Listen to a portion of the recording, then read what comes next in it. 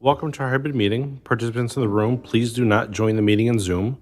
Virtual participants, if you lose connection at any point during the meeting, you can reconnect by clicking the link or calling the number in your original email. Members attending virtually, if you are able, please activate your video for purposes of quorum and keep it on for the duration of the meeting.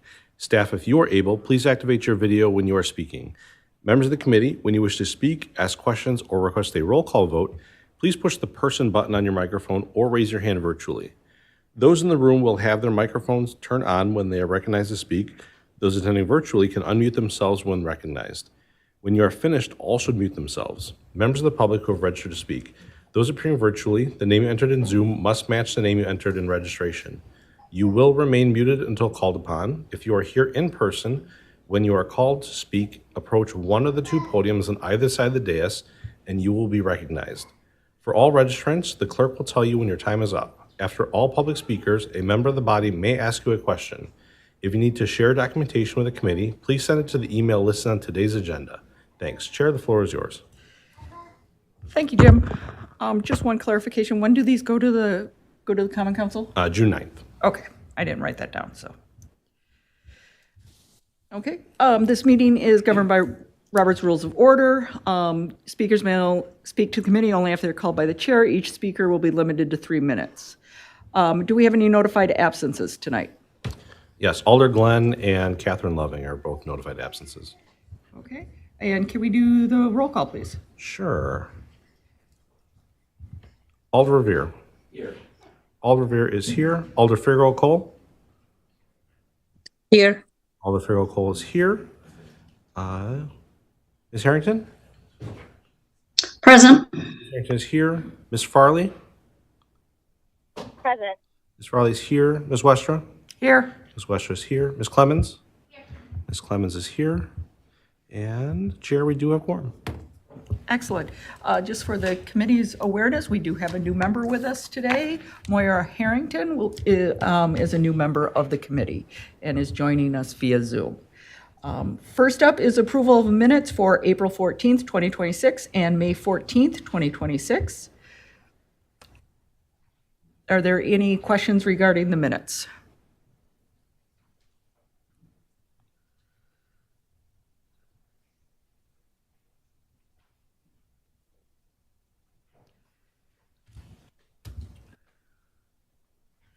Seeing none, and I will entertain a motion to approve those minutes. Move to approve. Thank you. Can I get a second? Second by Alder Revere. Any discussion? Seeing none, any objections? Seeing none, the minutes for April 14th and May 14th are approved. Jim, do we have anyone registered for public comment? We do not have anyone registered for general public comment. Thank you. Okay, up first is our operator licenses application. Item number 2, operator license for Jerome Louver Star, establishment where employed Fusion Smoke and Spirits. Do we have a registrant for this item? We do not. Okay. This is the multiple times that this has come before us. Committee, what would you like to do with this? I'll also note that this is one of the operators we asked to submit a new application since their first one was submitted so long ago. And I have not heard from this individual and they have not submitted a new application. And regardless, the license period for the operator licenses end in June. And so we'd have to submit a new application and go through a background check all over again anyways. Alder Revere. Thank you, Chair. I move to place on file without prejudice. Second from Ms. Clemens. Any objections? Seeing none, item number 2 is placed on file. We skipped the consent agenda. Oh, consent agenda. Okay, we'll come back. I forgot to do the important thing. Presentation of the consent agenda. At this time, the consent agenda will be moved with recommendations or actions. Jim, can you read off the very large consent agenda for us tonight? I can. So what I'm going to do is I'm going to read a very brief reading of all the items within each sort of category. And then the committee will decide if they're going to remove anything. And then once they pass the consent agenda, I'll do a full reading of everything on the consent agenda. So right now, the proposed consent agenda for ALRC meeting May 20th, 2026 Recommend the council to grant for a temporary Class B retailer license concurrent with street use permit, items 5, 6, and 7. Change of agent for items 8, 10, 11, 12, 13, 14, 15, 16, 17, 18, 20, 21, 22, 23, 24, 25, 26, 27, 28, 29. Entity reorganization for item 31, 32, 33, 34, 35, 36, 37, 38, 39, 40, 41, 42, 43, 44, 45, and 46. And that is our consent agenda. Committee, what would you like? Would you like to remove anything from the consent agenda? Attorney McReynolds. Thank you, Chair. I would like to recommend removing item 15.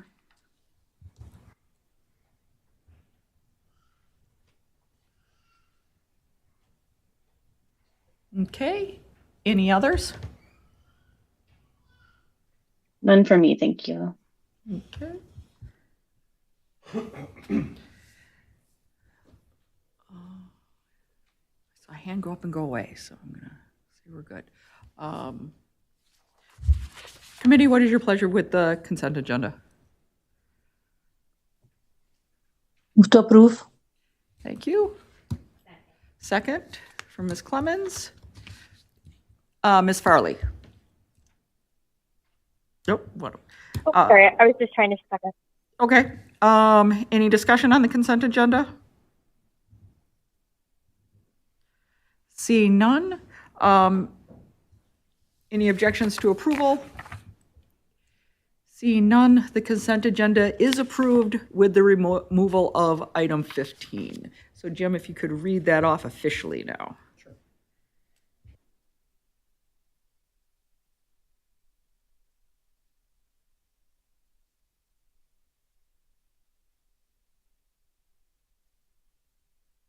Okay, so the past consent agenda for ALRC meeting May 20th, 2026. Recommend council to grant item 5, temporary Class B retailer license concurrent with street use permit, Madison Museum of Contemporary Art for the event Art Fair on the Square. Item 6, temporary Class B retailer license concurrent with street use permit, Wilmar Neighborhood Center, Inc. for Fête des Marquettes. Item 7, temporary Class B retailer license concurrent with street use permit, Wilmar Neighborhood Center, Inc. for Willie Street Fair. Item 8, change of agent, Steve's Liquor West, Inc. Item 10, change of agent, Atwood Restaurant, LLC. Item 11, change of agent, Turnip the Beat, LLC. Item 12, change of agent, Casey's Marketing Company. Item 13, change of agent, DL East Acquisition, LLC. Item 14, change of agent, CEC Entertainment, LLC. Item 16, change of agent, Quick Trip, Inc. Item 17, change of agent, Gerard A. Bartel Community Theater Foundation. Item 18, change of agent, Blazing Wings, Inc. Item 20, change of agent, Two Pinners, LLC. Item 21, change of agent, Target Corporation at 201 Junction Road. Item 22, change of agent, Servant 33, LLC. Item 23, change of agent, Walmart Stores East, LP. Item 24, change of agent, Target Corporation, 4301 Lean Road. Item 25, change of agent, Bartaco Hilldale, LLC. Item 26, change of agent, Cluter Madison Tenant, LLC. Item 27, change of agent, Nolan Hotel Investment, LLC. Item 28, change of agent, Rusk Avenue Master Tenant, LLC. Item 29, change of agent, Fresh City Market, LLC. Item 31, entity reorganization, Portillo's Hot Dogs, LLC, 4505 East Town Boulevard. Item 32, entity reorganization, Portillo's Hot Dogs, LLC, 7320 West Town Way. Item 33, entity reorganization, The Madison Club, Inc. Item 34, entity reorganization, Wisconsin Food Liner, Inc. Item 35, entity reorganization, CEC Entertainment, LLC. Item 36, entity reorganization, Blazing Wings, Inc. Item 37, entity reorganization, Regent Liquor, Ltd. Item 38, entity reorganization, Cracker Barrel Old Country Store, Inc. Item 39, entity reorganization, Walmart Stores East LP. Item 40, entity reorganization, Madison Sunrise Hotel LLC. Item 41, entity reorganization, Williamson Street Grocery Cooperative at 2817 North Sherman Avenue. Item 42, entity reorganization, Williamson Street Grocery Cooperative at 1221 Williamson Street. Item 43, entity reorganization, Walmart Stores East LP. Item 44, entity reorganization, Target Corporation, 4301 Lean Road. Item 45, entity reorganization, Target Corporation, 201 Junction Road. And item 46, entity reorganization, Target Corporation, 750 Hilldale Way.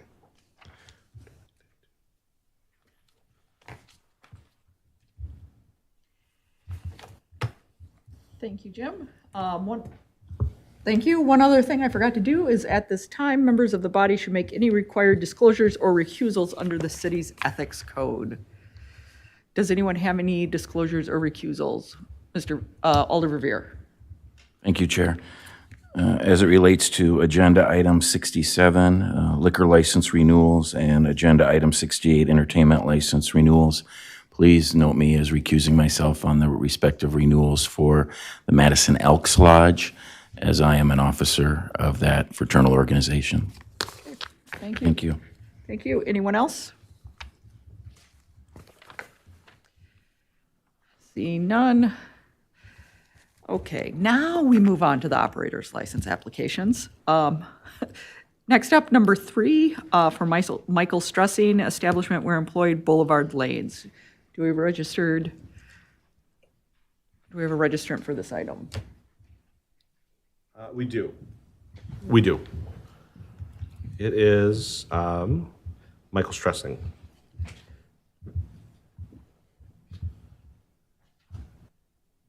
Is Michael here? Is Michael here? Yeah, I'm here. Oh, On Zoom. he's on Zoom. Okay, perfect. Michael, if you could introduce yourself and let us know what you're trying to do and why we're here today. Yeah, so I've been working as a bartender for about a year at this establishment, Boulevard Lanes. I did some serving and bartending at my previous position, so I've been doing it for about 2 years. Yeah, so my name is Michael Strasing, and my company now requires bartending licenses, so that's why I'm trying to get one so I can continue to work. Okay, thank you. Captain Hartman, if you could walk us through what was flagged on this license, please. Thank you, Chair. During the background, we noticed 2 things under guidelines number 1. The first one being a first offense OWI that occurred July 15th, 2023, and a conviction in that September of 23 with a forfeiture. The second one, also in 2023, in February, there was a stalking case against Michael Stressing. This one resulted in deferred prosecution of 24 months in 2024. So those were the 2 things that were flagged in the background by MPD.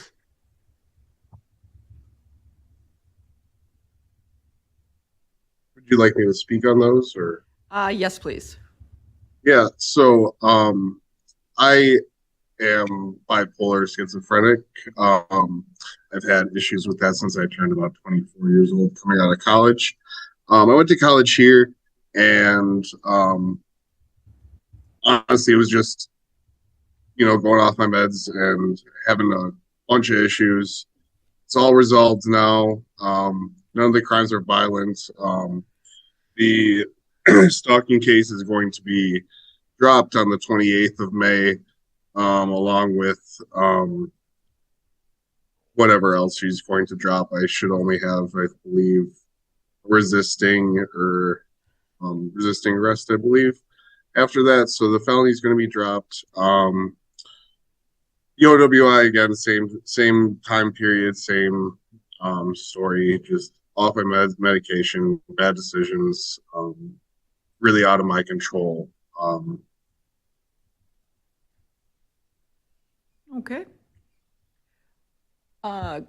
Committee, do you have any questions for the applicant?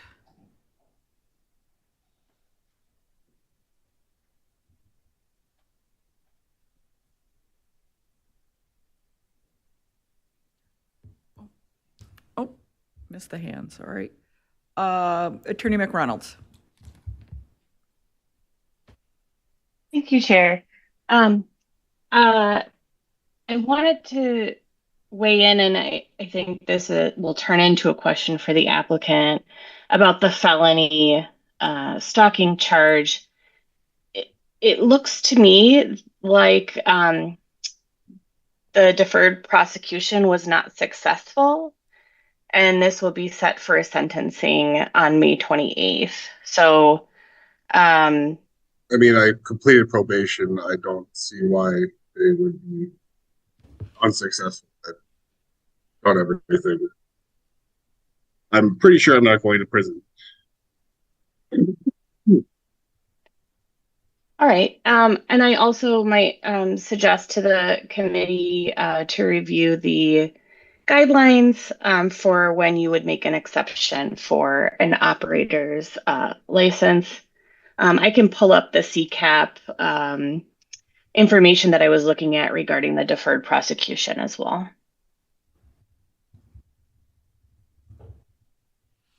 Okay, thank you.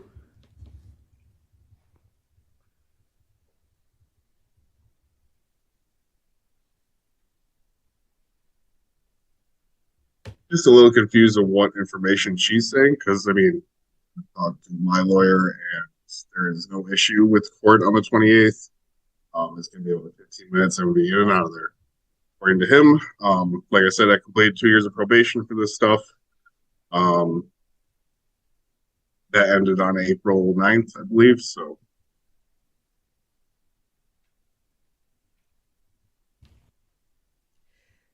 Committee, do you have any questions for the applicant?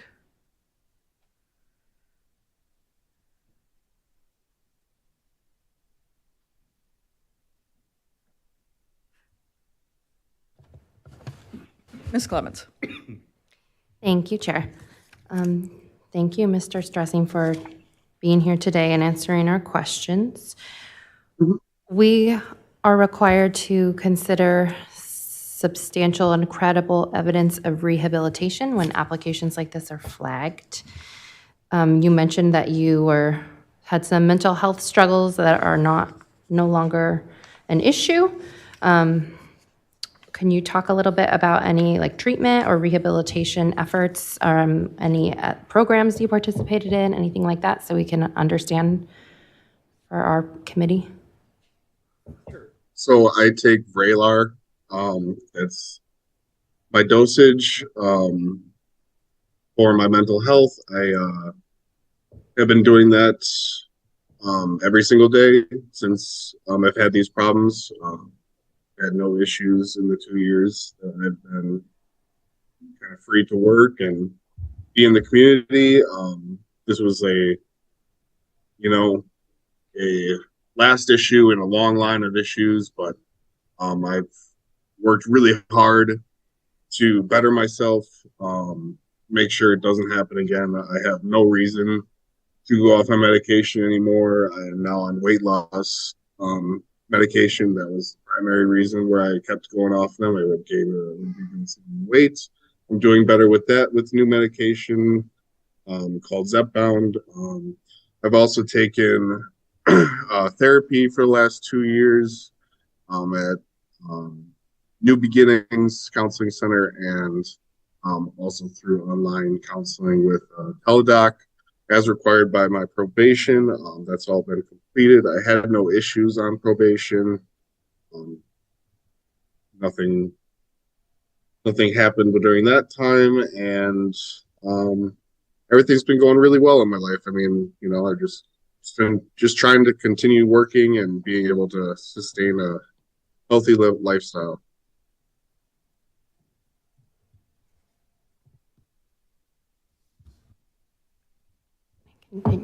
Thank you.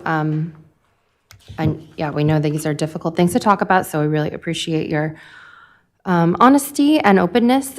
You mentioned therapy at New Beginnings, and I think you mentioned another program, and you mentioned fulfilling all the requirements of your probation. Do you have any documentation that you could submit to us that we could add to your file to supplement your email, application? right now.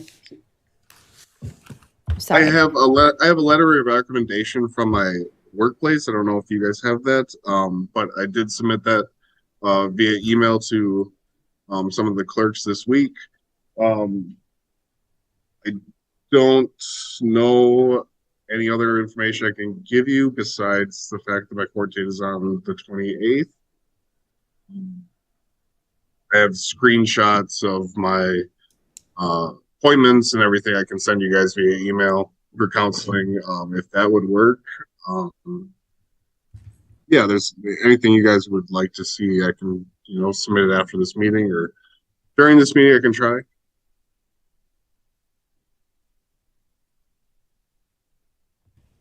Ms. Clemens.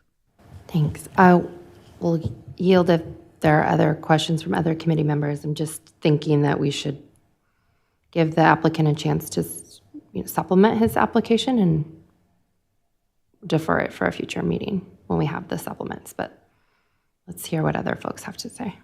Alder Cole. I have a question for staff. Is that okay? Yep. Okay, so in a case like this is my first one where part of the documentation needed may lay on an area that is more HIPAA related, whatever, like more medical type of thing.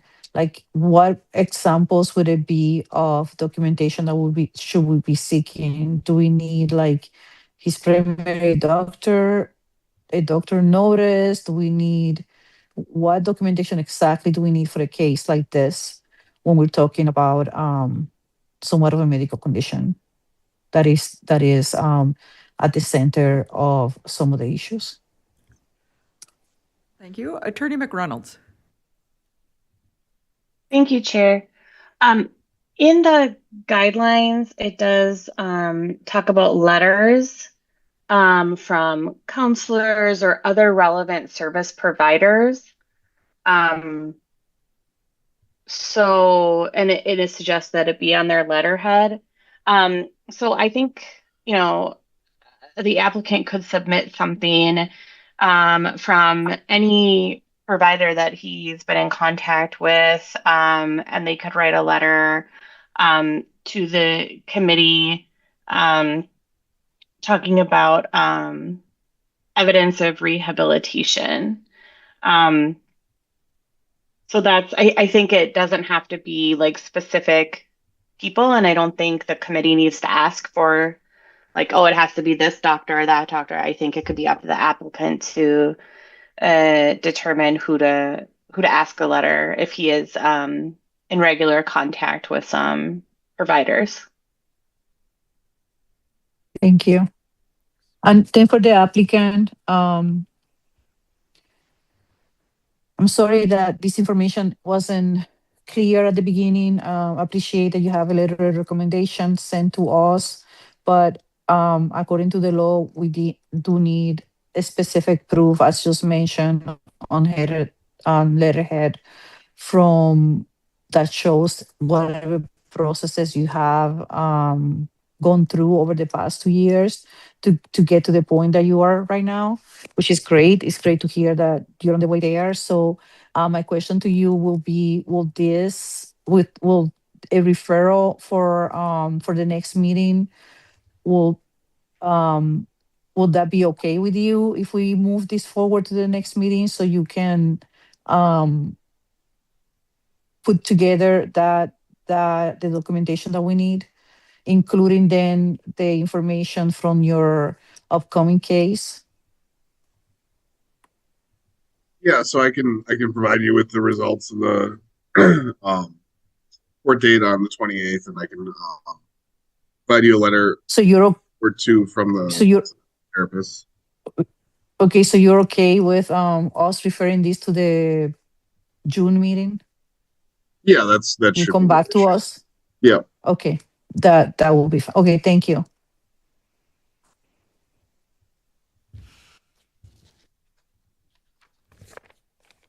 Are there any other questions?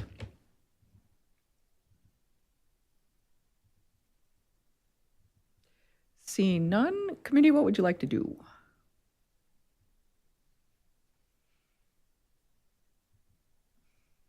Ms. Clemens.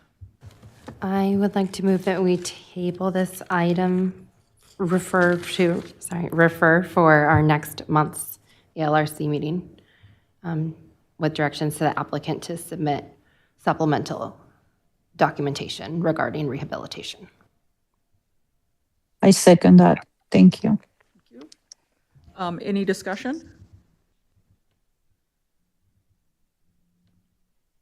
Seeing none. Any objections to referral? Seeing none, this item is referred to the next meeting of the ALRC. Thank you very much, Michael. We'll talk to you next month. Up next, item number 4, operator's license application for Christian Miller. Do we have Christian registered for this tonight? We do, and he's here. Yep. He's here. Come on up.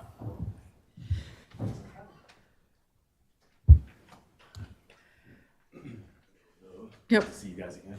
Good. I was going to say, I would recommend you go over there. You're tall. Makes life easier. Hello, testing. All right. I always forget how powerful these things are.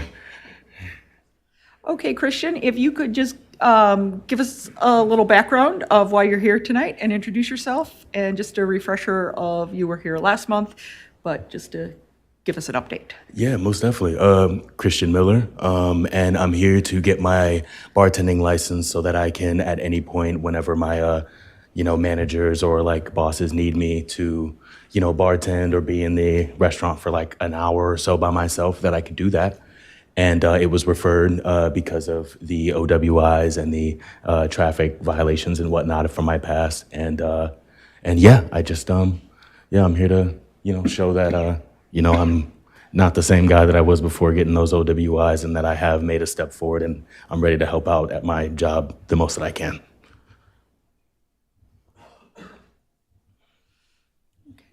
Okay, great.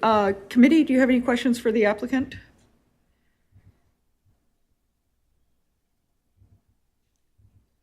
Attorney McReynolds. Thank you, Chair. Hello, welcome back. At the last meeting, the ALRC referred this so that you could provide credible proof of rehabilitation. And so what have you provided today? Yes. So I remember the last time that I did my assessment, I was approved and I was told to like go to the meetings and stuff. And I ended up, I guess, technically not doing any of the meetings, even though I think I did something wrong and went to 2 meetings and wasted like $400. That's not the point. But yes, I have with me the email that from the first assessment saying, okay, it was completed. You did what you have to do. Now get to the meetings. And then like I failed. The other proof that I have is that I did, right after the meeting last month, went ahead and signed up for another assessment just so I can like keep the ball moving. Honestly, the only reason why I didn't finish it last time was because of the expenses.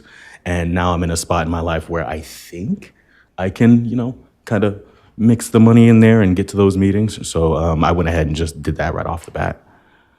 But the email that I had...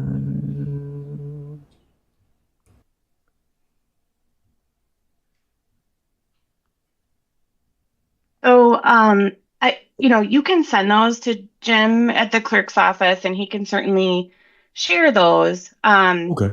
The committee has to consider evidence, which would include letters of recommendation from alcohol or other drug counselors, probation agents, relevant service providers, other professional counselors, certificates or letters confirming satisfactory completion of AODA or other relevant counseling programs. So that's the kind of thing they're looking for, not, that you may have signed up for something that you did not do before. Yeah. So, I mean, I know I left a letter of recommendation from my job here the last month that I was here, but, okay, sweet. But yeah, I totally understand that. And yeah, like I said, the only reason I didn't complete it last time was just because I ran out of time and didn't have the money in time. But now I'm already getting my insurance, and I'm on the way. My assessment is already scheduled for July 8th. So that's like, I did try to like, be proactive with that. And because like, I do want to do the assessments. I did not like who I was when I was drinking all the time. I still don't like who I, am when I was drinking that whole time. So I think that like these meetings will be good for me. And now that I'm like in a spot where I don't have, so much to pay, I do see myself being proactive and actually going to those meetings because, I want to be better. I'm trying to be better. I don't want to be that stupid kid who's just drinking and partying all the time anymore. I don't know Great, if thank you. I have nothing else. Okay. Committee, do we have any questions for the applicant?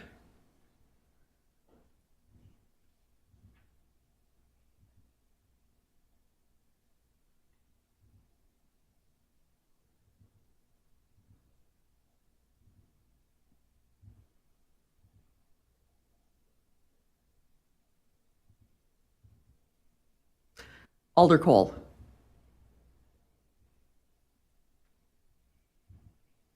I don't have it per se. I mean, I had the same question as I had it from the prior applicant.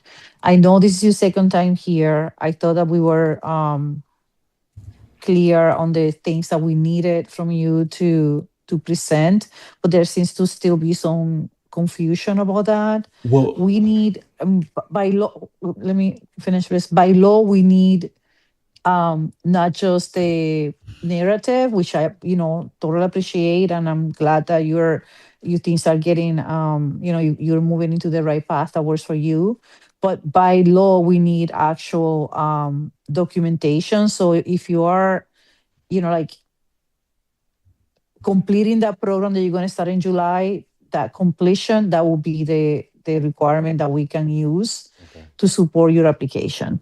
You know what I mean? Not like I'm going to do this or I yeah, will no, do that's that. that's Totally fine. Either, agree with you, but yeah. yeah. So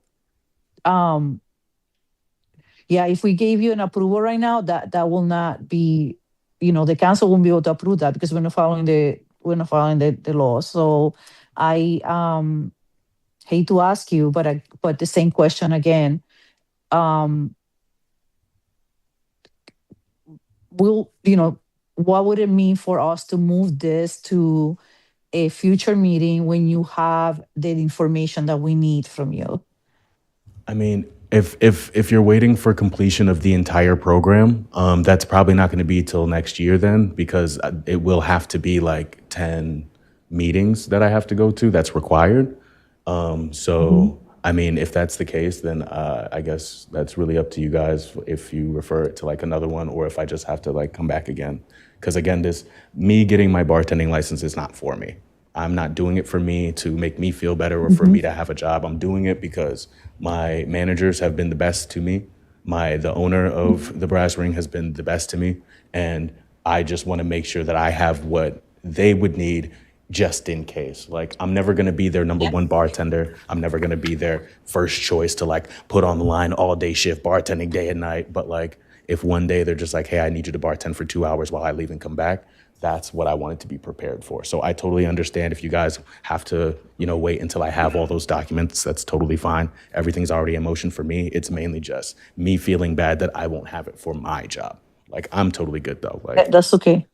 Yeah, I mean, I don't want it to discourage you. I think you're doing the right thing, but I think it's an opportunity for you to put yourself first by taking care of your own growth and needs. So I have a quick question for staff, either the clerk or the attorney.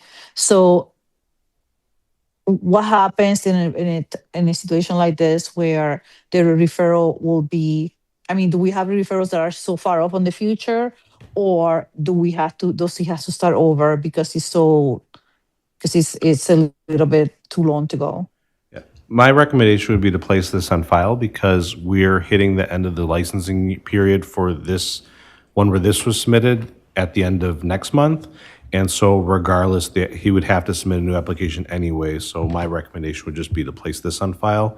And then when he submits a new application, the background check will flag it and he'll have to book a new appointment anyways. And can you remind me, Jim, how much money is to apply for these things? So it's a 2-year license. When we're at the 2 years, it is $80. When we hit May of next year, it'll be down to a 1-year license and it will be $45. So do they pay before do they pay just to come to the ARC or he hasn't paid yet? They paid when they apply. So he already paid for this Yeah, service. Yeah, even if he paid You for have to this pay it one, again. we would still have him pay for a new one when he submitted a new license anyways. Because this is only an approval for this licensing year that's about to end. Oh, I see. Okay, good. So we're not really doesn't charging feel him any bad. more than he would already have to pay anyways. Thanks for clarifying that. I appreciate it. Alrighty, thank you. That's all I have for now. Thank you, Chair. Sorry that we're making this perhaps difficult for you, Christian. So did you email what you said you have on your phone to I didn't email it yet. the city clerk's office? I did not. Could you? Because I, for one, would like to see it, 'cause I'm a little confused what all you have. It's literally just the proof that You paid for the assessment? and did the have an assessment. appointment? No. I'm sorry. So the one that I was gonna email was the last time I did the assessment, not this new one. Was that after your 4th OWI, or was Yes. that? Yes, that was Did after you the 4th. email that one? Yeah, Should most you use licensing? Yeah, most definitely. Do you have the email address, Christian? I do. I just gotta search. It's starred somewhere in here. Licensing@cityofmadison.com. And then Yeah, it's Mr. Verbeck will send it to all of us as soon as he gets it. Or you can reply to my email, which is the one I sent with the registration info and all that. okay. Yeah, I think I can. Yeah, I'll just forward it. I'll just forward it to you.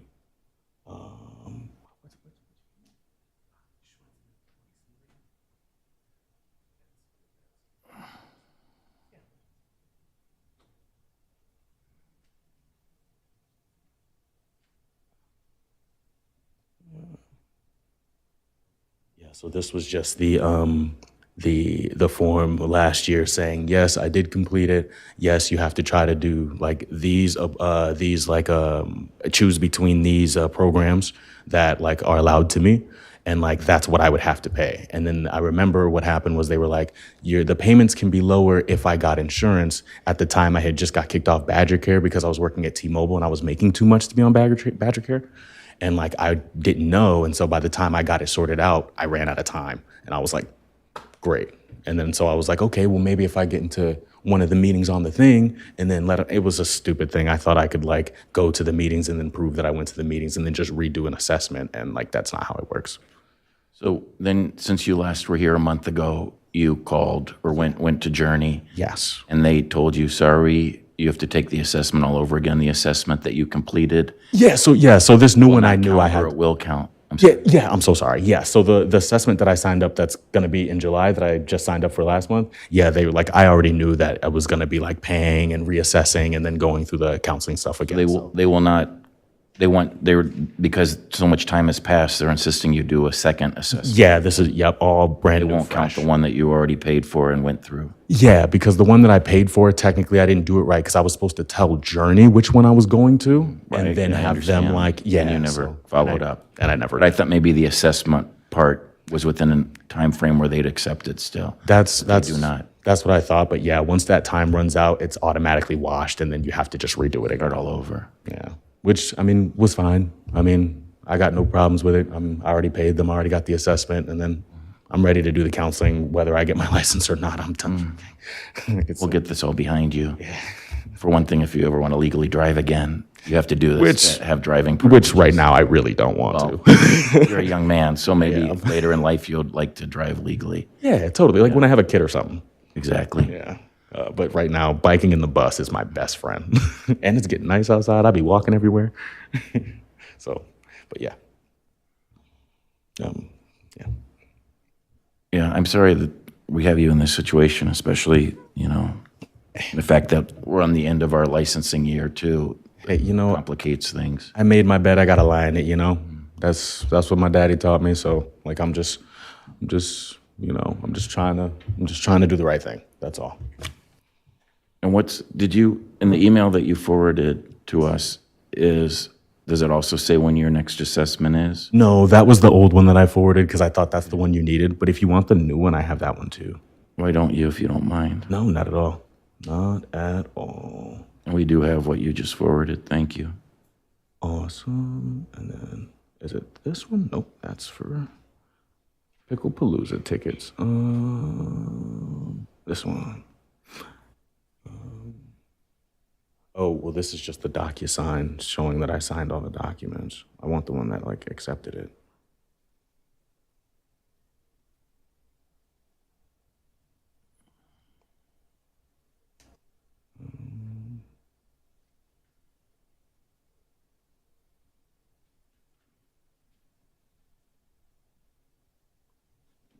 Oh, okay. Maybe if I just type in CAU programs.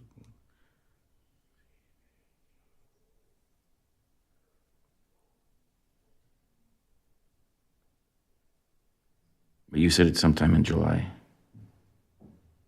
Your scheduled assessment. Yes, Right. July 8th, I believe. Okay. Yeah. Oh, June. I'm sorry. I'm so sorry. That June sounds a lot 8th. better. Yes. Good. Yes, it is. It's in a few weeks. Yeah, and I'm ready for that. I don't know why I said July 8th. I thought it was June already. I'm sorry, guys. Yeah, so soon it's still in our licensing year. Yeah, but it would only be like the first out of 10. So even if I didn't complete it, I'd still have to wait. You never know what your new assessor will think. What they would like you to complete. Fair enough.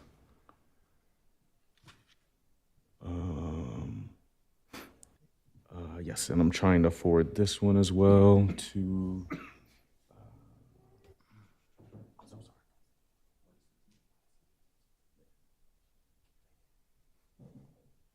Yes, and that is the information. Oh, sorry. That is the information for my new assessment, the one I'm sending now. And it sounds like you're motivated to get this done. Oh, yeah. And, I'm and done. your messing employer now offers you health benefits, I think you said too. Unfortunately, no. I have to pay those out of pocket, Oh, I'm sorry to hear. which is totally fine. I'm gonna just get like a nice one that'll maybe knock off $20. You know what's up. I'm sorry. I'm taking this very seriously, guys. Like I really am. That was funny. We appreciate your levity. It makes it easier on us. We don't like this part of our meetings at all. I mean, We're required by the state statute to do it. you guys are awesome. I got no complaints with how you guys did your job. So, Thank you. but yeah. Well, so I'll just share my thoughts, and I don't, maybe there's a question in here, but I do think because the response you got from Journey that you have to start all over, that the best we can do for you is refer this again. But on the other hand, as you heard this deputy city clerk say, it's still I'd still have to pay again. the licensing year issue. I mean, unless since your assessment's in a couple weeks, if you think there's any chance that you can follow through on whatever they require you to do as quickly as possible. Hopefully, maybe. I'm not sure what they're gonna say, but I do know that I'm better now than I was, and hopefully they see that. And it's either way, I'm just gonna do my best. I want to do my best. So, Yeah. but yeah, hopefully. Yeah. So unfortunately, I think we have no choice but to probably, as you heard earlier from a colleague, start again, just because you'd have to pay the money again after June 30th. Yeah. Our next meeting is the 17th, so Yeah. I doubt I can do all those meetings in 2 weeks. No, I appreciate you guys. I do. Honestly, like I totally get it, and I knew I was cutting it close anyway. So I guess my only plan now is to complete the assessments as fast and as thoroughly as possible. Get back to my bosses. Get back to you guys. And like I just want to help. Like I don't want idle hands. So I want to get it done. I want to get that bull crap. Excuse my language. From my past behind me. And I want to be. I want to be normal. I want to be normal again. I don't want to have to keep waking up to emails and being like, oh crap, I forgot that one. And like it's getting I understand. Getting exhausting.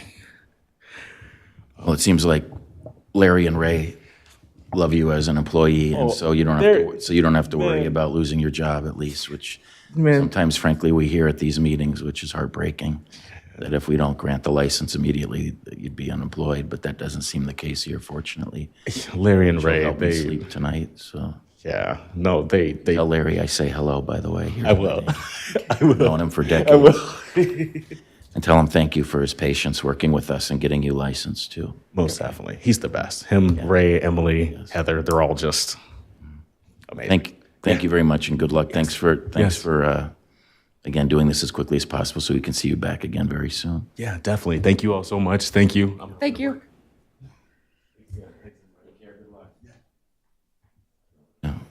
Yep. I move to place on file without prejudice. Second from Ms. Clemens. Any discussion? Any objections?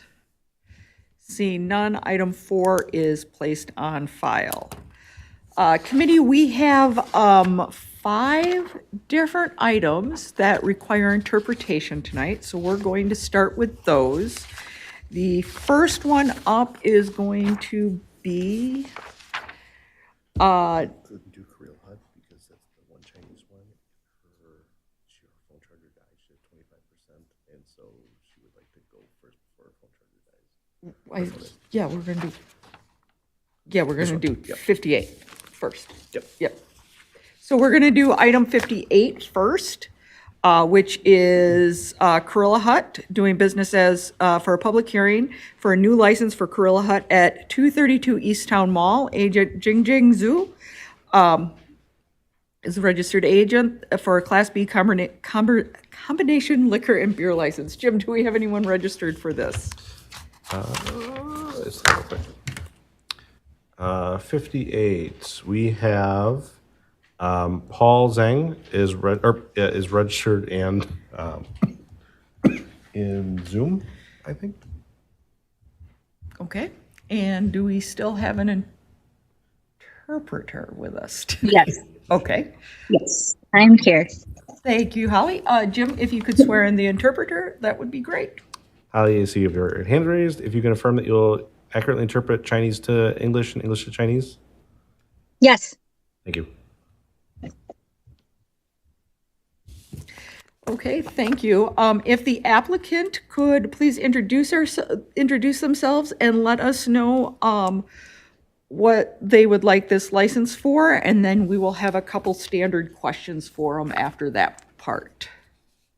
那申请人，你能不能先自我介绍一下，然后跟我们说一下你这申请的许可证是为什么？然后你介绍完之后，我们有一些标准的问题需要问你。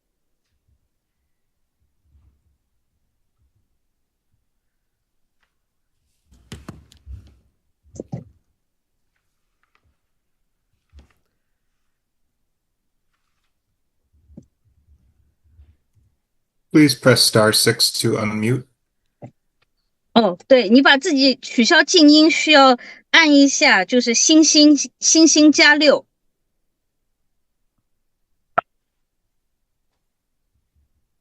你好，听得见吗？啊，听得见了，听得见了。你好，我是抛正，我申请那个烈酒牌，是因为在来店里吃饭的客人呢，他们喜欢喝烧酒和那个配烈酒这样吃，我们感觉这样子对客人的那个服务比较周到，然后能适合他们这个餐饮，加上我们店里的那个这种营业模式，这个烈酒呢，对我们生意来说，还是需要的，谢谢。Hi, I'm Paul Zhang, and I'm applying for the a liquor license because I think when we have our customers that come into a restaurant, they just having a liquor would be able to better serve our customers that way, especially because our restaurant, we kind of have like a an open service model. So I think that would be better for our customers. Thank you. And then the couple standard questions are, have you contacted the alder of the district, the police captain, and have you had your public meeting? 那么接下来的标准问题就是你这个申请的过程当中，你有没有和你的区域的市议员联系过吗？或者还有你有没有和你的区域的警察队长联系过吗？还有你有没有举行任何公众会议？警察队长联系了，和那个区议员也联系了，然后他们说我们已经在这儿开业营业有1年多了，然后那个他们是没问题，然后这附近的那个人我也联系了，但是没人来。So I did contact the police captain and also contacted the alder, and they said that because we've already been operating our business for over a year, so that shouldn't be a problem. And then we also contacted kind of the neighboring areas, and nobody showed up. Okay, thank you. Committee, do you have any questions for the applicant? 好，谢谢。那么，那委员会的成员有没有什么问题需要提给申请人的吗？ Alder Verveer. Thank you, Chair. Correct me if I'm wrong, but I believe you were with us a year ago for your beer and wine license. Is that correct? 那么我是不是记得正确的就是1年之前，你是申请的啤酒的执照，是不是？对的，没错。That is correct, yes. Thank you. Well, welcome back. And could you just simply explain, do you plan any changes in your current business besides the addition of spirits or hard liquor? 那好，欢迎你再回来。那么你能不能跟我说一下，就是除了就是加上烈酒的这个，就是添加到你们这个营业的方面，其他营业方面，有没有打算做任何其他的更改？其他更改都没有。营业的时间比去年短了1个小时，周天到周四以前是11点关门，现在改成10点关门。周五、周六营业时间没变，还是11点关门。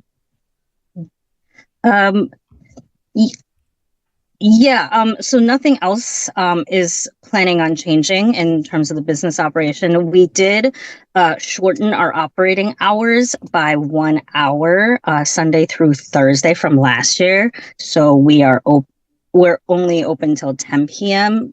Now versus 11 p.m. before. Very good. Thank you very much. 那好，谢谢。谢谢。Thanks.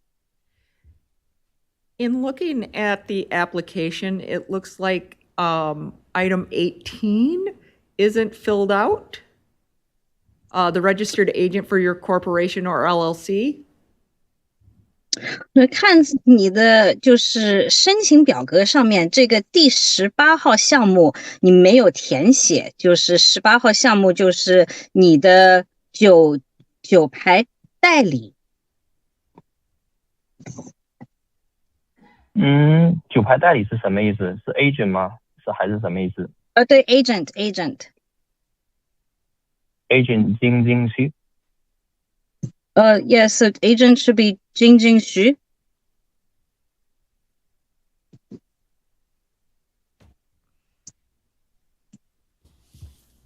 Okay, thank you.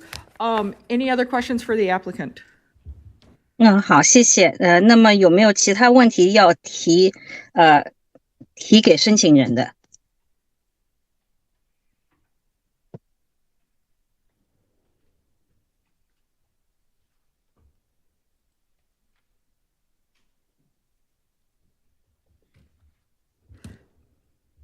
？Okay, committee, or do you have any questions for staff?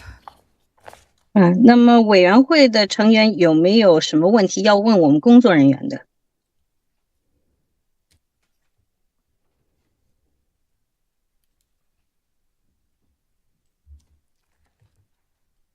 See none, committee, what would you like to do? 那没有任何问题的话，那委员会接下来想做什么？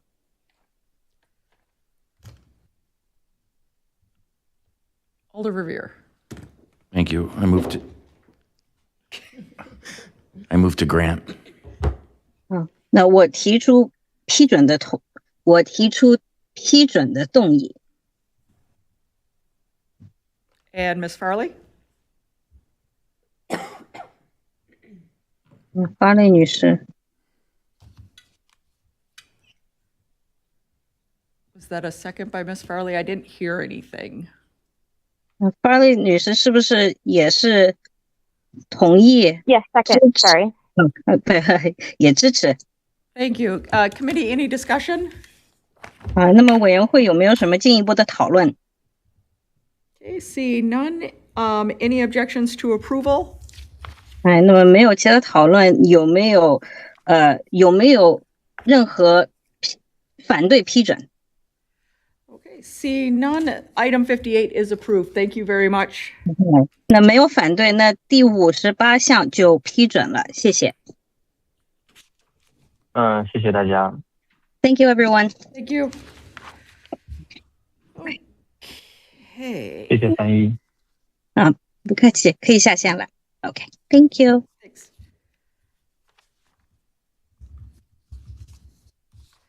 Okay, up next, our first item for Spanish interpretation is item 48, under change of license conditions for Oscar Sicos Mexican Restaurant LLC, doing business as Casa Zaragoza at 1824 South Park Street. The agent is Oscar Zaragoza.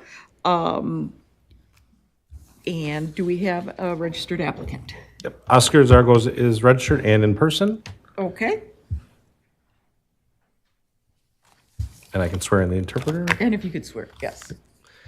Will you raise your right hand? Do you affirm that you will accurately interpret Spanish to English and English to Spanish? I do. Excellent, thank you.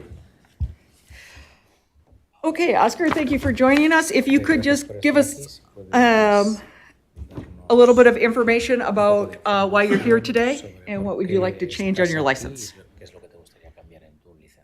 Sí, buenas tardes. Mi nombre es Oscar Zaragoza y quisiera cambiar el horario de las horas de vender alcohol. Tenemos ahorita hasta las 12 de la noche. Quisiéramos cambiarlo hasta las 2 de la mañana. Yes, I would just would like to change the schedule of alcohol serving. Right now, we are serving alcohol until midnight, and we would like to be able to do it until 2 a.m.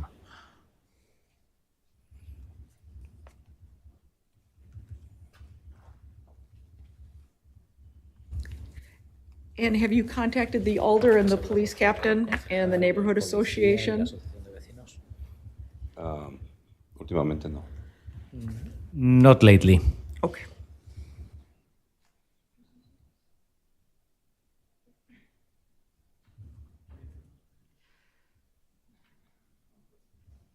Committee, what questions do we have for Oscar today?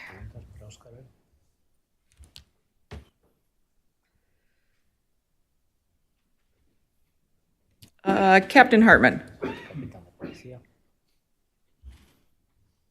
Thank you, Chair. Captain Zanders, the district captain in the South, there was not able to be in attendance here tonight. He did reach out to me, and he is not in support of this. He did prepare a letter that I can read if the committee would like to hear his feelings on it. But his recommendation is not to allow the 2 a.m. Serving of alcohol and just to remain focused on the restaurant portion of the business. There's been a couple police instances in the past with the parties and some other issues. So those were some of the things that he cited there.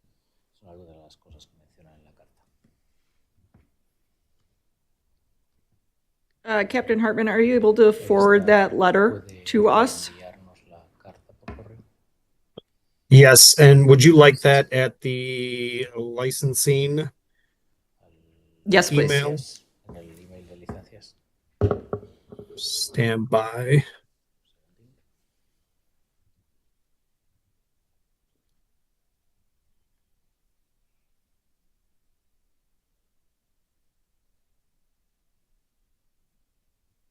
Alder Cole. I'm sorry, what are we stand by for?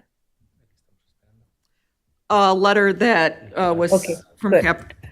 Yeah, in the meantime, can I answer, can you guys help me answer a question from an elder that is on the audience? He's new to this, I think this is his first meeting. He's a new elder, and he wanted to know if he can ask questions or if he can provide comment and all that stuff. I had the answer to that, but can you just make it as a general formal response from you guys? What Yeah. the role of the elder is? Thank you.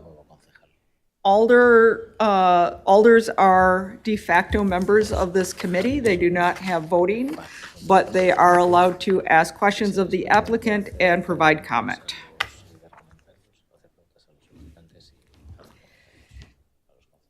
So if Alder Lieberman would like to ask the applicant anything or say anything, he is more than welcome to.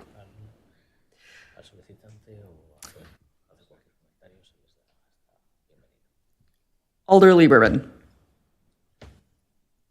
Thank you. I guess my primary question would be what types of events the owner is thinking they would be holding that would require serving alcohol until 2 a.m. Events that they wouldn't be able to satisfy by serving until midnight as they currently do.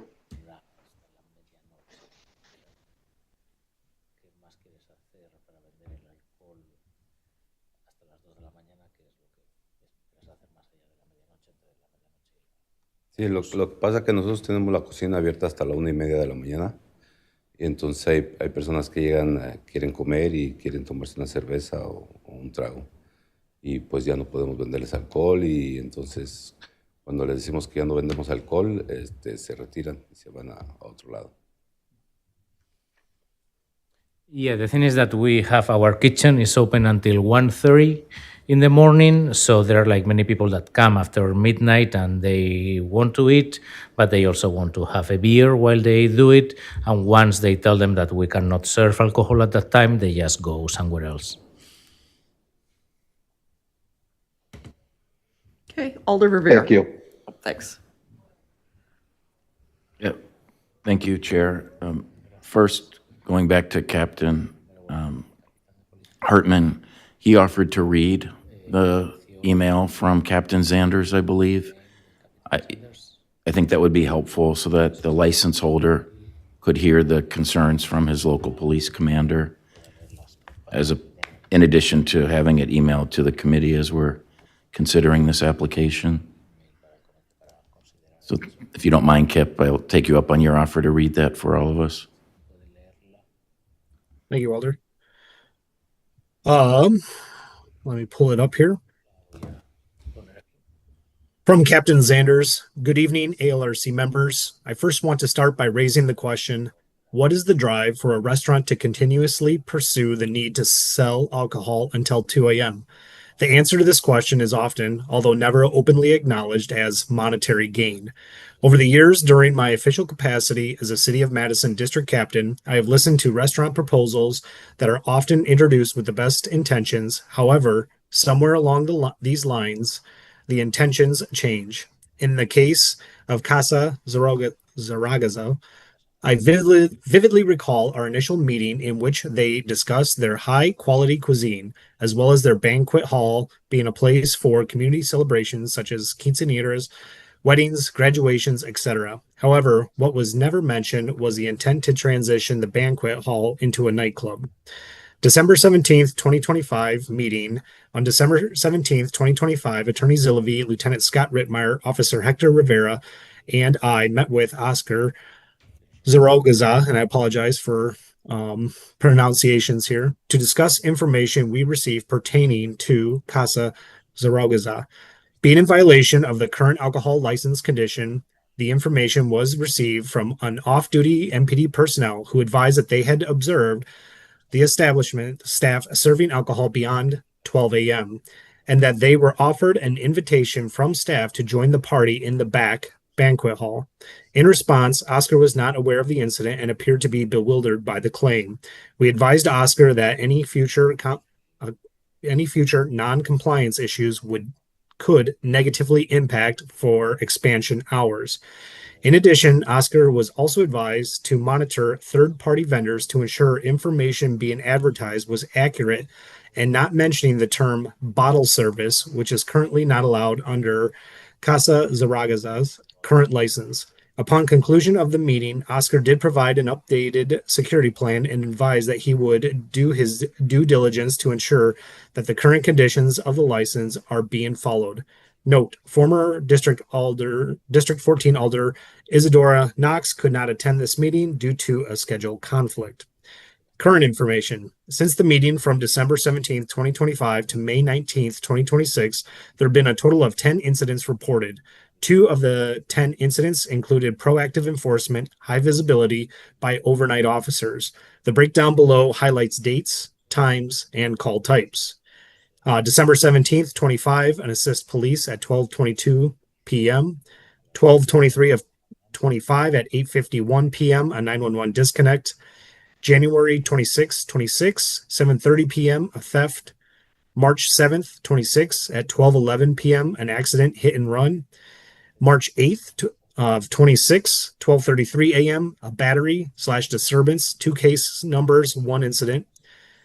March 28th, 26 at 12:06 a.m. a checked person. March 28th again at 10:18 a.m. an assist EMS. March 29th of 26 at 1:25 a.m. This is one of the stratified policing, high visibility. And April 12th, 26 at 1:24 a.m. stratified policing, high visibility. On May 19th of 2026, I canvassed the immediate neighborhood surrounding Casa Zaragaza, and I had an opportunity to speak with some residents as well as local businesses about the potential expansion of alcohol sales until 2 a.m. Some of the residents I contacted advised they were indifferent or did not share strong opinion about the expansion of hours, while others discussed concerns surrounding an increase of potential alcohol-infused physical disturbances, noise complaints, and hazardous driving behaviors, DUI, in the South Park Street corridor. Overall, the residents I contacted genuinely want to see Casa Zaragaza succeed as a business. I conclude by raising the following. At what point does a restaurant transition from serving excellent food to becoming a nightclub? And is that business model a good fit for Casa Zaragaza's current location, considering the previously discussed safety concerns highlighted by some of the residents? In good faith, as a public servant, I cannot support Casa Zaragaza's request to revise the conditions to allow alcohol sales until 2 a.m. Respectfully, Captain H. Zanders, badge number 4233.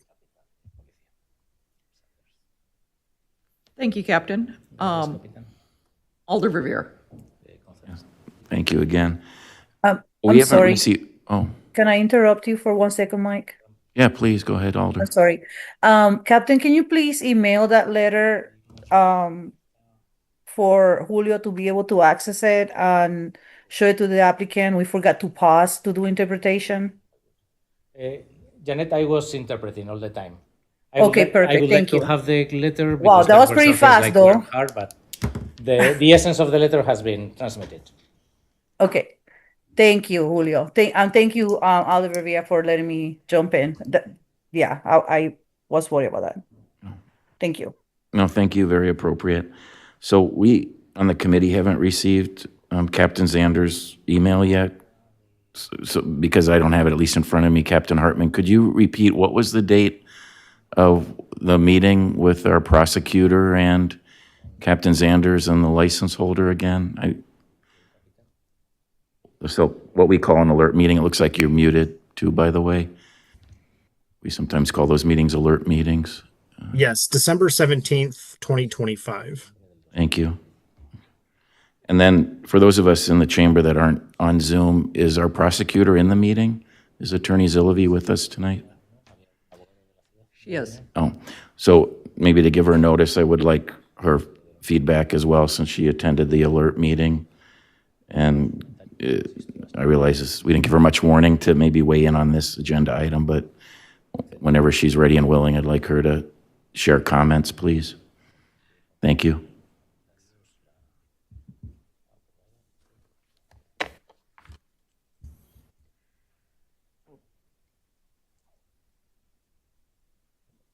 Good evening. I am here, but I was working on something else and I heard my name, but I'm not sure what you were asking of me.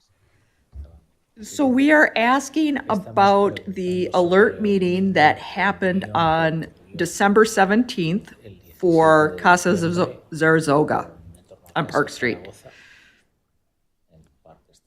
Okay, and something specific about that meeting or? And I'll let Mike re-ask his question. Okay. Yeah, thank you. Sorry we didn't give you an advance warning here, Attorney Zillavi, that we'd ask you to weigh in.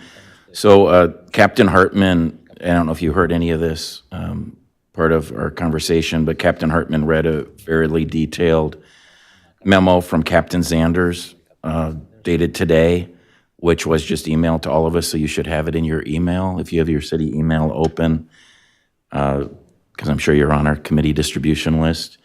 And in the letter, it references a meeting that you were present for on December 17th, as our chair said, 2025. And Correct. I was wondering if you, since were here, obviously, since you were present, if you could give in if you could share your recollection of that meeting, so we have your point of view besides what Captain Zanders has shared in this memo. I believe we met because there was a violation of the condition, and so we wanted to meet to clarify the times that alcohol could be sold and that the business could be open. And I do know Captain Zanders has long held the position that he is not in favor of essentially a nightclub on that Park Street corridor and alcohol service after midnight. And he shared those concerns with the licensee.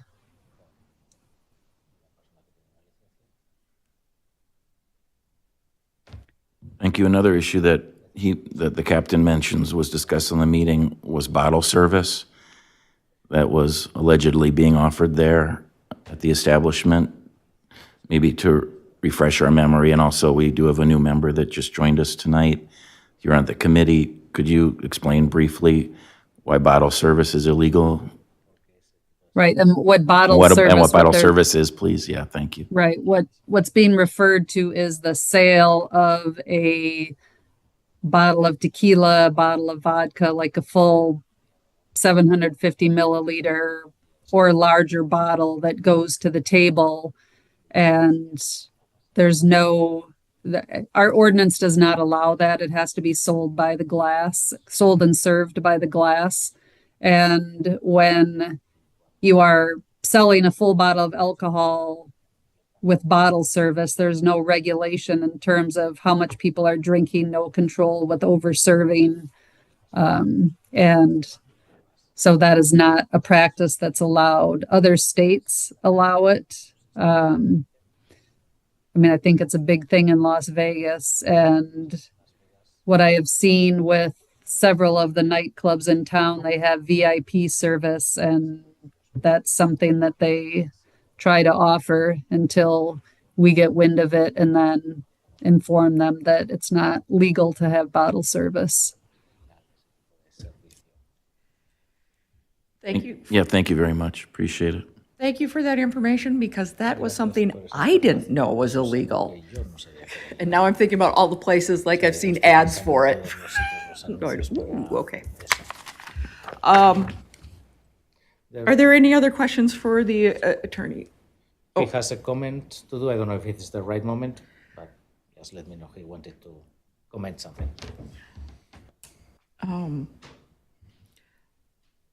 Yes. So Oscar, what do you feel about that meeting that came out that you had in December? Sí, lo que pasa que me comentaba la señora que alguien le habló para decirle que nosotros vendíamos después de las 12 de la noche, pero bueno, no pueden ver ahorita, pero tenemos anuncios en todo el lugar de que se cierra la barra a las 12 de la noche. Entonces, alguien les habló, no nos quisieron decir quién fue, pero alguien que pues nos quería hacer daño a nosotros. Pero nunca vendimos después de las 12 y sí vendíamos botellas, que ahorita ya no lo hacemos, pero se los vendíamos a los grupos grandes, que eran más de 10 personas que caben en los VIPs.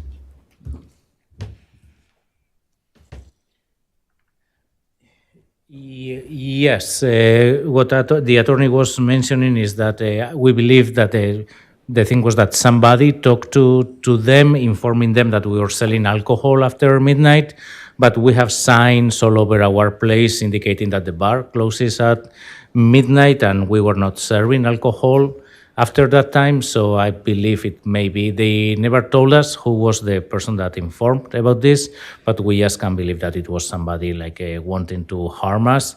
And regarding the bottle service, we don't do it anymore. We have done it, but it was only for groups over 10 people that we were doing, and it was in these VIP rooms for groups, for large groups.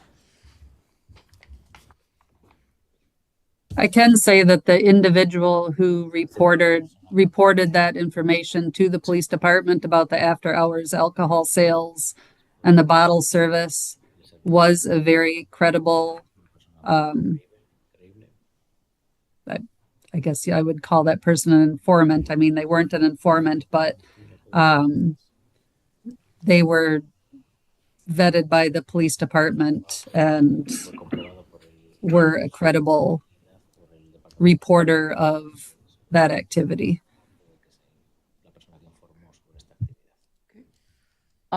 Committee, do you have any other questions for the applicant?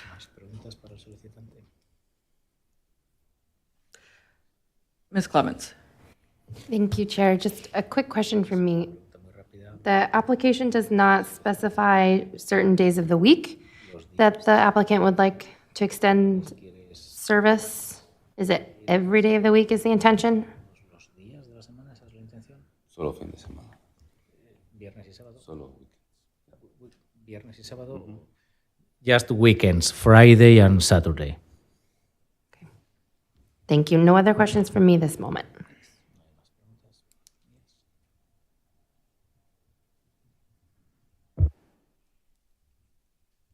Are there any other questions for the applicant?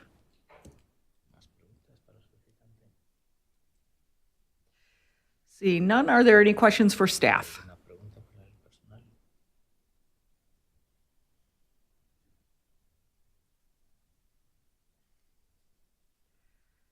Seeing none, committee, what is your pleasure?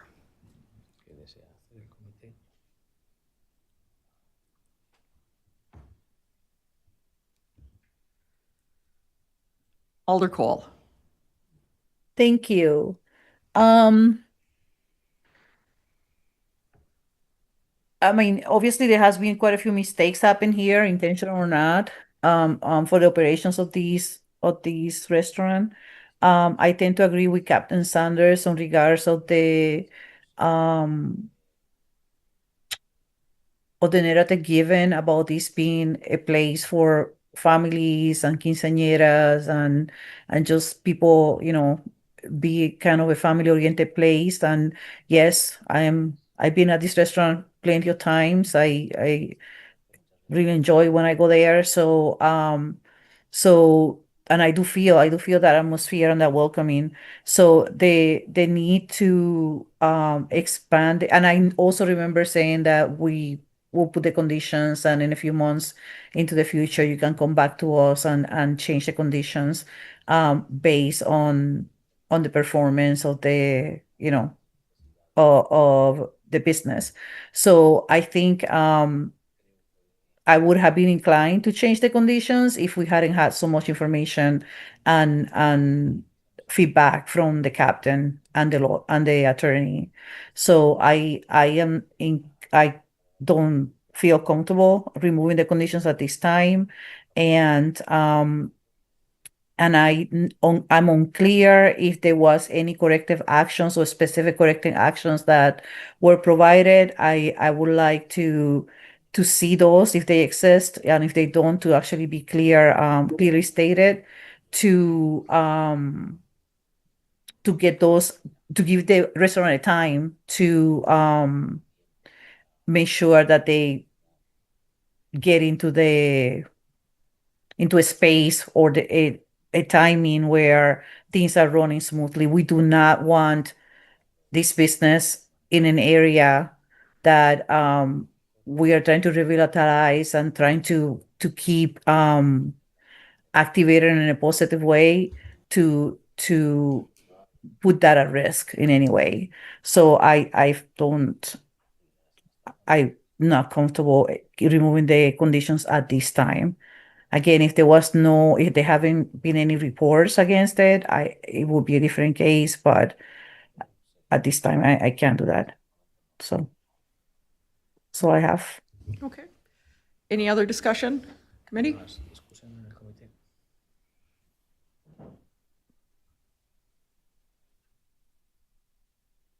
Alder Lieberman. Thank you. I would just echo Alder Figueroa Cole's comments, and also just agree that I would really like to see this business succeed, but that I don't think I can recommend to this committee approving it now.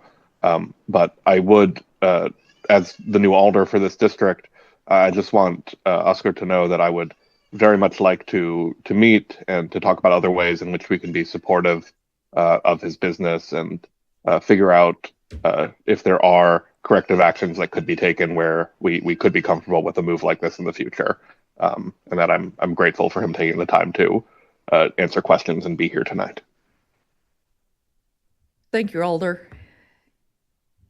Any other discussion?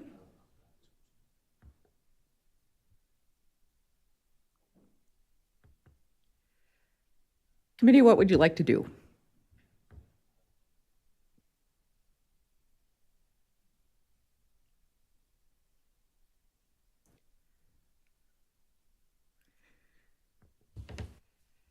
Is there a hand up?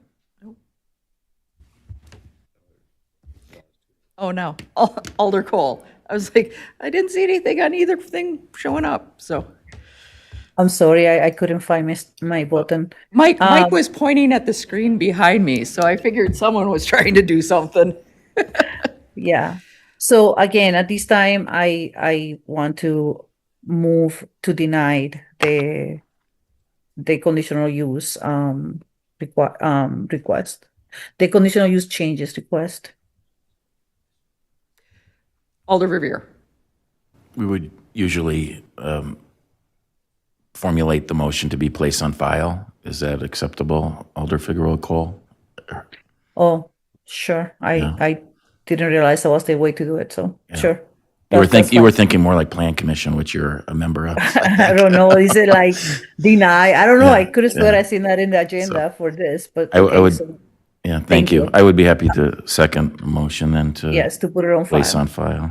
Which again, to make sure that the applicant understands, that means it's not. Well, should we, Mike? Is this maybe placed on file without prejudice so they can come back in the future and 6 months or whatever from now to reapply? Yeah, that's fine. Yeah, okay. So without prejudice, yes, thank you. Okay, so the motion on the floor right now is for item 48 is to place on file without prejudice just also letting the applicant know that to reach out to his alder and then come back at a later time after a little more time to get things going on before us. Again, if that makes any sense. Okay, so we have a motion and a second. Do we have any objections to the motion?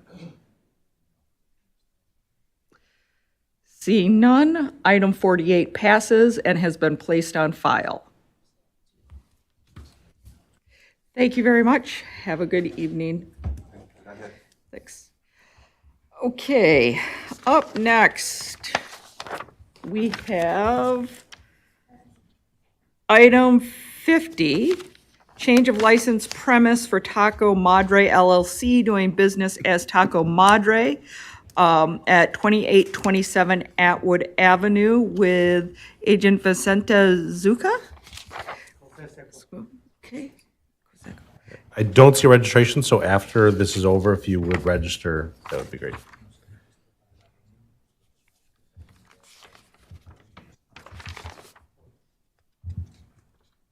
Okay.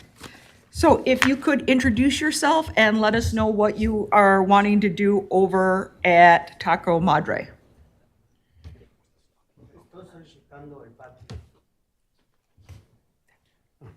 Mi nombre es José Secua, Taco Madre. Estoy solicitando el patio. Los customers me están pidiendo el patio, que quieren comer afuera y tomar una bebida. Yeah, I'm requesting to be able to use the patio. Customer want to eat outside and also have something to drink, and they are asking me for it.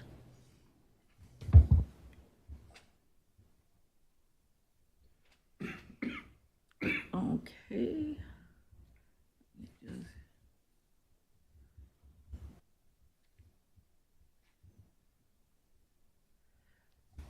Committee, do we have any questions for the applicant? No. No para ellos.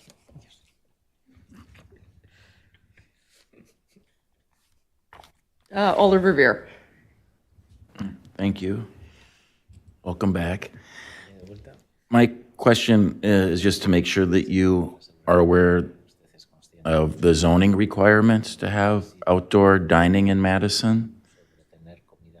Have you had a chance to confirm with our planning department, specifically the zoning section of our planning department, if you need to secure what we call a permit or a conditional use permit for this outdoor area? They have a whole set of rules and regulations relating to times of service outdoors and whether or not amplification is allowed. Have you had a chance to research any of that yet?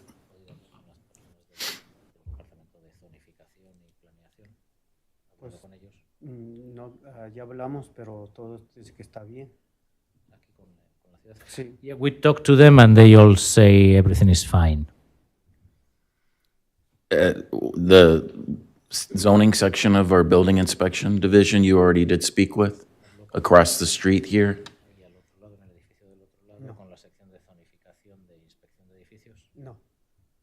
No, not with them. Okay. Yeah, so in Madison, it's like a two-step process for outdoor dining, outdoor food and drink, we call it. And so for alcohol service, you're in the right place to meet with us, but you also need the approval from the city planning department. And that may or may not involve you attending a plan commission meeting, depending on if you want outdoor amplification and how late you wish to use the patio in your parking lot. So you should, no matter what we do tonight, you should definitely research that. Again, it's zoning is what you'd want to, who do you want to talk to in our building inspection division, which is part of our planning department. A lot of words, but it will help you with that. Okay.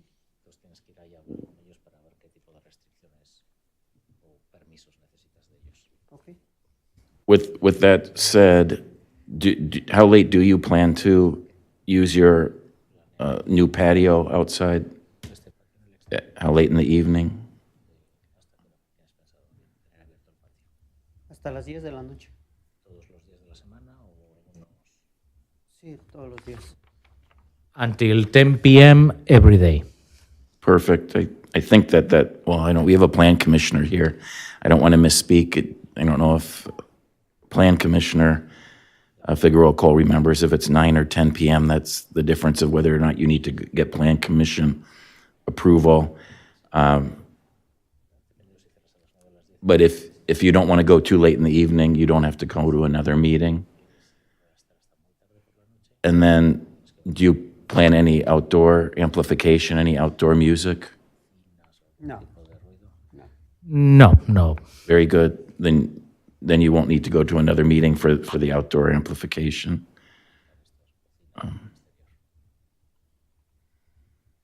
And am I remembering that Daisy Cafe had outdoor seating there too? Yeah, so they would have gone through the process when they were in business there. So there likely is a conditional use permit already with the property. But you need to make sure that everything is in order, especially the closing time allowance. Okay. Very good, thank you. Good luck.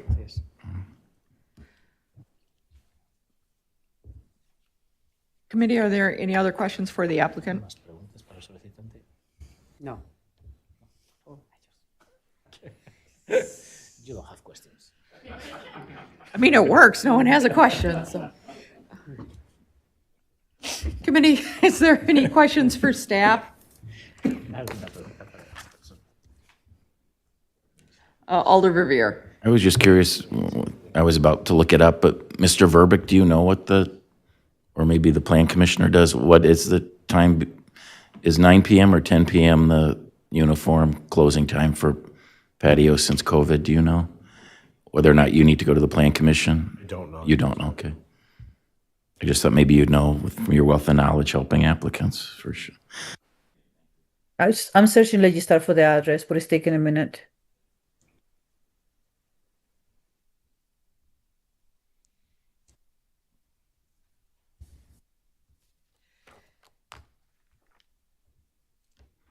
And while we're doing that, are there any other questions for staff or any comments? Otherwise, what would be the committee's pleasure on this, knowing that they still need to get additional approval on this?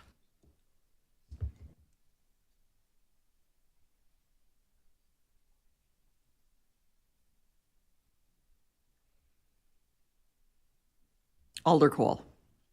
Yeah, it looks like, I mean, I would imagine this would be a conditional use to go to plan commission. I don't know about the time. I've been out of plan commission for a little bit here, so I don't know. But I couldn't find anything on Legistar about it. So that's that. So as to approval, I guess I can make a motion to grant.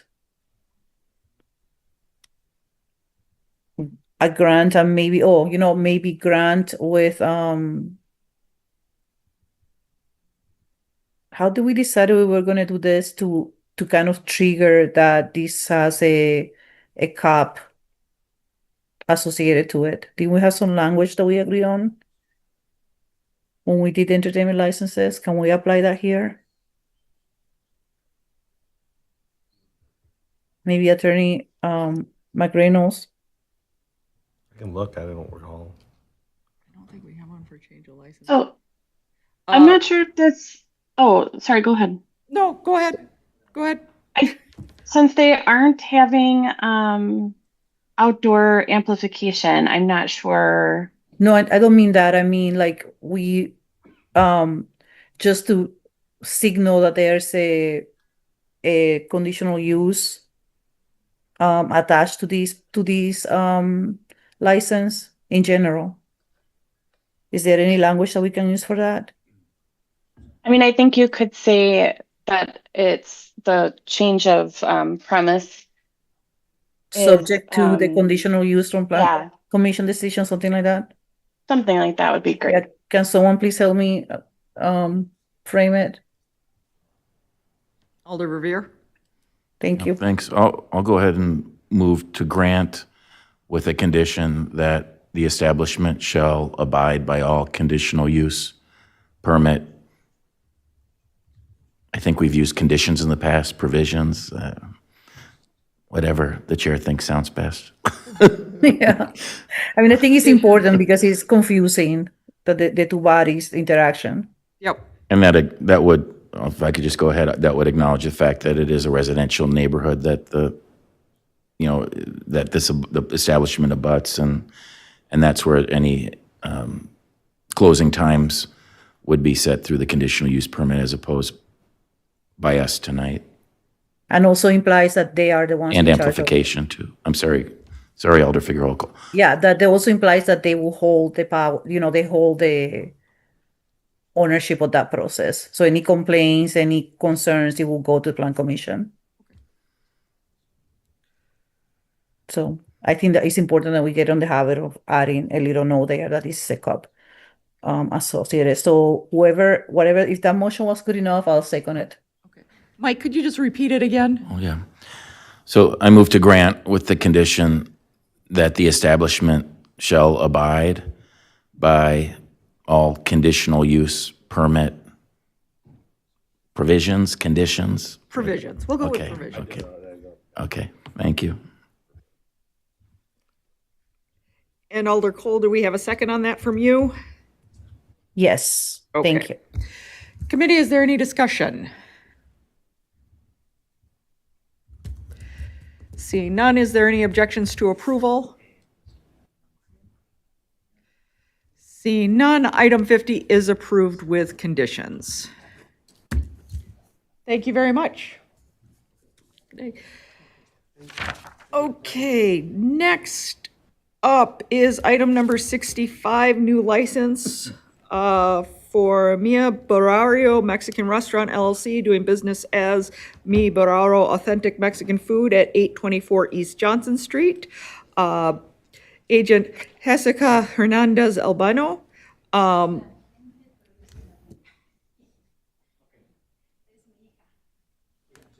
we have a registrant? Yep, we have we have 6 registrants.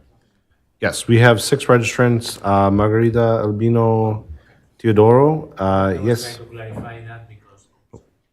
Hold on, sorry. I was trying to clarify that because she's the owner, Margarita, and I was trying to clarify if Jessica was here, and they both are here, so probably they both should be here.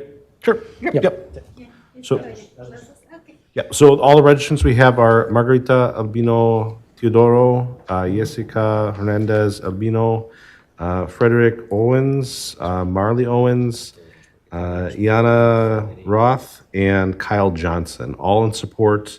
Margarita and Jessica are wishing to speak, and the other 4 are not wishing to speak. Okay, thank you. If you guys could introduce yourselves, let us know what you are planning on doing over on Johnson Street, and then we'll have a couple questions, standard questions for you after that. Ok. Hola, mi nombre es Margarita. Estoy en 824 East Johnson Street, restaurante mexicano. Estamos aquí para aplicar el permiso del alcohol. Solamente queremos un 15% de alcohol para nuestros ingresos porque vendemos más comida. Quisiéramos vender más comida porque nuestros clientes preguntan el alcohol y por eso estamos aquí. Yes, my name is Margarita, and my establishment is at 824 East Johnson Street, and it's a Mexican restaurant, and we were applying for an alcohol license, just a 15%, just because we want to increase our income on that side, and we would like to sell more food, but also, like many of the customers are asking about alcohol sales, about being able to consume alcohol.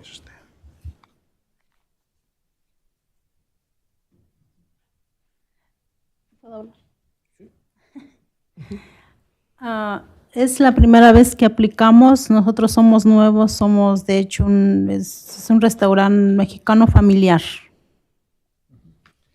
This is the first time we are applying for this kind of license. We are pretty new, and ours is a familiar Mexican restaurant.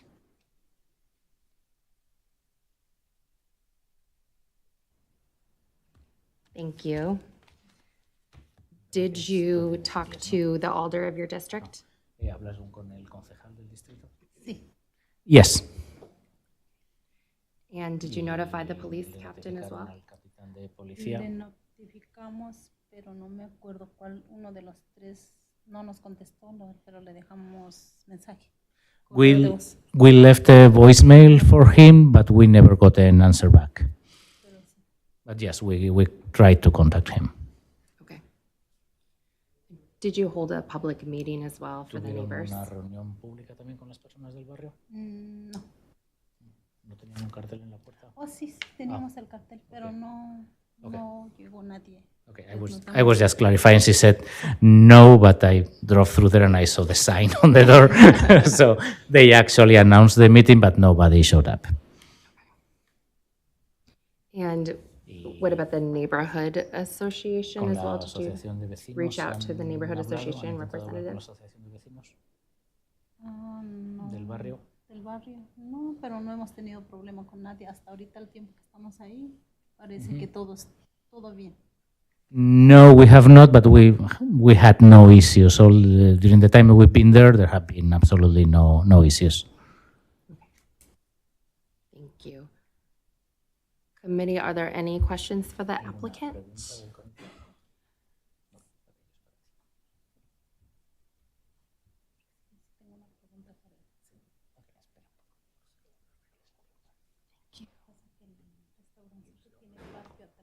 Alder Figueroa Cole, please go ahead. Thank you. What was the conversation with the elder? How did that go? ¿Cómo fue la conversación con el concejal, el alder? Cuando hablaron con el concejal, ¿cómo fue la conversación? Cuando hablamos, pues le dijimos que íbamos a aplicar para la licencia del alcohol. Y no dijo nada, que estaba bien y que nada más que pusiéramos porque en la hoja de la puerta no tenía la fecha, porque como somos nuevos, la verdad yo no sabía. Entonces nos mandó decir que pusiéramos la fecha por si la comunidad quería acercarse al restaurante y hablar un poquito de eso. Yeah, we have this conversation with the alder, and he had no issues with it. The only thing he mentioned, we announced the community meeting, but as we are new, we forgot to put a date to it. So he mentioned that we should put a date and just see if anybody from the community wanted to express any comments or concerns. But that was it. Thank you. A quick question for the captain. Is this in your district or is this the East District? Yes, this one is in my district. I did receive the voicemail message, and I believe I was able to make contact with somebody there, and no concerns that were brought up from my end or perspective on what they're looking to do. Okay, thank you. Lucky her, because I was like, okay, we need to follow some rules here. Okay, perfect. That sounds good. And then the neighborhood association, you said that you didn't have the Alder district didn't refer you to the neighborhood association? ¿El concejal del distrito no les refirió con la asociación de vecinos? ¿No les mencionó que hablaran con la asociación de vecinos? No, that was not mentioned. Okay. Thank you. That's all I have for now. Thank you, Alder Cole. Alder Revere. Thank you. I want to discuss outdoor patios again, as I did with the last agenda item for my colleague. La parte de... That's okay, go ahead. She was already talking about asking questions about the outdoor patio in the back. But, yeah, let me just, why don't I speak for a second? I was able to research the time question just for my colleagues' benefit and anyone else watching our meeting tonight. So generally, you are only required to receive Madison Plan Commission approval if you wish outdoor eating areas to be open past 9 p.m. So the time is 9 p.m. Or as I believe I referenced earlier, if you wish to have live music or outdoor amplified sound at any time. Those are the main triggers to requiring you to go before the Madison Plan Commission. Anyway, I will also note for our applicant here that I was able to confirm that the previous restaurant here, East Johnson Family Restaurant, East Johnson Family Restaurant, I believe was what it was called, that they did have a conditional use permit for that backyard patio.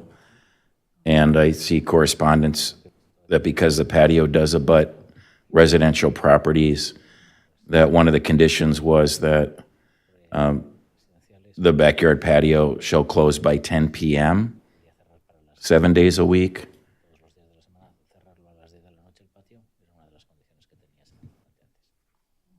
And I note on your application, correct me if I'm wrong, that you plan to close the entire restaurant by 10 p.m. at the latest. Is that right? De hecho, no solamente el viernes y sábado a las 10, porque los domingos hasta las 5 de la tarde. ¿Y los otros días de la Los semana? de lunes a jueves a las 9. Yes. Es el horario que queremos nada más. Actually, we are only open until 10 on Fridays and Saturdays. Sundays we are closing at 5, and the rest of the days of the week at 9. Yes, thank you. That's consistent with your application here. Lo que decía en la solicitud. No queremos descansar. Yeah, we want to rest. I understand. I don't blame you. No le echo la culpa. Like I asked the last business that was here, have you had a chance to talk to anyone in city government about using the patio?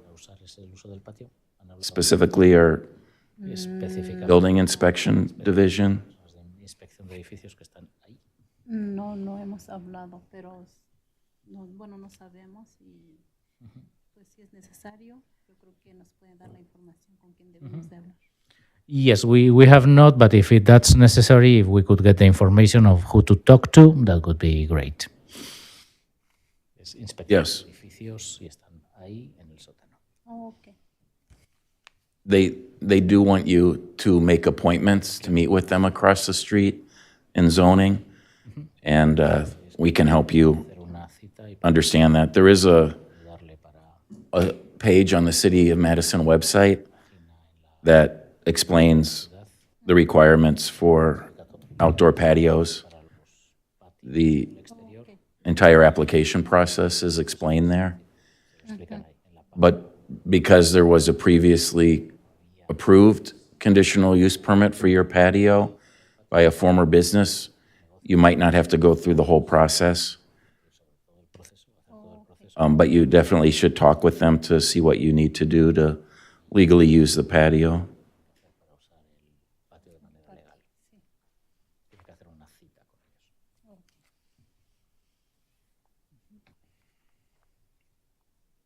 Good luck. Those are my questions. Mainly wanted to make sure that you understood that, again, there's another step to use the patio legally.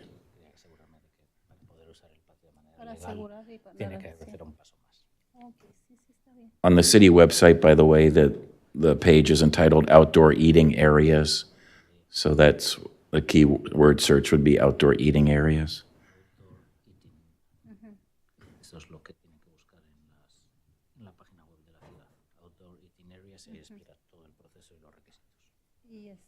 Y hablar, hacer una Y entonces después puedo hacer una cita con zonificación. Okay. Ahí nos va indicando. Supongo. Does she have questions about that, or for us? No?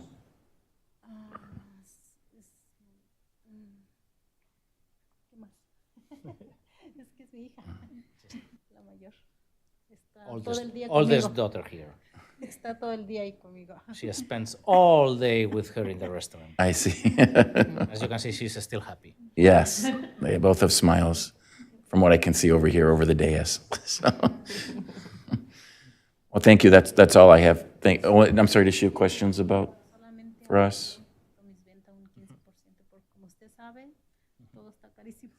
Yeah, basically our goal is just to try to get more sales and get a little bit more income because everything is getting very expensive.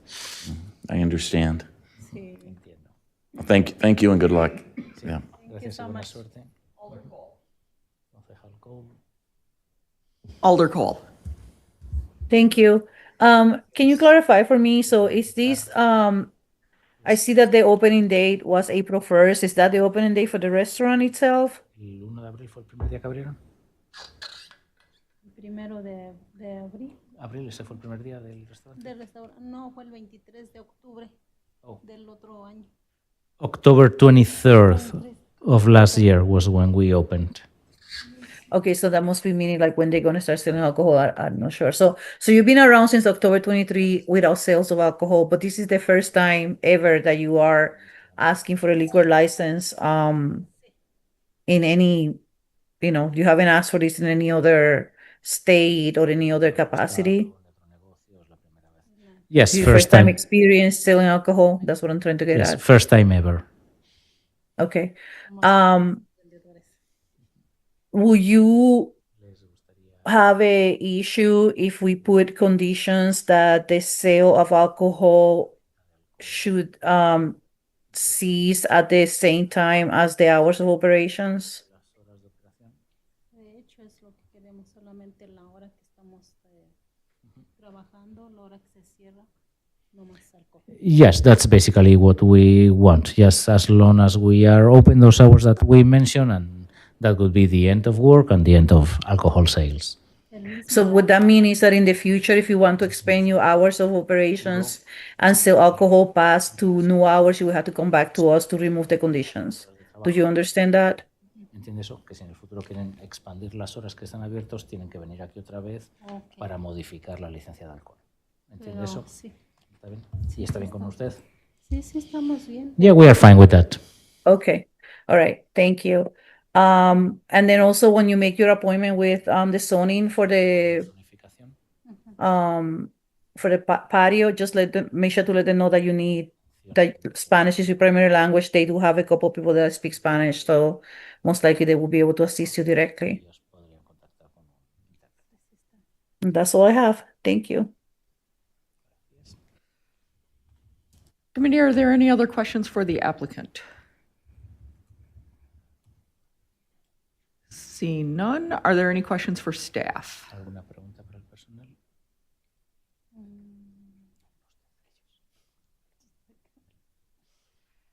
Seeing none, committee, what would you like to do?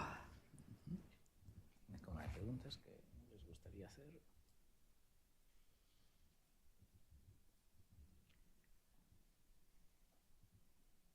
Ms. Harrington?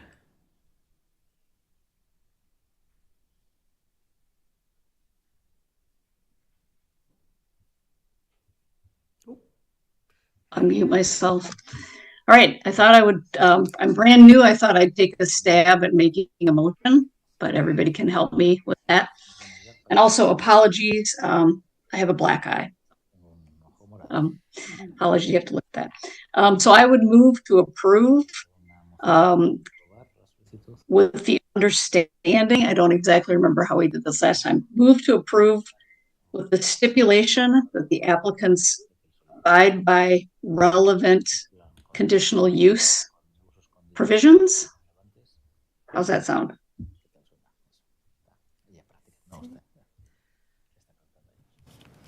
Alder Revere? Did you First, have first of all, formally welcome, Ms. Harrington. We are thrilled to have you join our committee. Look forward to working with you. Typically, we would say grant, just kind of this is a tutorial, so it's grant. So we would grant. It would be grant with conditions. And so the condition I would suggest, which I totally appreciate where you were going with the motion, to be consistent with the previous motion here, would be to grant with the the condition that the establishment shall abide by all conditional use permit provisions. And that's what I would suggest, but I know Alder Figueroa Cole also had an idea to add additional conditions relating to hours, I believe. Yes, All and right. to cease alcohol by 10 p.m. So just I'm open to uniform. all that. And then, you know, the language that you guys put in about the statute that the restaurant is to remain a restaurant. The script that we have, we need to get better at this. I need to get better at this. But don't we have is also a script that we put in there for when we put conditions that the restaurant should remain a restaurant, or is that we don't use that on a regular basis?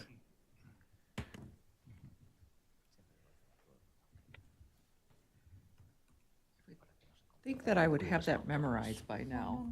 Thank you for Well- making me feel better, Amy.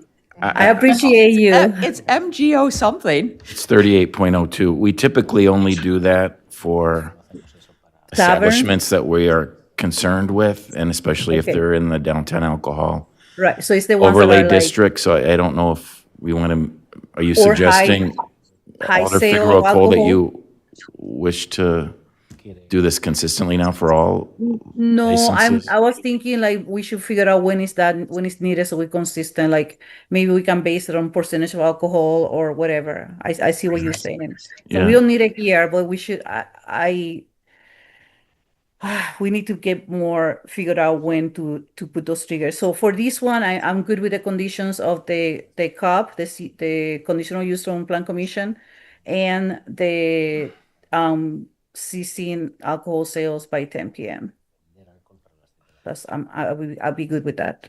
Okay, so we've got so I'll put this all together and we'll just go that. So we have a motion on the floor for Ms. Harrington to approve with the conditions. Okay, Jim has a question? We need a second.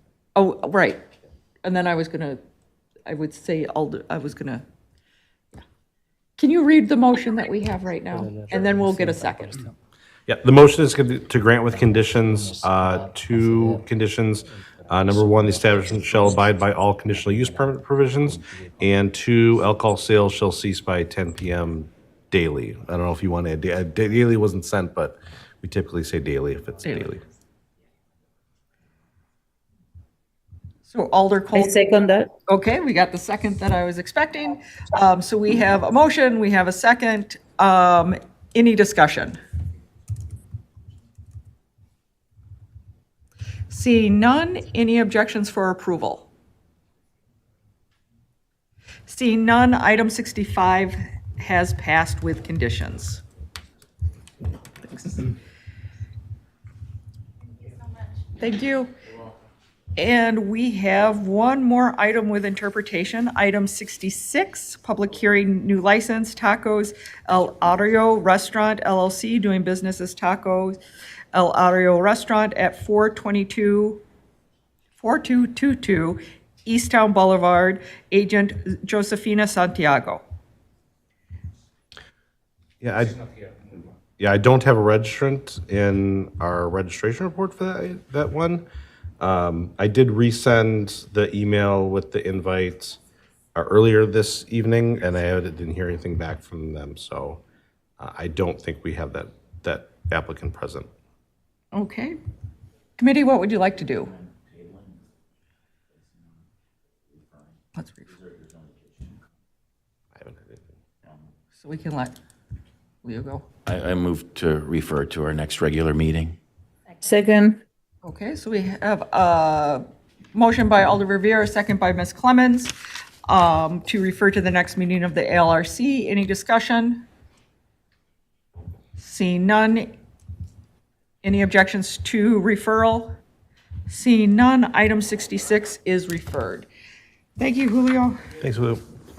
Yep, I was gonna say thank you, Julio. Yeah. Okay, so this brings us back to the beginning of the agenda. Item number 9, change of agent for Papavero LLC, doing business as Astia Papavero at 128 East Wilson Street. New agent Samantha Schulte. Do we have any registrants for this item? Samantha is registered. And I am here online. For the committee's knowledge, so this one was not put on the consent agenda because the background check did have something that was flagged in it. So I don't know if we want to kick it to Captain Hartman, if he's got the report on that.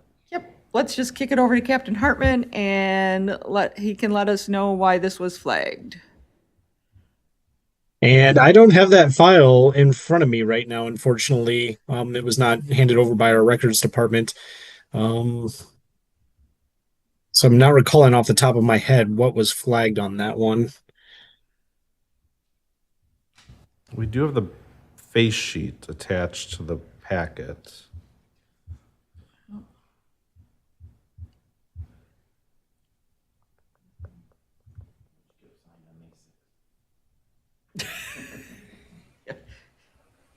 I can chime in to help you guys. I'm assuming it's for my DUI second offense. It's actually, yeah, so actually both of them will get flagged. So the first one was an OWI first offense by the Verona PD at 9/15 of 2019. And then the second one was on 5/6/2021, second OWI by the Fitchburg Police Department. So Samantha, if you could just give us a little background on this, that would be great. Yes, I was in transition from living downtown without a car, as I think some after college years, some people who live in the bar can just drink in a little more excess. I was adjusting to that life, didn't realize how dangerous that was. Since I have completed all the requirements, I do still hold my license, and I believe June 6th of this year, it returns to normal. I've changed my living situation with a different roommate and have changed just the habits that I had. And I do believe I've moved on completely from that portion of my life. And with Asteria Papavero, I've been there 5 years now. I just took over as GM in November, and I'd really love to help Francesco do a wonderful job at his location.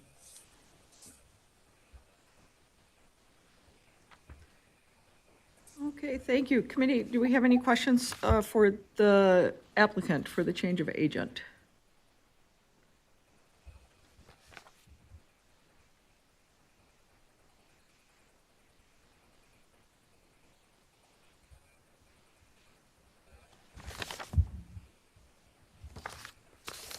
Alder Cole, sorry about that. Thank you. I don't know if you have been listening to the meeting from the beginning, but OWIs are an offense that are directly impacted to a liquor license. So, do you have any documentation to prove that you went through whatever processes you need to get you to the place that you are here today? I do have documentation. I did not realize until we started the meeting today and hearing a couple other cases that I probably should have provided that. I mean, with my license still being in effect, I would say that would be proof that I have completed. Otherwise, that would have been revoked from me. I am definitely willing to submit that. I guess I just did not. I was not under the understanding that I had to provide documents for that. So thank you for that. Thank you for that information. I need to pass them for a second. So, staff, is this so she's already licensed and we're just, the change of agent is to someone that is already licensed and approved by us before? Can you explain that to me, please?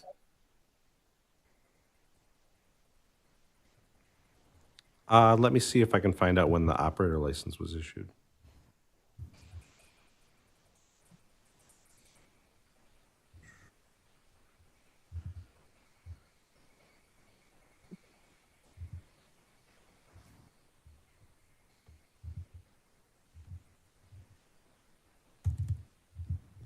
Alder Revere. Yeah, thank you. I just wanted to confirm with the applicant, when you meant license, did you mean operators, that is bartender's license, or your driver's license? My driver's license. Yes, that that's what I would have thought. been Yes, revoked. yes, Okay, I'm yes. sorry. Thank you, Mike. 'Cause Yep. that Oh, I yeah. see. So, And for application, I was applying to be successor to the owner. So Francesco is still the owner, just now that I'm the GM to apply as the successor agent. liquor So this agent. So this is the first time you come in to apply for, for a liquor agent license. That is correct. Okay, good. So I mean, I guess I asked the attorney. I mean, I don't think that the liquor license I don't know if the driver license alone is a enough document. So Amber, Attorney Mike Reynolds. Thank you. So what I'm trying to figure out, I don't know if this is the first time I've seen something like this. I'm not sure if we normally go over the background check for agents. I'm trying to figure out if this applies. Jim, is this a standard procedure? I think we usually do review the agents and the officers on the same guidelines as the operators. I mean, especially the agents, because they're operating essentially as an operator for that location. At least that's what we've done in the past. Yes, I would jump in and say, Attorney McReynolds, this is consistent with their past practice, unless the record section at MPD somehow didn't receive the background to do. If it's flagged, it's flagged, yeah. And in this case, it was Okay. flagged by Captain Hartman based on the Right. face sheet. Okay. And I do recall seeing this one now, and the records did flag it. I just want to be clear though. So being the agent though, the applicant is not a licensed operator. Right? So I guess I want to make sure, are you trying to apply for like the full operator bartending license as well? So when I applied, it said when I'm applying as the agent for the restaurant that I did not also need to apply as the operator, that it was underneath that. So I'm assuming that this would be for all. Does that make sense? It told me that I'm applying for one or the other. So I see. Jim's going to clarify that for us real quick. Yeah, so if someone's operating only that one location and the liquor beer agent, they don't need to hold an operator license. They just need to provide beverage server training, and then they would be licensed to act as an operator at that sole location unless they're also a liquor beer agent some other place. Okay, got it. Thank you. Yeah, so then I do think it makes sense to do your regular sort of evaluation under the guidelines.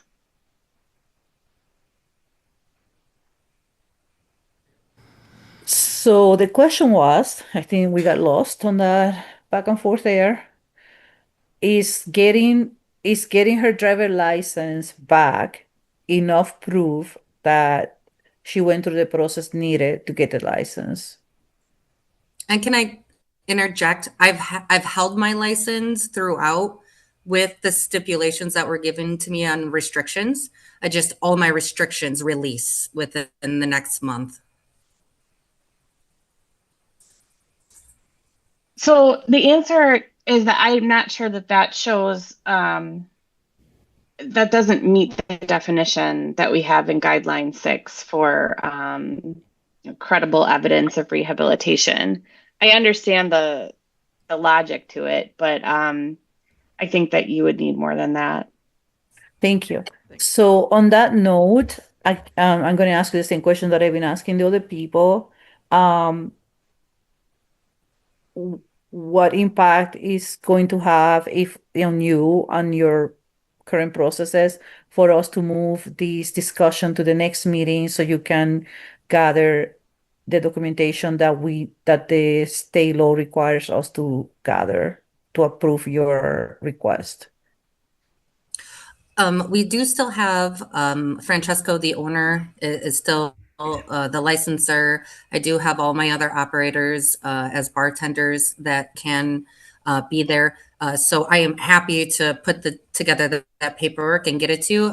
As I stated before, I just didn't realize, unfortunately, that I had to submit it. I can easily grab it now, but I think by the time I grab it out of my closet, That's okay. it just would take too long. Yeah, and let's do it right. So I'm not going to either Amber, either the attorney or Alder Revere can recite the list of things that you can bring so it's clear on what we need, or Yeah. staff can send you an email with that, and then we can refer to the next meeting. So you come with as much information as you may have. Not a problem at all. Happy to do so. All right, thank you, Samantha. So, Jim, do you rather send her the list, or Amber, do you rather recite the list so she can watch the meeting later? I don't know. I think it's better if Jim sends it. Yeah, thank you. So, Jim, can you please send her the list of the possible documents so she can be prepared for the next meeting? I don't have that list handy, Amber. If you can send me that list, and I'll forward it. Yes, okay, that's fine. We'll figure it out. Thank you. So then on that note, can I just put a motion to refer this to the next meeting? We have a motion to refer to the next meeting. We have a second by Ms. Clemens. Alder Verveer. Yep. Thank you. I was just going to offer, since my name was mentioned, what I personally think is sufficient. And that is, as Samantha was saying, the fact that she is compliant with the court-ordered driver safety plan, to me is sufficient evidence, especially for an OWI that occurred 5 years ago now. So, for example, if we had access to what's called the time system, which maybe Captain Hartman does or does not have, from his residence, and for me, it would be sufficient to simply confirm that she does have valid driving privileges and Wisconsin is not revoked due to noncompliance with the driver safety plan. Because we don't have that confirmation, we don't doubt the applicant's veracity here in any way, shape, or form. I would simply say that if you have paperwork from, I presume, Journey Mental Health, Samantha, that confirms that you completed the required driver safety plan, in other words, the paperwork that they submit to the DMV, that's all we need. So I don't think you need to submit, copies of every group session you attended or whatever what the driver safety plan requirement was in your case, if that helps. That does. I do have it, and I can easily acquire that for you. Thank you. Yeah, great. Thank you both. Thank you. And you could just email that at your convenience to licensing@cityofmadison.com or drop it off in person since you're downtown every day at the city clerk's office. And then I can't say that maybe it would be on the consent agenda next month, but it would be close to being on the consent agenda next month. It should be a quick review, and we'll take care of it next month. Thanks for your patience. Thank you. Okay, so we have a motion and a second. Any other discussion? Seeing none. Any objections to referring this to the next meeting of the ALRC? So some more documentation can be given to us. Seeing none, item 9 is referred to the next meeting of the ARLC. Thank you very much, Samantha. We'll talk to you next month. Appreciate it. Have a good one. Okay, up next, we're going to pick up item 15, 30, and 49, all things for K Street LLC doing business as Madison's at 119 King Street. Item 15 is a change of agent. Item 30 is a business name change. And item 49 is a change of license premise. Do we have a registrant for this item, Jim? We have a Harry Gibson registered for item 30, and we have a Lauren Toller registered in opposition for 49. Okay. And do we have any of the applicants here or in Zoom? I don't have Henry Gibson on the list. If you're calling, please raise your hand or press *6 to unmute.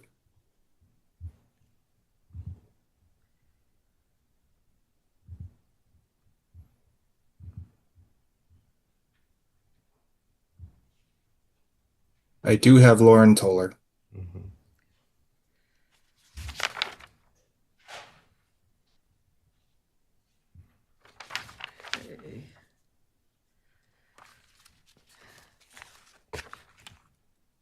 So committee, it looks like we don't have the applicants for these items. We just have public commenter for these items. What would you like to do?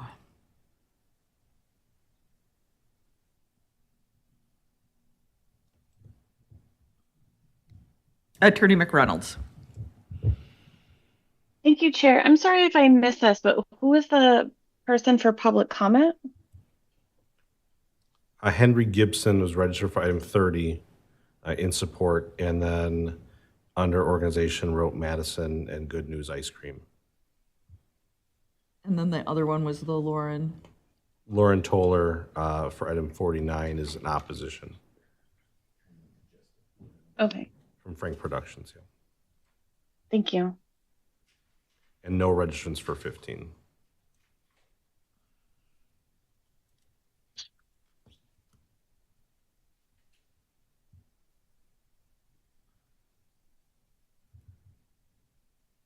Alder Cole. I'm trying to get ahead of the game here, but is this the first time they come to the committee? Yes. Okay, can we move to the next meeting? Refer to the next meeting, please.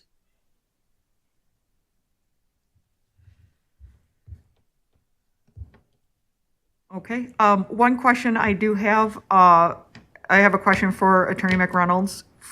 Since we have someone registered in opposition wishing to speak, but we're going to be referring these, do we take up the public comment now, or do they come back to the next meeting? That's a great question. I don't have an answer for that. You do? I mean, that's how we do it in council. So it's up to the registrants. Who wants to speak, they can speak, but we take it now and then we can decide later not to have it repeated, or he can just wait for the next meeting. So we all talking about the same subject. But we definitely should ask the person there, because this was a published public hearing, so.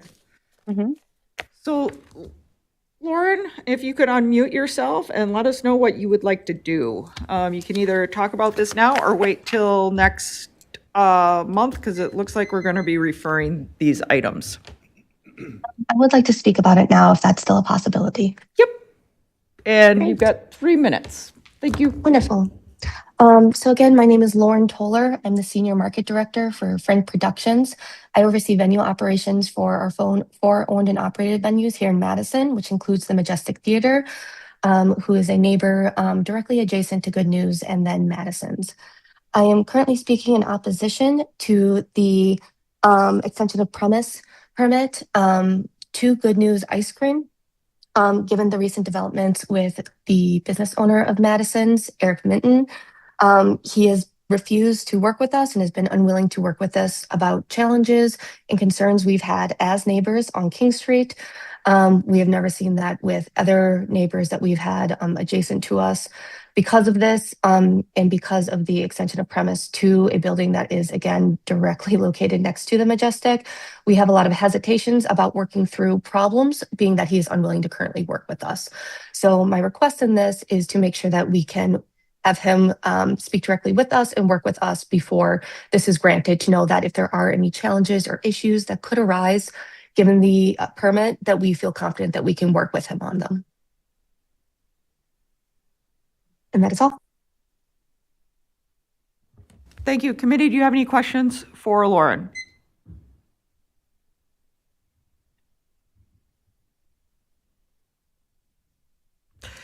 Okay, thank you very much. And this will most likely, oh, hold on, let me see, what do I have? Attorney Zillavi. Thank you. Just to let the committee know, I will have that conversation with Eric Minton before the next meeting, and I'll ask him to appear. Okay.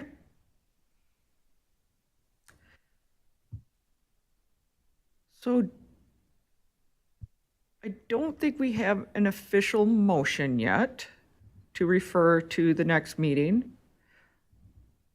Okay, move to the next meeting.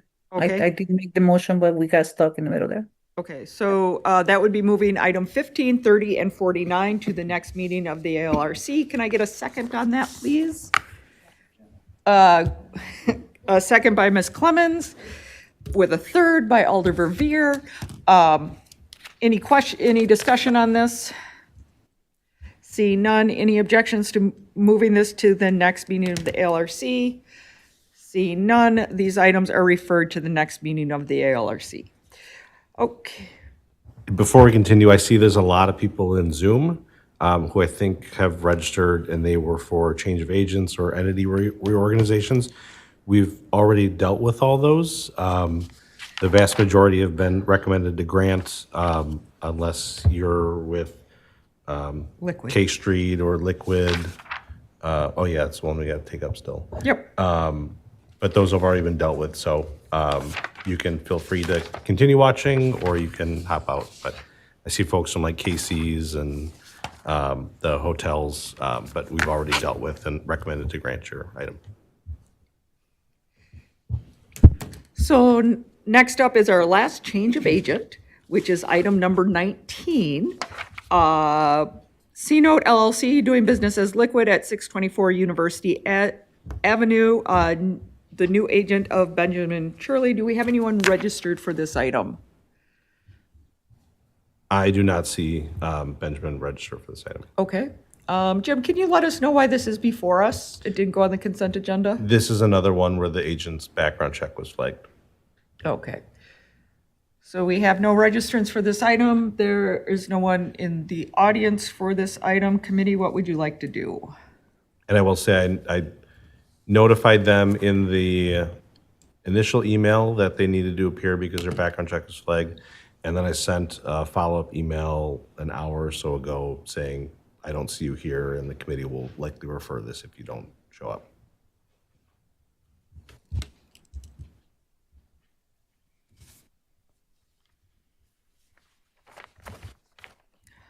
Ms. Clemens.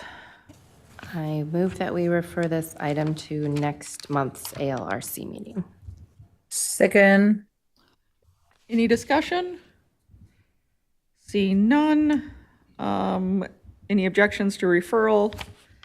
Seeing none, item 19 is referred to the next meeting of the ALRC. And just double checking real quick, I believe that brings us past all of the entity reorganizations and now to item 47, change of license conditions for Two Pinners LLC, doing business at Chiba Hut at 453 Gilman Street. Agent Heather Hoon. 20? Was 20 separated? I don't think so. No. 15. 15. So do we have anyone registered? They're coming up, so I assume we do. Yeah. Yeah, we have 3 registrations, Carlos Palatano, Robert Hoon, and Heather Hoon. Okay. If you guys could just give us some feedback about why you're here. I know you guys were here last month, and we needed you to come back. So if you could just pick up from where we left off. I do believe that's on the agenda. There was a mistake on that part. I emailed you about that, and I don't know if we want to just state what that is. Yeah, I can mention it. So Thank you. updated their application in Legistar to indicate the revisions to the application which they had sent us and is in the packet. There was some technical reason why it didn't pull in that way, but it lists the same one that was there last time. I checked with Amber, and I don't know if Amber wants to speak on this, but she felt like because we have the updated application, this is her second appearance before us, that we could proceed with this. Okay.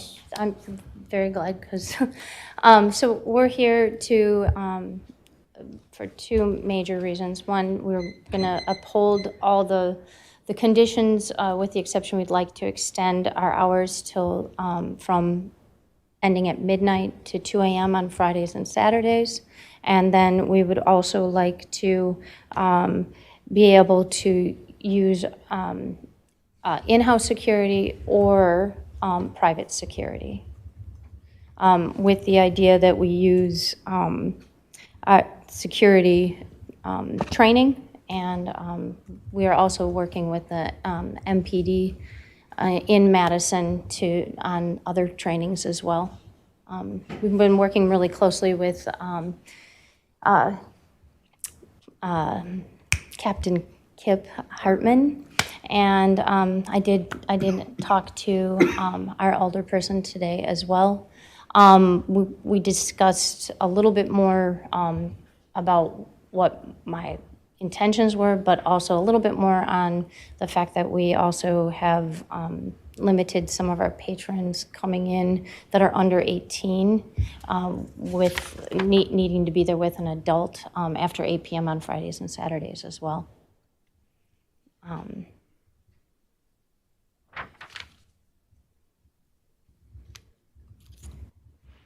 Okay. And I don't know. Committee, do you have any questions for the applicants?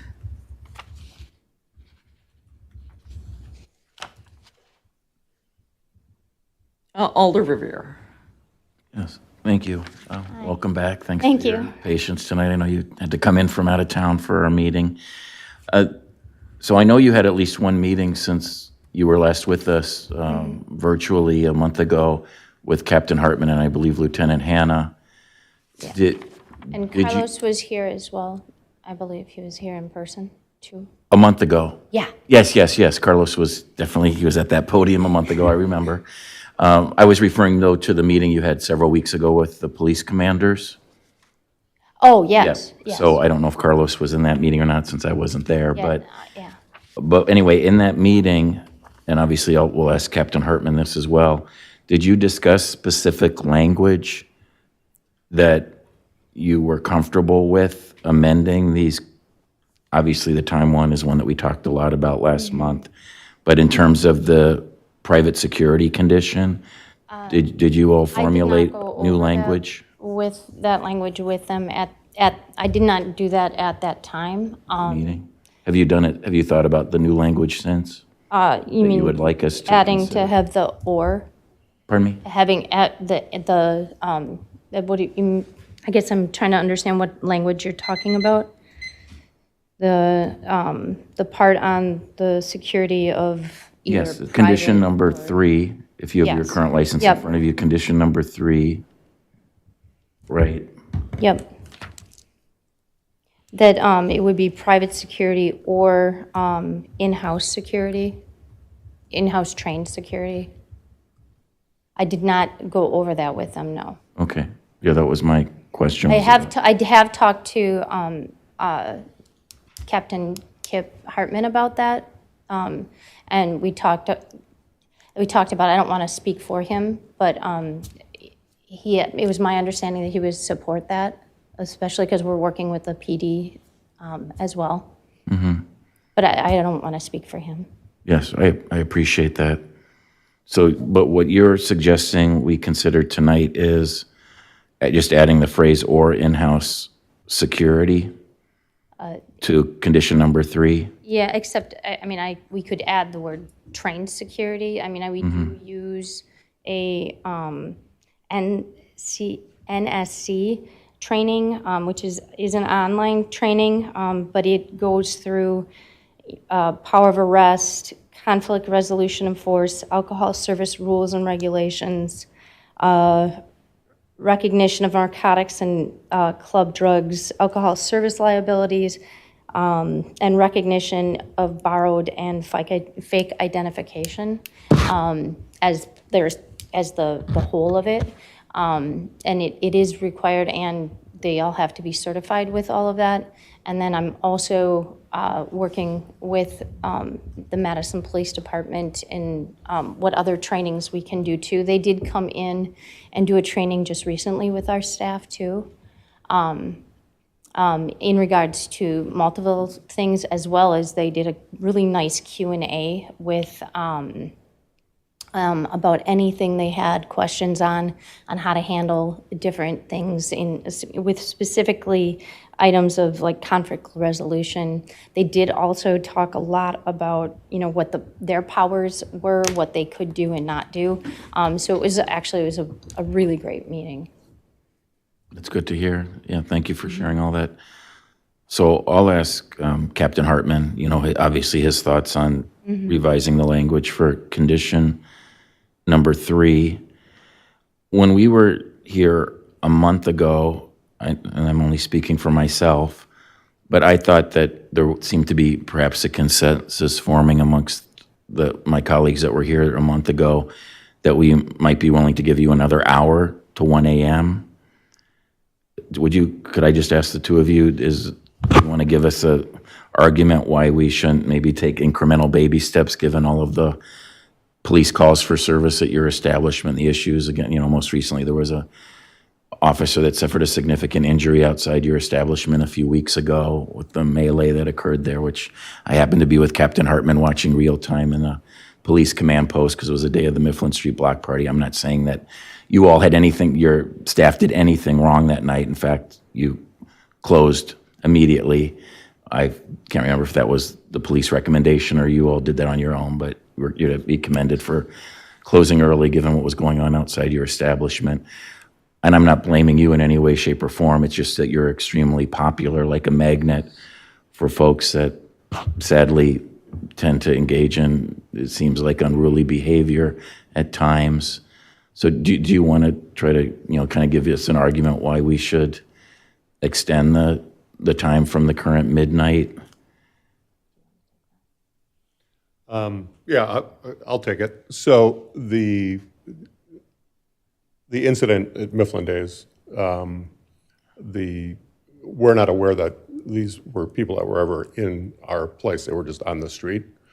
And, so whether that should be linked to us or not, each can, I guess, have their own judgment.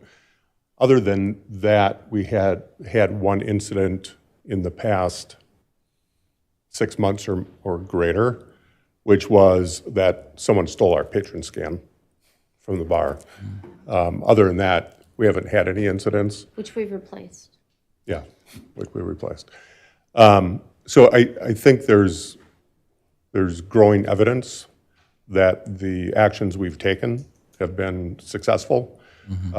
And the commitment that we've made to continue to improve, because it's not even that we're fine where we're at. We are very committed to having an establishment, because it's better for our business, honestly, the better that it runs. But the change in the hours has also impacted our food sales, right? And they've gone down. So, we're interested in getting those up back to what they originally were. I appreciate that. And on the last point, so you're testifying that you found that many folks aren't coming in for your great sandwiches if they can't have an adult beverage with that sandwich. Is that what you're saying? I mean, it's not like it stopped, but it's clearly year over year, when you look at the first 4 months of 2025 versus the first 4 months of 2026, the revenues are definitely down. And that was the one changing item. Yeah. I also want to kind of say something in regards to the idea of a magnet. We're actively trying to change that as well. We're working with the Madison Facade Committee to change up the front, as well as we're going to work on changing the back to give that a total new look. We've changed our prices on our drinks as well to up that so that, make it up, to change that side of things too, but quite honestly, we want a good clientele as well. We're working hard at trying to bring in people from the university, people from all walks of life, that kind of thing too. Our alcohol sales are 9% of our total revenue, or 8, okay. Sorry. Splitting hairs. Yeah. Double check. Yeah, but so it's not as much that to increase the alcohol sales as it is to increase the food sales. And the ambience of all of it. Yeah, I understand that. It's just that, and I know there was a tremendous improvement in management. I know that you dismissed someone that perhaps you realized wasn't really managing things well for you, as I understand it. And you have a strong team now led by Carlos, which I appreciate very much. My thought is that for a bona fide restaurant, as you say, with such small alcohol sales, that you have historically had a disproportionate, numbers of disturbances there, although absolutely things are on the right trajectory, which is why I think I said it again in this forum a month ago. I personally, speaking for myself, would be comfortable extending that condition number 2 to alcohol sales cease by another hour to 1 a.m. I would just like to get us through as we're embarking on the summer here, which is, frankly, very busy for us downtown, entertainment district. I just don't think, and I feel badly saying this, but that I could go to the, bar time or 2 a.m. That you all are seeking tonight, just speaking for myself. And I, have discussed this offline with Captain Hartman as well, so this isn't a surprise to him. We've had a conversation after you all met. I am very open to condition number 3 relating to private security, if I could broach that subject one more time. You all don't have any intention probably of going back to private security, do you, unless we require it of you? You or Carlos, I can't remember which, in our meeting last month, explained that you had really bad luck with the local private security firms and they weren't showing up, et cetera. Yes. Do you want to try that again, or should we just honestly just consider dropping the phrase private security on your license? We're finding by using our own personnel that are willing to go through the training and make the commitment, that their commitment to security is very different than an employee from a third party security, because the group that's in there is gotten very tight knit. And so it's like, this is our place. And they really care about the security, very different than, an employee that might work for a third-party company that's in there and texting their girlfriend or boyfriend or whatever, and just they don't have that same kind of ownership. But also, we don't have the ability to hold that individual accountable in the moment, right? Because we have to kind of go back to the third-party vendor who then is supposed to, hold that security person, as opposed to someone who is an employee of us that is, on different shifts doing different things and is part of the overall restaurant. Their accountability to our management team is at a much higher level. And we're finding that is really working a lot better.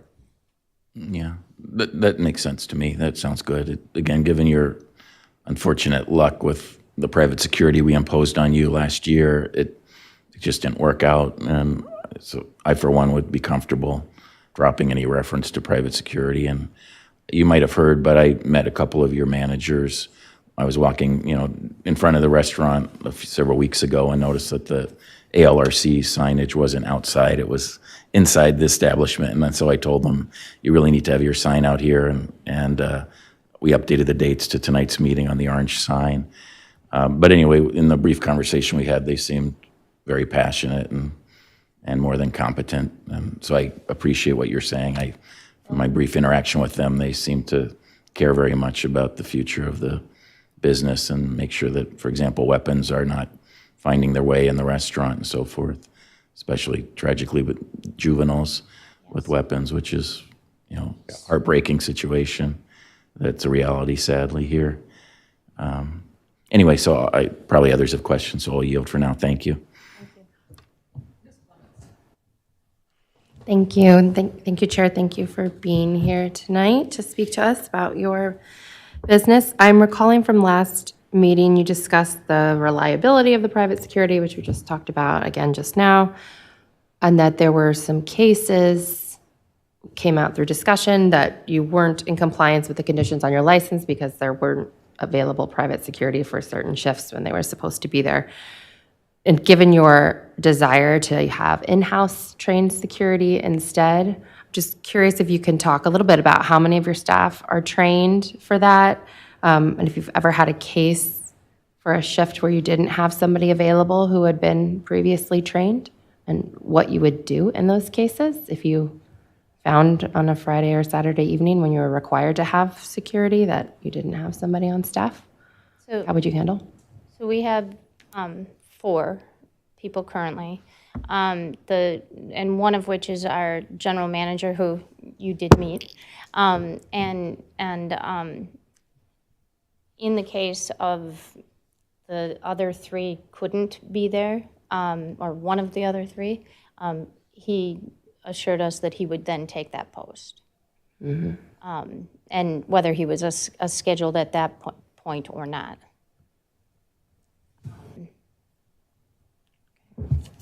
I don't know if if that answers your question on that. Come up? Has that We have not had that as an issue as of yet, where he's had to do that.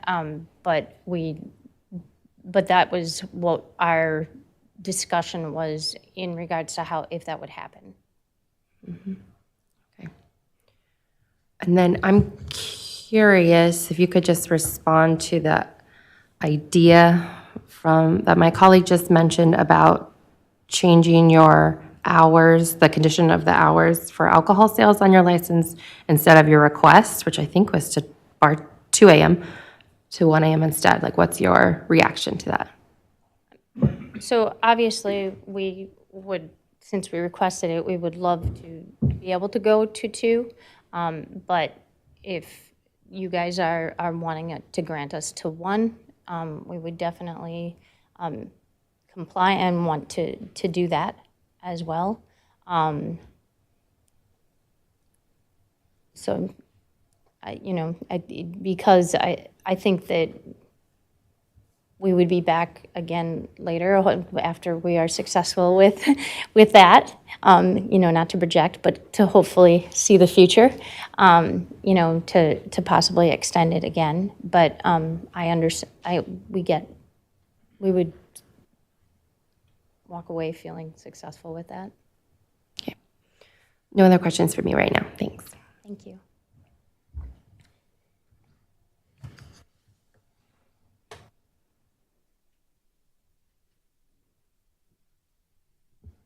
Okay. Are there any other questions for the applicants?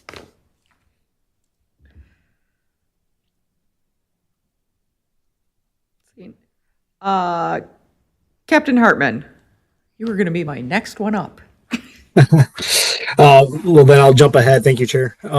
Yeah, I just want to say I have worked with Heather here as well as the rest of her staff in addressing some of the issues that have been going on after the Mifflin. And I know we refer to it as Mifflin because it happened on that day, but the crowd and the issues that we were seeing weren't actually a direct reflection of what we saw on Mifflin Street. So the problems that we were seeing that night, though, did start to center around that area, although we don't specifically or can't specifically say that it was because of Chiba HUD itself or anything like that. They were very great working with PD that night and closing down business and wanting to keep everybody safe. So I was very thankful, reached out to Heather that night, thanking her for cooperating with that. Since then, though, yes, they have received additional training from Madison PD, our central community policing team has coordinated with them on tavern safety to include ID checks, de-escalation, weapons screening, and more. They helped reach out to that in hopes of getting their people trained to identify those issues. And I think it further established our relationship in working with them to, again, overcome these issues. They proposed themselves having the 18 and plus restriction on those Friday and Saturday nights starting at 8 p.m., which is big because being a restaurant in and of itself, a lot of times you're not screening at the door for problems as much. They're one of the first businesses in the downtown area to do that with some of the juvenile issues that we are seeing. It would not surprise me if others don't take this kind of same action, or it might be something that we even recommend to them with Chiba HUD being as an example of what they've done.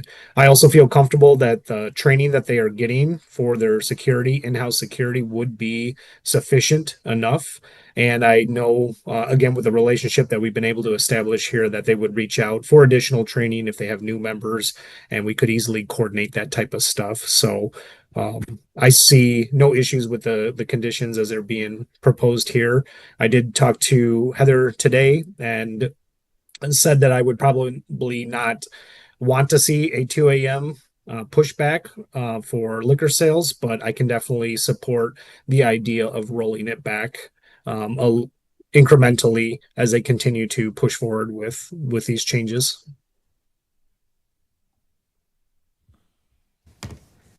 Thank you. Alder Revere. Thank you. Questions of the captain, please, Chair. Thanks very much for that, Captain. So first, as it relates to the establishment voluntarily prohibiting juveniles in the establishment late at night, are you suggesting that that should be a condition on the license, or you're comfortable with that continuing to be voluntary on the part of the establishment? I think voluntary right now is fine. Again, it's something that they propose themselves, and I would like to see them do it and hold to that. So at this point, I don't see it necessary to force it on them, but I think it is a wise decision just based on what we've been seeing. Sounds good. Thank you. And then back to condition number 3. As I said earlier, I support dropping references to private security. Could you share maybe more specifically your thoughts on should we still have a condition related to weapons screening? And if so, should it only be Friday and Saturday nights from 10 p.m. to close, as the current condition implies? Or do we not need a weapons screening condition, do you believe? I'll always be for a weapons screening Okay. condition myself, but and I think especially with what we are seeing downtown, not just with their establishment but everywhere, that it would be very wise to have weapons screening, especially Friday, Saturday nights, 10 p.m. till close. Okay, yeah, thanks again. So perhaps a revised condition number 3 would read something to the effect of that staff shall be trained to and shall screen patrons for weapons on Friday and Saturday from 10 p.m. until close. Does that sound accurate to what you're suggesting? I can read it again if you'd like me to. I think that would cover it, though. Yes. Okay. So again, limiting it to Friday and Saturday 10 to close, having their own staff screen for weapons. Yes. Right? Okay. Yep. And then if I could ask the license holders, are you comfortable with the license being revised in that fashion? Yeah, very good. Thank you. Thank you.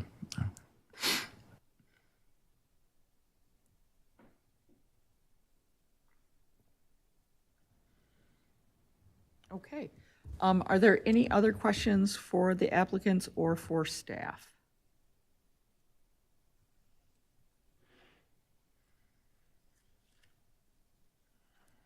Seeing none, committee, what would you like to do? Alder Revere. Thank you. I move to grant the change of license conditions as follows. Condition number 2, alcohol sales, the condition number 2 shall be amended so that it reads, alcohol sales shall cease by 1:00 a.m. We don't have daily in there, but to Mr. Verbeck's point, we could add daily to be more precise, as we did with a different agenda item tonight. And then for condition number 3, that establishment staff shall be trained to and shall screen patrons for weapons on Friday and Saturday from 10 p.m. until close. Again, establishment staff shall be trained to and shall screen patrons for weapons on Friday and Saturday from 10 p.m. until close.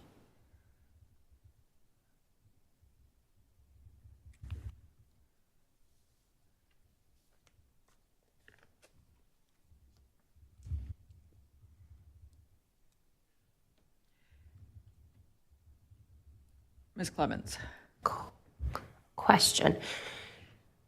I'm following the private security shall be, or trained staff shall be, do the weapon screening, but do we want to lose the first half of that condition as well, or just change it to say in-house rather than private?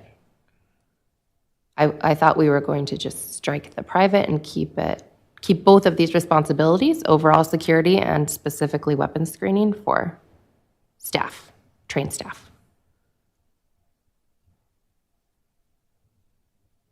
Well, thank you. If that's a question for me, I guess my thought is that a year ago when we imposed these conditions, that that the main focus of that was for private security, and since we no longer are requiring private security, that it's kind of just hopefully obvious that they'll have their own staff providing security all the time. So if we just change it to staff, if I understand the question correctly, my thought is if we just change it to the establishment staff, their in-house staff shall be utilized on Friday and Saturday from 10 to close. I guess, they're there anyway. I don't. Yeah. Am I understanding the question? Yeah, or- maybe it's okay. splitting hairs too, but I think Yeah. if we keep the condition but say it's their own staff, it keeps the emphasis on you must have security, doing security tasks on Friday and Saturday evening to include weapon screening, but I would assume they're doing other type of work too. That was where I was coming from. So like maybe adding the word dedicated staff or something? Mhm. Okay, I'm certainly comfortable with that. I consider that. Do you want to repeat your ideas on condition 3? And maybe get the input of the captain and applicant Yeah. too after we reword that. So I think we were saying trained staff. So trained security staff shall be utilized on Friday and Saturday from 10 p.m. to close, and will be trained and shall screen all patrons for weapons.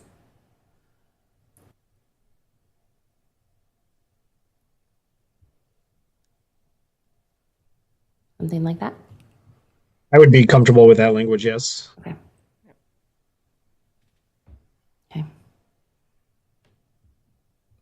You're still fine with that, Oh, yeah. obviously? Yes.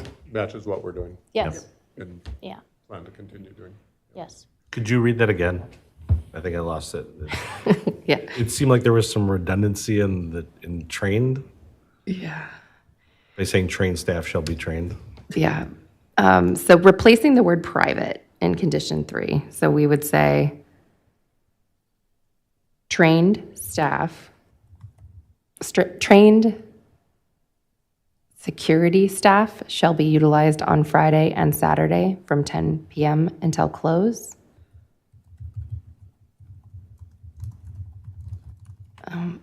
We could eliminate some words and say, and shall screen patrons for weapons.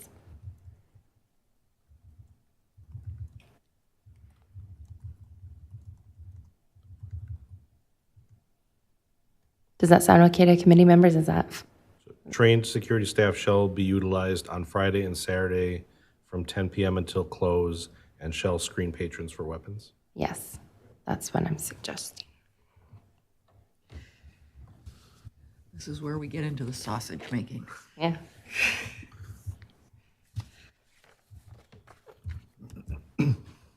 Mike, that's friendly to you. Okay. So, Ms. Clemens, can I get a second? Yes. Okay. So we have a motion. We have a second. Any discussion or any questions regarding the motion that is on the floor? Seeing none, are there any objections to approval of item number 47 with the condition changes? Seeing none, item 47 is approved with the condition changes. So forth. Noted. Thank you very much. Have a good night. Okay, this moves us on to option.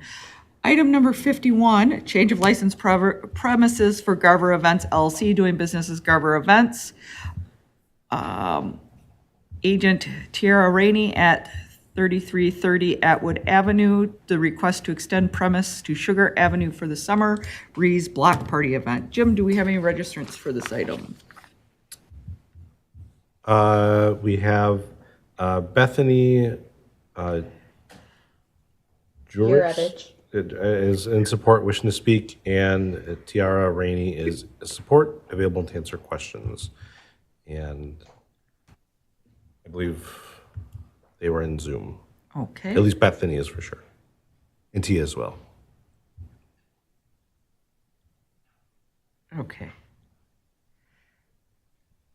So Tia, since you're the listed agent, can you just give us a rundown of what you guys are planning to do on Sugar Avenue and what the Summer Breeze Block Party event will be?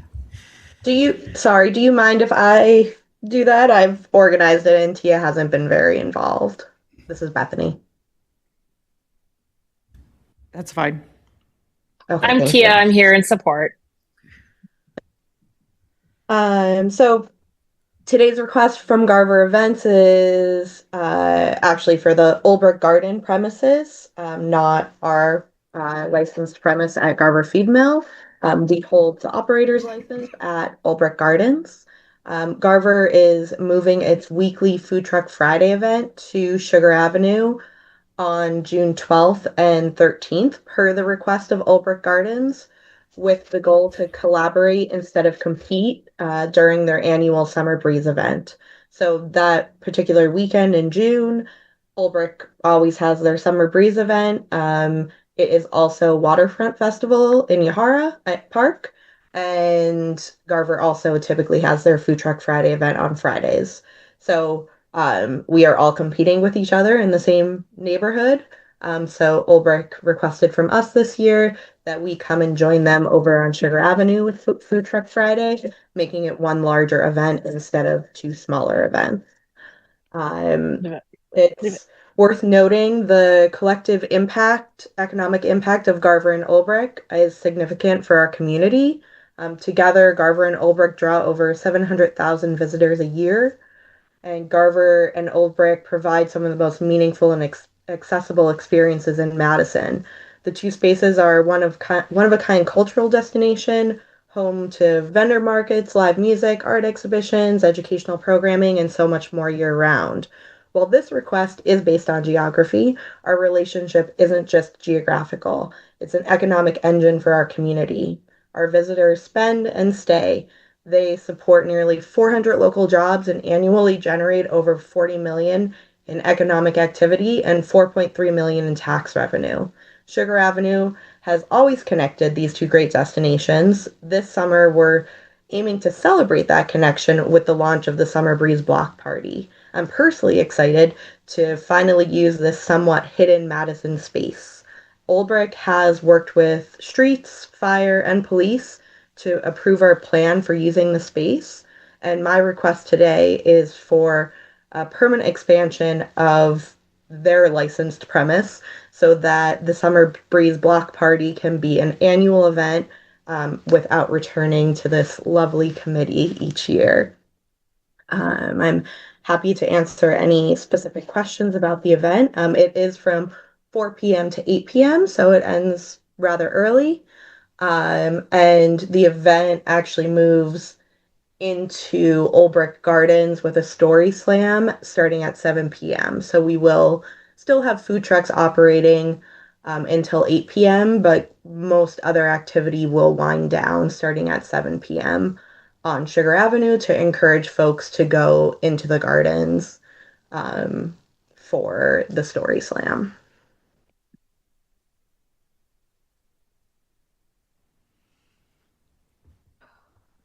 Okay, thank you. So where on Sugar Avenue is going to be blockaded off? So the blockade starts just past the bike path on the Garver side of Sugar Avenue, and then it ends. I think I submitted a map with my application, but there's a back entrance actually to Olbrich that will be used as an entrance during this event that's not normally used. The other blockade is just on the other side of where that entrance will be. So kind of think about like a little bit past where the parking lot starts as you approach Sugar Avenue. So the parking lot, Olbrich parking lot, will all be open as usual. And I guess it's also worth mentioning Olbrich has already requested park rangers to patrol the parking lot area to ensure that all alcohol is staying within the Sugar Ave blockaded area. Though, it's also worth noting if you look at the site as a whole, there are very, very little square footage where we will not be licensed, both between Garver and Sugar Avenue. That license kind of blackout zone is just the train tracks and the bike path. Should the Sugar Ave expansion be approved, and then just to the parking lot of Olbrich Gardens would not be licensed by us. So it is almost a continuous license should this expansion be approved.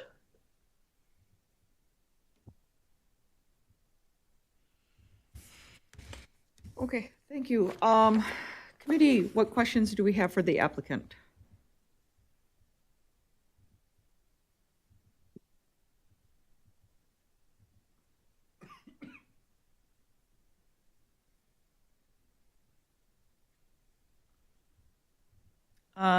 Attorney McReynolds.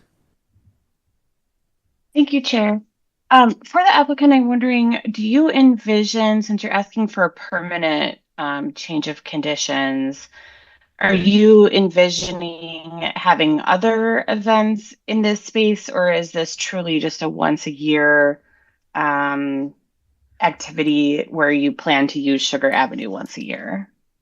So currently we do not have any other events planned, and I don't even have any in a creative stage in my mind.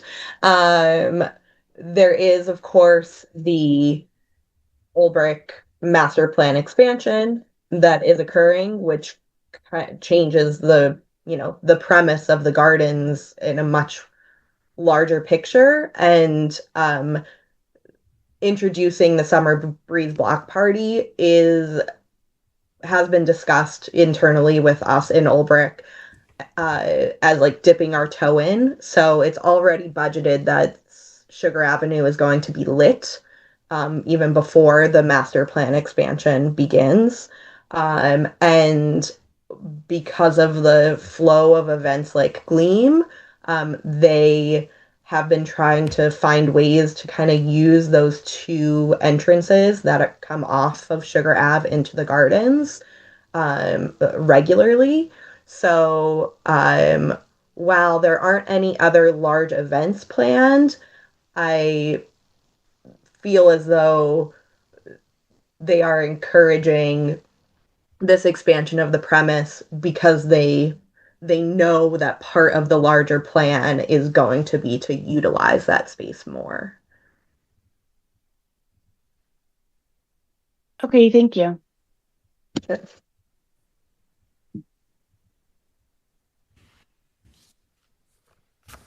there any other questions for the applicant? Alder Verrier. Yeah, thank you. If I understood your explanation, which was very thorough, and apologies if I'm not understanding this completely, there was a street use permit granted by the city for this event yes. already? Yes. It was submitted by Olbrich. And I will say that the process was having done these permits, the permitting process as Garver, and then been along for the ride as my counterpart at Olbrich was doing them. It was a little bit different because Olbrich is already the city. So, there were some shortcuts, I guess, for lack of a better term, that they were able to take. So I don't know how, and like they just were able to have a meeting where they sat down with fire and streets and zoning and everybody all together and hashed out the details. But yes, there was the formal application was submitted and approved by fire. And honestly, it might be on the same common council meeting as this application will be. Yeah. If it's going to common council at all. Sorry, I don't know the exact process that application is taking. Yeah. I guess I'm trying to, I don't know if Mr. Verbeek, you can help me with this. And I obviously, I'm supportive. I don't see anyone wouldn't want to support the Summer Breeze Block Party event, but if this is indeed a street use permit, it would be a different application for us. And I don't know if there's a provision to. Well, are you talking about if it's an alcohol license through street use? Right. Well, so we ran into So Garver. is Garver, into this is Garver Events same- LLC Garver's- licensed premise all of Olbrich Correct. Botanical Yep. Gardens square footage every? Correct. Yes. So we dealt with this same issue last year for sessions at Garver, Mhm. where we didn't do the street use alcohol license because we already have the licensed premise. So we had to choose kind of the street use permit or the path of changing the premise. Mm-hmm. And in both cases, this made more sense. Though I'm pretty sure on the Olbrich street use application, just like I did last year, she still filled out the alcohol section. But really, in case they want me to pay the fee for the alcohol, for serving alcohol in that space. But that permit is a temporary permit for an isolated event, not a permanent change to the premise. Okay, I mean, if our legal counsel doesn't have any objection, I certainly am not objecting. It's an interesting question as to whether or not this is considered a street use permit or not. I honestly don't even know if Sugar River is an official street. I guess it is, not considered parkland. Maybe you know the answer to that. If Sugar Avenue is an official street as opposed to 100% It is city an official parks. street. Yep. Although City Parks owns the property adjacent to the entirety of it, would you say? Yes. Okay. I've spent a lot of my time the last 2 years thinking about this issue as Olbrich expands, and I exist on a little island surrounded by city property. Okay. All right. Well, thank you. Again, if our legal counsel says this is fine, this instrument to get you this and in a permanent way, so be it. It's just when street use phrase comes up that I don't understand why we needed it. Muddy. Yeah. There aren't a lot of street uses where you can use an adjacent alcohol license to have the service of alcohol on the street that I can think of. But anyway, I'll leave it at that. Thank you. Reynolds. Thank you, Chair. So I think that the change in premise application is fine. I do think it's confusing that it's being asked for permanently, and so I would recommend that it just be for these dates, and then if this does continue in future years, to come back for another change in premises. Okay.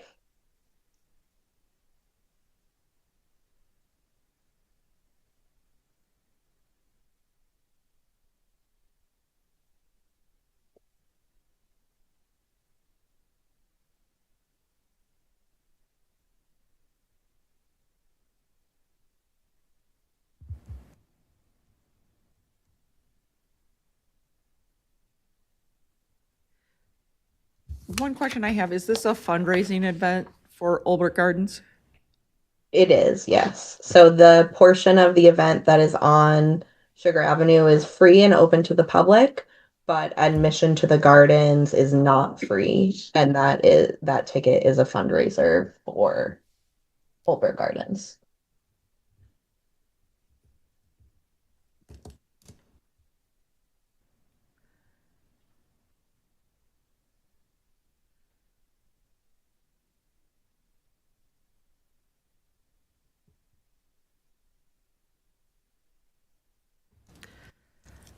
Committee, is there any other questions for the applicant?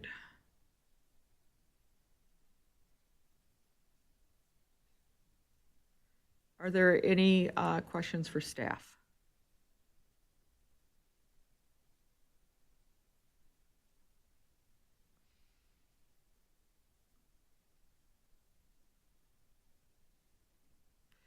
Okay, committee, what would you like to do? Ms. Clemens. This is actually, sorry, I want to sneak in a question for staff. I want to confirm that Attorney McReynolds' recommendation was to, if we were to grant, to limit the license, the change in premise for June 12th and June 13th only, with no reference to hours, but just kind of specifying dates. Is that what you would recommend? I didn't think about the hours. I mean, it sounds like they have a handle on what they envision the hours to be, and I'm not personally concerned that that's going to change drastically. But you could put a condition for the hours if you wanted to, but definitely I think it should be limited to those dates so that it's just not an open-ended sort of permanent, an actual permanent change. And then once things kind of shake out as to what's happening over there and what events they might be doing, then I think the committee can reevaluate when it's necessary.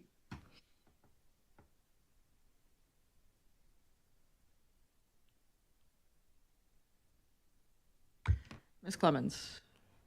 Thank you, Chair. Okay, in that case, I will move that we grant the change in premise with the stipulation that it is for June 12th and 13th, 2026 specifically.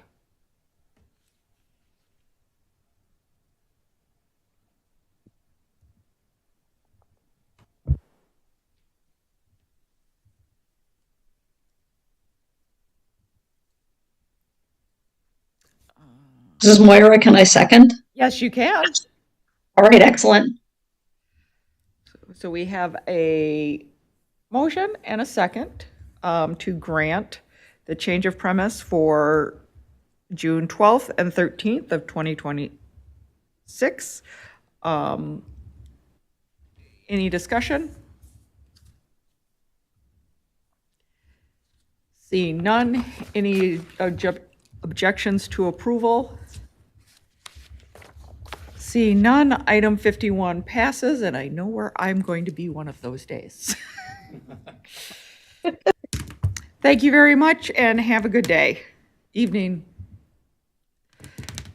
Okay, up next, we are moving on into our 21-plus entertainment licenses. Item 52, a 21-plus entertainment license for Pink Heifer LLC, doing business as Pink Heifer Barbecue Saloon at 567 State Street. Agent Jordan Fox.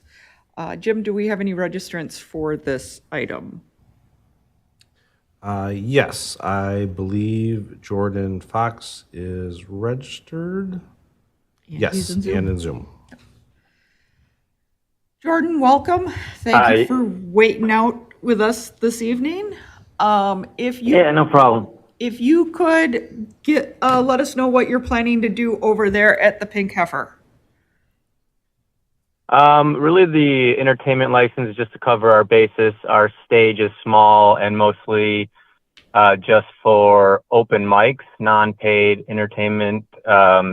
Students or people can just sign up for pretty much one-man band, guitar, sing, maybe some stand-up comedy type things. But on random occasions, or we get to the point where we want to do paid entertainment, we just want to make sure that we have the license for it. So that's really about it.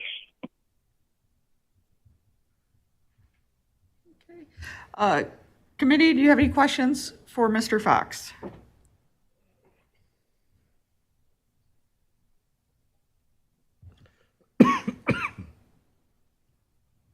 This is item 52? Yes. Okay.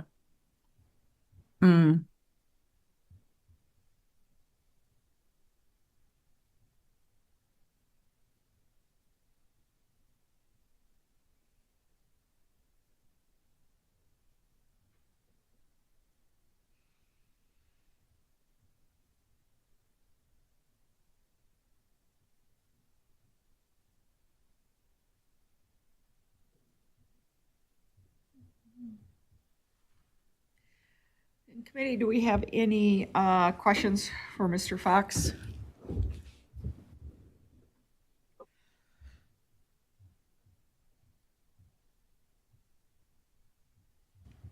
Alder Cole. Yes. So just to make sure I'm clear, so this will require amplification. I'm sorry, what? What's that? This will require amplification. Speakers. Oh, yes. We already have surround sound speakers throughout the restaurant that we play our, kind of background music on. So nothing additional other than that. Okay. And it's really just one microphone that plays throughout the speakers throughout the restaurant. And I don't know for the committee, if this is one that we require the elder, but I know in my personally, I do get involved in my entertainment licenses. So did you get a chance to speak with you, Alder? I'm trying to remember. I believe, looking through my emails, we did.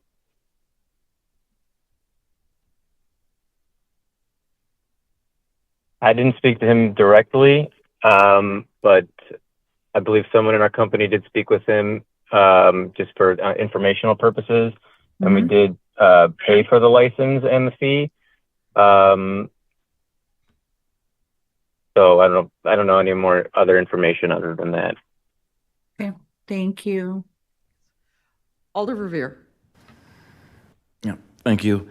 I'm curious, have you long had similar entertainment at your original location in Monticello? Yeah, every Friday and Saturday night we have live music, paid entertainment and bands, things like that, every weekend. And you don't plan to have it that extensive on State Street, or you then? No, we have a much bigger stage down in Monticello, our original location, our first location, and the one on State Street is pretty much room for just one person, more so for mostly aesthetic up until this point, but there is full hookup for our microphone and one person to play guitar or sing and things like that. So we are going to have signups, or we are looking to have signups for people. We've had several requests already. We're looking to launch or promote our open mic as soon as possible. So yeah, that's what the license would generally be for. And in the event we got to a point where we were paying anybody, we don't have a whole lot of room, and we like the open mic idea. We just want to make sure all our bases are covered, and we have the proper licenses. Sounds good. Thank you.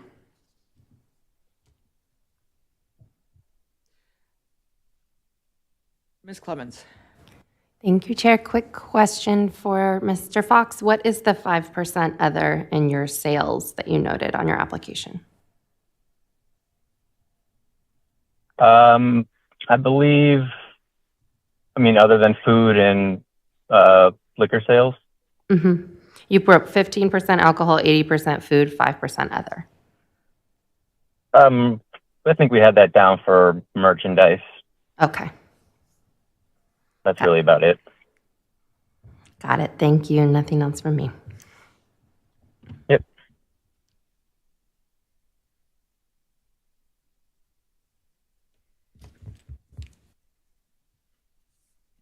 Are there any other questions for the applicant?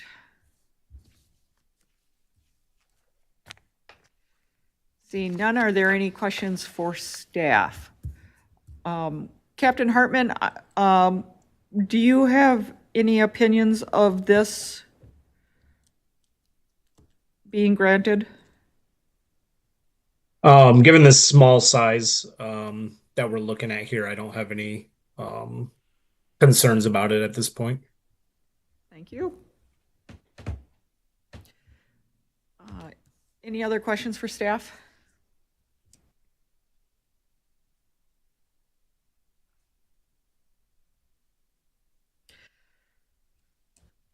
Okay, committee, what would you like to do?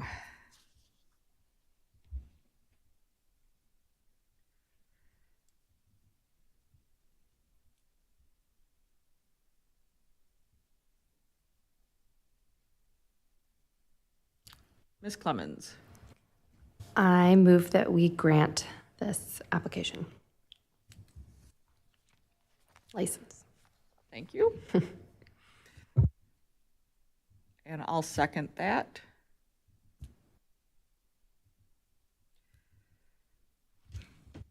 So we have a motion and a second to grant the 21 plus entertainment license. Is there any discussion?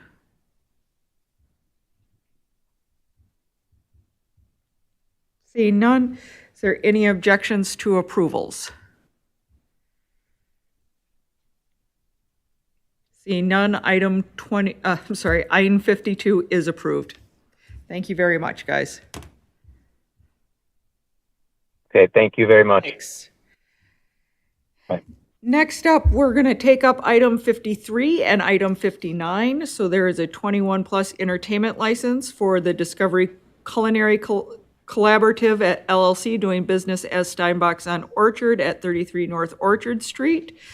Agent Megan Moderson. And item 59 is a public hearing new license for Steinbach's on Orchard. Jim, do we have anyone registered for this item today? Yes, Megan Moderson is registered and for both items and in Zoom. Hello. Hello, Megan. If you could just give us the quick lowdown about what you're going to be doing over at Steinbach's. Yeah, of course.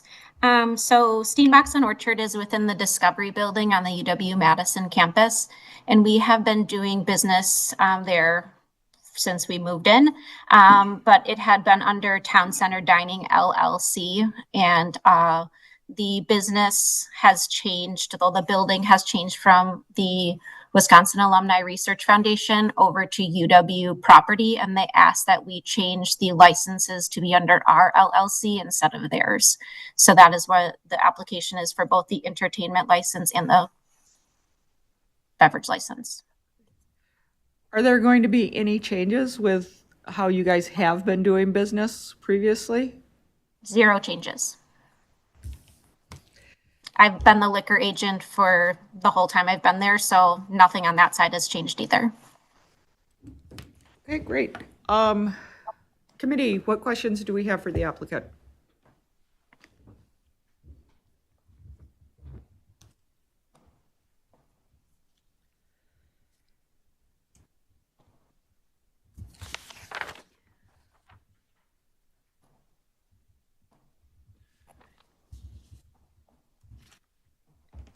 Committee, do we have any questions for the applicant or for staff?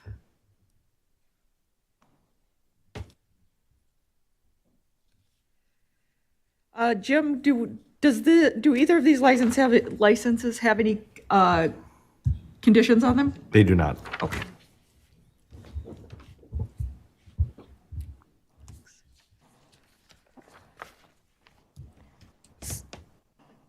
Committee, what is your pleasure for 53 and 59?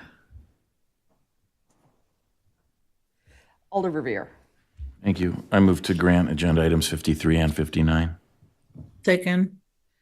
Okay, so we have a motion to grant 53 and 59 with a second by Alder Cole. Any discussion?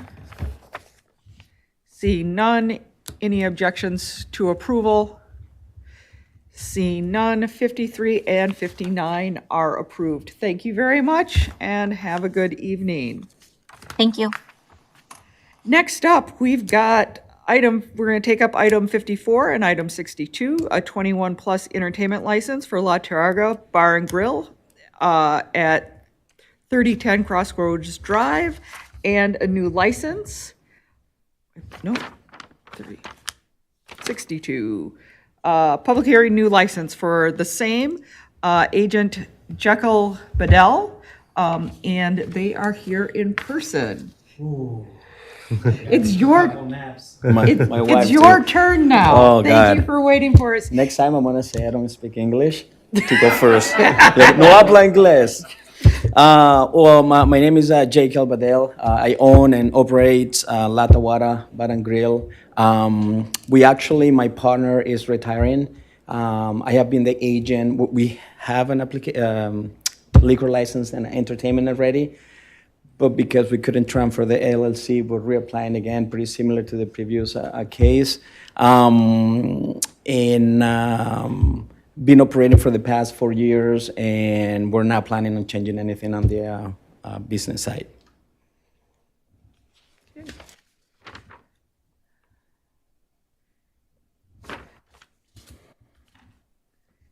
Are there any questions for the applicant? If you happen, what? Oh, no, I did not. Have you contacted the alder of the district, the police captain, and the neighborhood association? Yes, I did. I talked to Sabrina Madison, to the captain, Edward Marshall, and there is not a neighborhood association in the District 17 of that area. And I talked to both of them, and they knew there was a Venezuelan restaurant, and they didn't have any issues. We have been operating as a Venezuelan restaurant for the past 4 years, and we had to get any issues or concern or fight or anything in the place. Okay, great. And if you haven't had their take on lasagna, you are missing out. Alder Cole.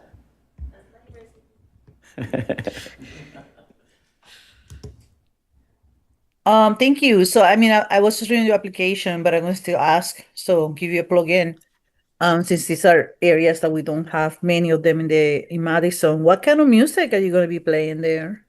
Well, we haven't played, we're not, well, with the current license we have been playing, we have Latin music. We have Angela Puerta, I don't know if you know her, she plays every Thursday. Nobody knows Angela Puerta. No, Yeah, nobody knows. yeah, she plays there every Thursday. The first Saturday of the month, we do dancing like salsa, merengue.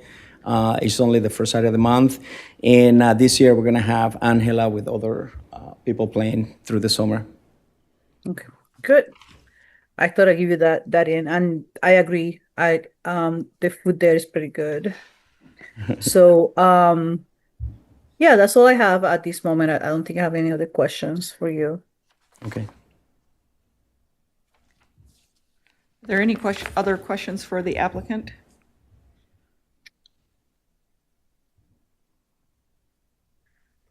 See none, are there any questions for staff? Attorney McReynolds. Thank you, Chair. I may have missed this, but are you having sound amplified outdoors? Yes, we are.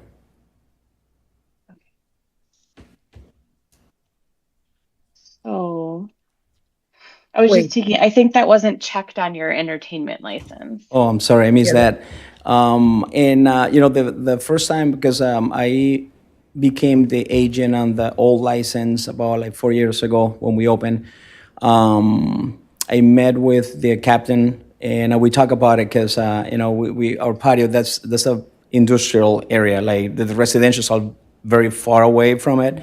The patio is actually facing High Crossing. There is a street, and there is nothing in front of it. And there is also a venue next to us that they also do live music outside, but we haven't had any issues with any of the neighbors or people around. Okay, and then this is more of a question, I think, for Jim. Jim, can you clarify what the capacity is for this establishment? Yeah. I'm sorry. No, go ahead. Let me look that up. I'm sorry, I think I missed the capacity on the entertainment. But if you look on the other application, it is actually listed there, on the liquor license application. Okay, so 64 outside is your capacity? The patio, yes. Okay. And that's just the patio along the side there. Yeah, Okay. and 273 the inside. Yep. Alder Cole. Well, I mean, that kind of puts a spin into this conversation, because I don't think it matters where you're located. You still have to go to Plan Commission to do outside music. Isn't that accurate, Attorney or Vervier? Zoning will have to sign off on it, so. Yeah, just before for license issue. you, right? So, I just wanted to point that out, that if you have outside entertainment, this is not the only committee. We will discuss giving you the license, but for indoor amplification, but for outside, you still have to go to Plan Commission. Okay. Also, can you please tell me, I'm sorry, how do you pronounce your name? JKL. JK. Okay, thank you.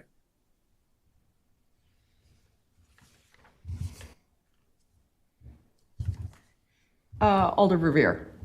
Yep, thank you. On the issue of the patio, and you obviously have been here for hours, and you've heard us talk about patios before and how you need to check in with the building inspection division, specifically the zoning folks there. So I won't repeat that for you. But there is do you know by chance, did Pizzeria Uno have amplification outside? They had. And they obviously had outdoor seating. They had right? speakers already outside, yeah. Because you all inherited what they had, right? That is correct. Yeah. Yeah. So And my like I say, like initially, I partnered with the owner of Uno's, but he's Tom Beach? Tom, yeah, yeah, but he's now retiring. Right. Instead, he cut ties, and now I'm doing all the stuff to take over my own licenses. Yeah, besides those. Yep, so there should, assuming Tom did all the right things many, many, many years ago, there should be a conditional use permit already on the property for outdoor dining. Yes, But yeah. you definitely need to double check that because as has been mentioned, we can't issue you the alcohol license until zoning has signed off. The new alcohol license, obviously you already have one, with the new corporate entity until they're comfortable. So you definitely should take the advice you've heard us talk about all night with the other restaurants that you need to check with zoning across the street in the municipal building. Okay. And they want you to, again, they have a website that explains the outdoor dining requirements, and they ask that you set up an appointment with them. You don't just show up. Okay, yeah. At their counter. So you should do that, but hopefully, perhaps the fact that conditional use permits generally run with the property and not the operator, maybe there's a good chance that you won't have to go to a plan commission meeting, but we don't know tonight. Okay. And now what will be the other option? Like not doing amplified outside and that will be approved? Yeah, Or maybe? You don't have to go to, as I mentioned earlier, you don't need to go to the plan commission generally if you don't want any amplified music or live music outside, or if you're going to close the patio by 9 p.m. Okay. I don't know how late do you currently have people outside? We do a cheap place like 6 to 8. Is what So you don't have people eating outside after 9 currently? The patio is open, yeah, the Yeah, so restaurant is there are open. people eating outside on a beautiful night But after 9. the music is only until 8. Yeah, sorry to confuse you. So it's amplified or live music anytime, 24/7. You have to go to the plan commission now. Okay. And then also, an additional requirement is if you want to use the patio at all after 9 p.m., you also need to go to the plan commission. Okay. But again, to repeat my main purpose in talking about this further is there is a chance that Pizzeria Uno's conditional use permit Yeah, I'm pretty sure still they had- still runs with your property, and you might not have to go to the plan commission if it's in order, but you need to absolutely check that as soon as Okay. you could. All right. There could be conditions on that old Tom Beach conditional use permit for outdoor patio that you might not know about Yeah, in terms now of the that I time that they have to recall. close. Now that I recall off. And it's a letter, so if Tom has a Mm, yeah, letter I'll- on planning department letterhead, that's what our conditional use permits aren't like Mhm. the alcohol license or entertainment license you have hanging on the wall. It's an actual letter that. Yeah, I will talk him, but like I say, now that I recall off, because, I used to be, that's why I ended up in that location. I used to be a manager at that place long time ago, and I don't remember that we have any restrictions on the patio.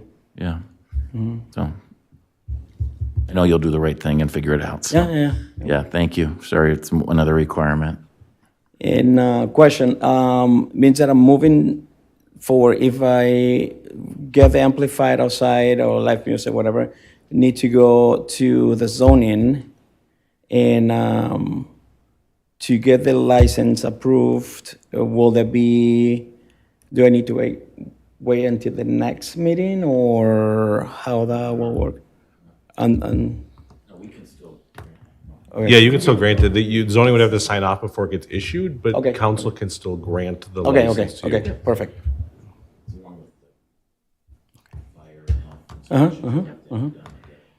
Okay. Captain Hartman. Thank you, Chair. I don't know if it was stated, and I apologize if I did miss it. Was it indicated what time music does end? If this was to be granted? What do you mean for the patio? Is that? Go ahead. The entertainment license. We do like Latin night. That is the first Saturday of the month is inside the building, and that ends about bar time. And we play during the summer every Thursday. We do live music on the patio from 6 to 8. Okay. And there was just one note from Captain Marshall, who had some thoughts of maybe limiting how long the live music goes until, and maybe ending prior to the close of the establishment. But I'm not sure if this is a practice that has already been in place where music is already going until that late. I don't know if you can clarify that for me. Yeah, like you mean like the first Saturday of the month, like the dancing Latin night? Yes. Yeah, that has been going until bar time, until 2 in the morning. 2 in the morning. So then it might be a mute point already if it's already been going and not having any issues whatsoever. Yep, not at all. Thank you very much. No further questions. All right, thank you. Are there any other questions for the applicant? Seeing none, are there any questions for staff?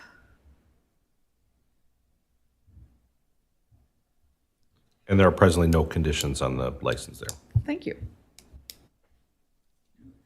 Committee, what is your pleasure? Alder Verveer. I move to grant agenda items 54 and 62 with notation here, or correction on the record of the entertainment license application that the capacity is 273 persons inside and 64 persons outside. If Mr. Verbeck hasn't already corrected in Legistar, if we could correct the capacity in Legistar for the agenda item 54, please. Thank you.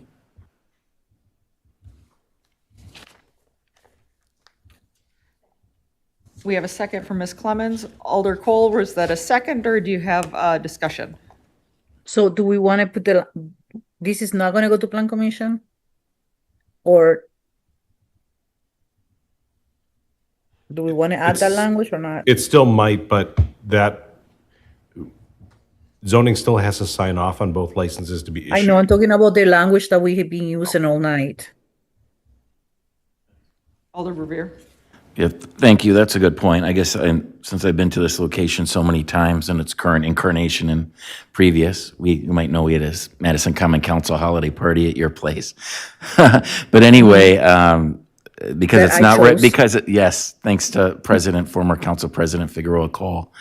My thought, I guess, was that because it's not a residential area that we didn't need to worry about this, but for consistency's sake, which Alder Figueroa Cole is very good to remind us that we need to be better at, I would add as a condition that on both licenses, that the establishment shall abide by, if I'm remembering what I said earlier tonight, the establishment shall abide by all conditional use permit provisions, which would then take care of, just to state the obvious for the applicant, take care of if the Plan Commission or Mr. Beach's former current conditional use permit has conditions in it relating to what time you have to stop using the patio. Yeah. I'll second that, and just to comment on that, I mean, when we made the changes of the entertainment licenses last year, it was extremely hard to find those cops. The staff had to go and find me the letters one by one. So I think it's good to create a record that we can easily report on. Doesn't matter where the location is. If it's related to a cop, we should connect it so we can easily find them. That's really my intention behind that. But thank you. I'll second it. So we have a motion and a second for approval with conditions. One condition about the CUP for the license. Any discussion? Seeing none, any objections to approval? Seeing none, items 54 and 62 are approved. Thank you very much. Perfect. Thank you so much. Thanks. Good night.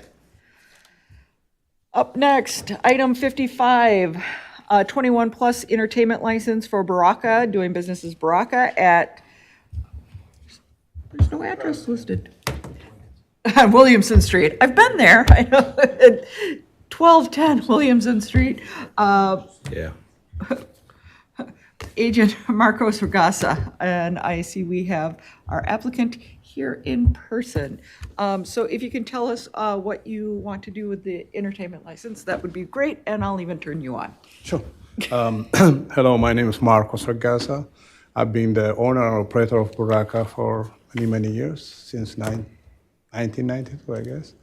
And I moved to this location about a little over 10 years ago. And I just wanted to add into the establishment and entertainment for 21 plus. And I already used about temporary permit for 5 days of the year, and we already experimented. And it will be an additional revenue, and also there's a need for an entertainment. That's why I wanted to do that.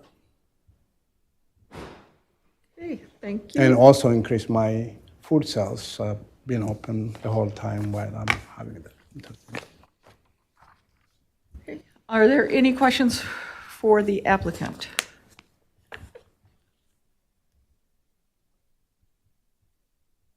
Is the entertainment inside or outside? It's inside, but I would like to do it inside in the summertime. Well, since my area is a party land, we have a block away from me. There's festivals all the time. So I would like to incorporate into that if possible. Alder Verveer. Oh. Could you, hi Marcus, nice to Yes, see sir. you. It's been a long time. Yeah. I miss you still being on State Street. Anyway, could you repeat the response you just gave to our chair? I couldn't hear from here, Yes, sorry. what I say is like my area is already a party land, they call it, because there's a festival going on almost every weekend in the summertime, a block away from me in the park. In McPike Park, right? Correct. So I would like to incorporate the outside seating into the amplified music if possible. Yeah, there's currently conditions on your license relating to the outdoor patio and that no amplification is allowed. And so we wouldn't be able to do that tonight because that would be amending your current alcohol license. But also that's kind of a big deal because you do have, residents living in the back. And I remember the previous establishment there had issues with noise and the neighbors in the back patio, which is why there's a condition currently on your license not allowing amplification in the back patio. Yes. So if you do want to pursue that, which I appreciate you might be interested, I would strongly suggest that you, if you haven't already, talk to the Marquette Neighborhood Association and the alder of your district, Davey Mayer. And I don't know if you talked about the patio with either of them already. I did not talk to the neighborhood association, but I talked to my alderman, and he came and observed it one of the Thursdays when we had the entertainment, and he approved that it's no problem with the issue. But the outside, I did not ask. Yeah. I can't do that. That's I don't see speaking for myself, I don't see the entertainment license inside to be a concern with your neighbors. I'm sure that the volume will stay inside the building, but I do think that there might be some concerns outside, especially what time you might end the amplification if we do that. But you'd have to make a new application for a change of conditions to pursue that. So the earliest would be our July meeting now, Mr. Verbeek? The deadline for our June meeting passed, right? Correct. So you'd have time over the next several weeks to pursue that. I'm sorry, that would mean that, you couldn't have entertainment outside much of the summer, but I could see the Marquette Neighborhood Association probably wanting to have a meeting that they advertise to discuss amplification outside. No problem. Because I've been on this committee a very long time, but I want to say that it was when Jolly Bob's was there that we actually forced them to end live entertainment or rather amplification outside because of noise complaints with some of the neighboring residents. So it might not be completely non-controversial again if we look at those conditions again. Can you confirm what the conditions are, Mr. Verbeek, so we can, assuming that we move to grant the entertainment license tonight, so that we can be consistent and have the current alcohol license conditions also be concurrent with the entertainment license?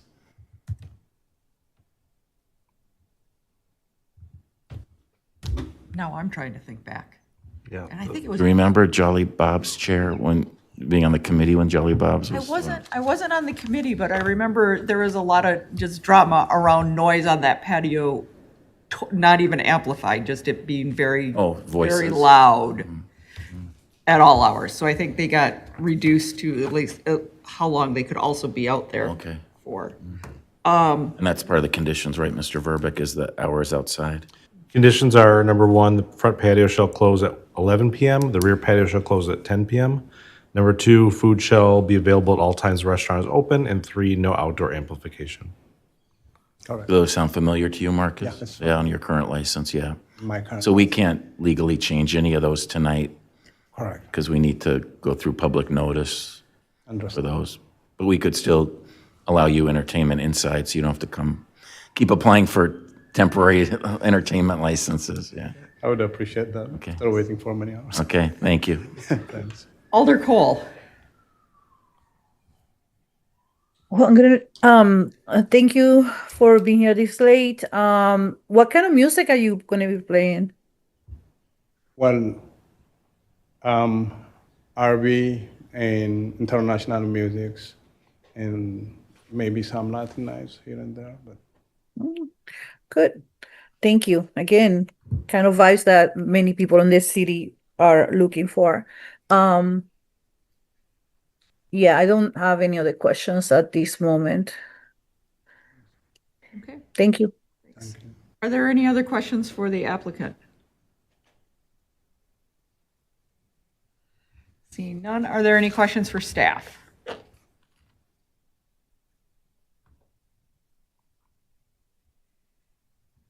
Seeing none, Kat, Well, I was going to say too, I know the committee is trying to be consistent about it, but I know we talked about how he's not informed the neighborhood association yet, and given it's a very residential area, I don't know if that's something the committee wants to consider.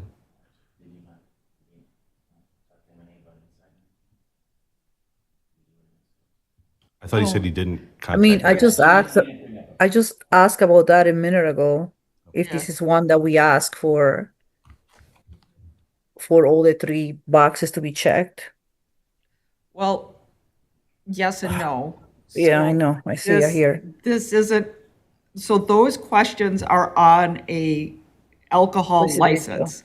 They are not on our, unfortunately, they are not on our entertainment license or those other things. So we don't set that expectation at the time that they apply that they need to do these things.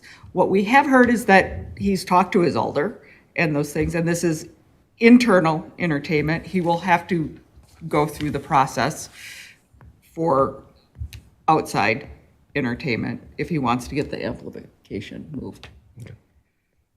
Yeah, We typically do hand out the brochure with the information on it.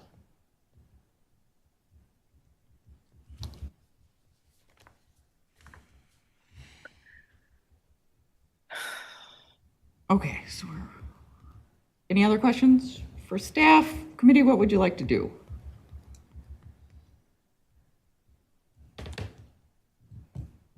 Alder Revere. Move to grant with the following three conditions, consistent with the current alcohol license. Number one, the front patio shall close at 11 p.m. The rear patio shall close at 10 p.m. It really should be by, but we'll be consistent and keep the same language. But anyway, condition number 2, food shall be available at all times the establishment is open. And condition 3, no outdoor amplification. But if there's a second, could I just say one more? Second. Thank you. Second. Yeah, so I just to confirm, even though Marcos, even though it says no outdoor amplification, with this, in fact, maybe we should consider, you shouldn't have live music outside, even if it's not amplified. Even acoustic, no. Yeah, so maybe we should even add another condition, given the noise concerns we've had there over the years, for the, you don't, I know that you would do the right thing and you wouldn't have live music outside when after this license is granted. But I think until you come back and have further conversations with the Marquette Neighborhood Association and Alder Mayor, that, we probably should be safe and add maybe a 4th condition to this entertainment license and say that, no outdoor, so it already, condition 3 says already no outdoor amplification. I think we should perhaps add no outdoor amplification and add the phrase or live music. So I think acoustic music could bother some of your residential neighbors as well. Don't take any of this personally. It's just a Jolly Bob's history. Well, I'm not Jolly Bob, but I know you're not. I know. You're very friendly. No comment on some that. I'll get myself in trouble at the late hour here, so shut up. You still have a second on that? Yes. Is this friendly? Okay. Any other discussion on this one? Seeing none, any objections to approval? Seeing none, item 55 is approved with with those conditions. Thank you. Thank you very much, Rob. And have a good night. Thank you. Okay, up next, we have a municipal approval of full-service retail alcohol sales. Number 56, for One Barrel Brewing Company, doing business as One Barrel Brewing Company at 202 North First Street, space 403. I'm going to assume that our registered agent is Peter Gentry for this. Yes, and in Zoom. Okay. Peter, welcome. If you could just give us a little bit of an idea of what you're going to be doing over at First Street. Sure. So we are going to have a kiosk in the public market. And the point of clarification, this is a state license that we have to get because we're a brewery, and it is not a full liquor license. I know it says full retail service. That's just a state piece of jargon. We're actually only asking for beer and wine. And I don't know, probably to give you some background, prior to about 3 years ago, a brewery could actually sell beer 24 hours a day, 365 days a year without much outside of state regulation at all. The state changed that to give us, based on volume, a certain number of, if we wanted full service, full alcohol establishments. And the mechanism for getting that is to ask the city to sign off, and then I take that signed off on, not actual liquor license, but basically this form that I've submitted that the city clerk eventually signs off on, send it to the state, and then they review it and give me the license that I'm regulated by. I think the really positive part of this regulation is it does now force breweries to go through the ALRC process. Generally, we don't have to put out an orange sign and all those things. But that's the background. And I think, by way of explanation, the space, it's as small as you probably see, 300 and some square foot space. It's going to be basically a 5-seat bar that will serve beer and actually hard cider, not wine, but because cider is considered wine, we are asking for beer and wine to customers of the market. They can either sit at the bar or they can buy six packs to go and things like that, along with any other products they may buy from the other vendors in the market. So that's the story from me. Okay, thank you, Peter, and welcome back to Madison having a storefront. Alder Cole. Thank you. Can I pause some questions to the applicant and ask Attorney McReynolds to run us through this new or somewhat new process that we have in front of us? She had just raised her hand before I called on you, so I think she was Oh. prepared because I was going to ask the same question too. So Thank you. Yeah, so I like to pass some questions to the applicant and understand, get my bearings here. Thank you. Sure. Yep. Okay. Yeah, thank you, Chair. So we've talked about this a couple of times. I keep saying this is new, but really now it's, a year or two old maybe. But I think Mr. Gentry did a pretty good job of explaining it. Breweries, wineries, producers generally could sell their own product at their own location without ever talking to us. And that's still true. But now there's a process through a state permit where if they are a producer, they can have a location where they produce, where they can sell things other than just their own product. And on top of that, a producer can now have another location, another fixed location, where they can sell their own product plus other products.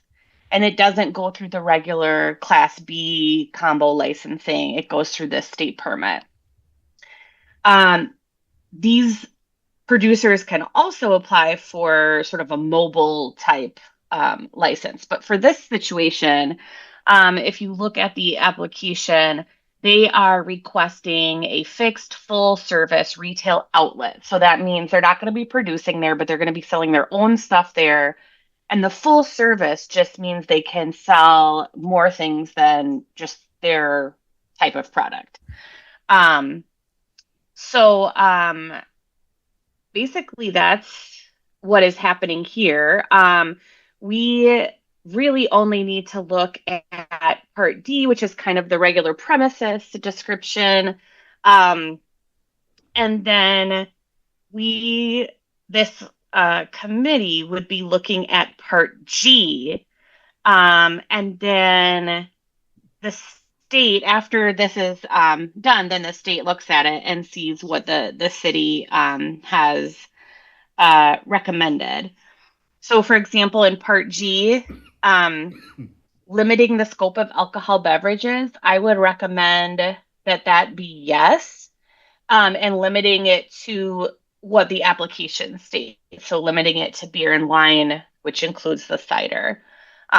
If you don't do that, then basically a place like this, I'm not suggesting that this would happen, but a place like this could just start selling liquor without coming back to the committee. At least that's how I see it. Like once this is approved through the state, like we probably will never see it again.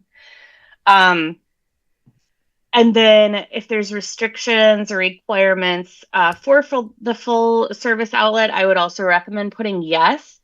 And then in the description of why, or what those restrictions are, I would recommend something to the effect of that the applicant is required to have all city sign-offs before this application may be forwarded to the state DOR, the Department of Revenue, for approval. And the reason being, and we changed this ordinance not too long ago when we changed the makeup of the ALRC from 9 down to 7. I put something in there referring to full service retail. And essentially it's so that we can treat them, we treat them with the same standards that we would for any other applicant.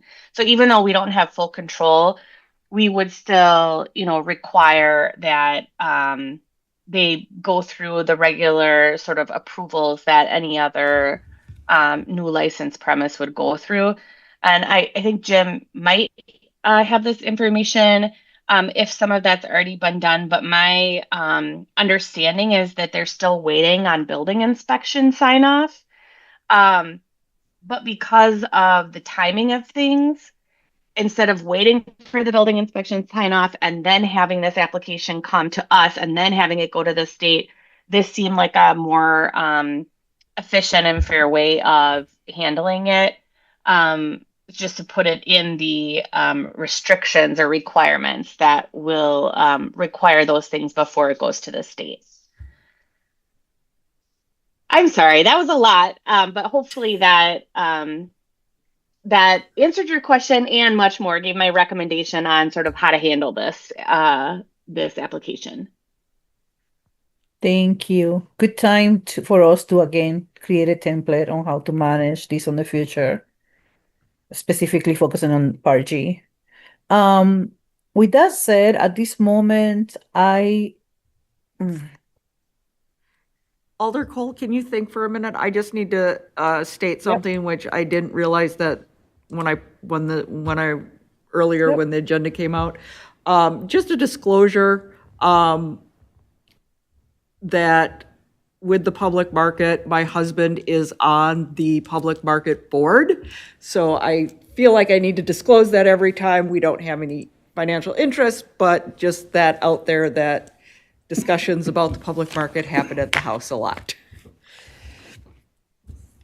Thank you. No problem. Now Alder Cole. And I'm sorry, how do you know that this is the public market because of the address? Forgive my ignorance. Yes, and because of the Peter also mentioned it, but I also knew that they were one of the vendors for the thing. Oh, it says right there. I found it in the Madison Public Market. Yep. Okay, so this is inside the public market. Oh, okay, got it. I was going to ask the actual location about that. Yeah, I guess I do not have any questions, but I think for the committee we have enough information on this application to formulate the conditions at the bottom. So yeah, I'll move on with no questions here. Thank you. Are there any other questions for the applicant or for staff? Attorney McReynolds. Thank you, Chair. One question for the applicant. I saw that you did not check samples. Do you not plan on giving out samples? Oh boy, I guess I didn't see that. It's number 23, and I think if that is something you're contemplating, you could just ask Jim to kind of amend it, and then it would go to the state with that checked if that's what you would like. Yeah, I suppose so. It's not going to be a regular part of our business practice, but at our other tap rooms, people are always asking for them, so it'd be good to have that box checked. Right. Nothing further. Thank you. Are there any other questions for the applicant? Are there any questions for staff? Okay, see none. Committee, how would you like to word this motion?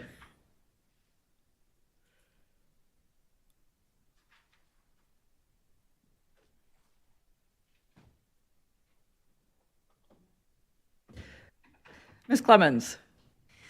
Thank you, Chair. I move that we grant agenda item 56 with the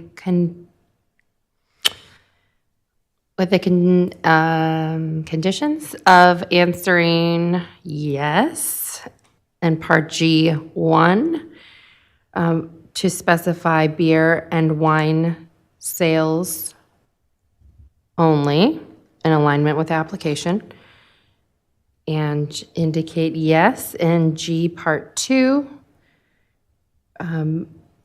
to indicate that all city approvals must be in place before the application is forwarded to state agencies.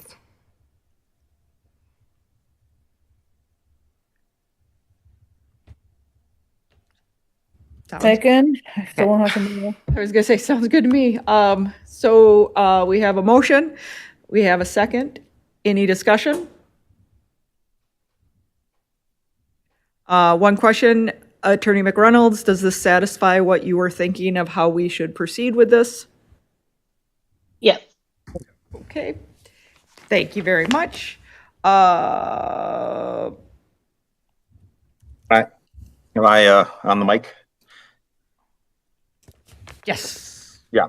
So I, generally speaking, have a problem with this. I would say this process creates additional burden, so surprisingly, to breweries, because how this is functionally going to work now is I have to wait until I actually build the space, sign a lease, build the space out, get city approval, a building inspection approval, before I can then forward this to the state, whereas any other liquor license applicant would be able to go through that whole process with the contingency that as soon as building inspection approval was granted, they would get their liquor license. However, I'll be sitting there waiting until I can forward this on to the state. Now, Attorney McReynolds and I have had a little back and forth on this, and I don't know that there's anything that can be done, but I wonder if you can change the language a bit in that part 2 there, that yes, there's conditions, but I am wondering if I could forward this on to state so that they can have it sitting there until you guys give the approval, or some mechanism like that. And I understand fully the answer may be no, but I'd be remiss if I didn't ask the question. Attorney McReynolds.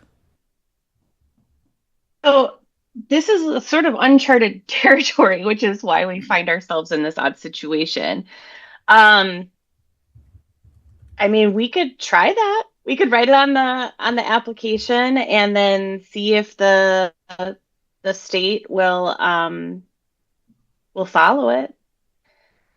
I think we just don't know exactly how to handle these. I mean, the main thing is that the policy behind it was to try to treat these similarly to other places. So we didn't want to just approve it without, having building inspection sign off. But if we are treating them similarly, I do understand what the applicant is saying. So I think you could tweak the language a little bit. Let's see.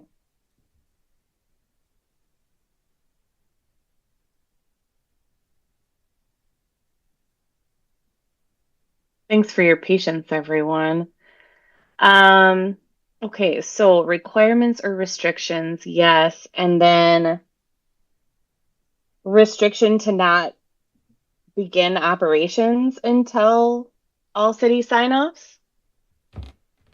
Mr. Gentry, would that be acceptable for your purposes? Yeah, that would be fine with me. And as I pointed out, it would be very, very foolish of me to try to do an end around on this one, because, I'm sure you guys could all find some other mechanism to take it from me. So, yeah, as long as it's all contingent on me getting everything, but it all comes at the same time as your language kind of makes it seem like it will, then that'd be fine with me. Okay, so now procedurally, Chair, I'm not sure what to do because there was already a motion and a second. So we amend the motion to update the language with what you just stated. And is that amendment considered friendly? Yes, I'm okay with amending my motion just to clarify. So we'll say in part 2, G, part 2, that the application, operations may not commence or begin until all city approvals are complete. Just clarifying, is that what Attorney McReynolds suggested? That's what I'm suggesting. Okay. Absolutely fine with me, if that's messiness works for Jim.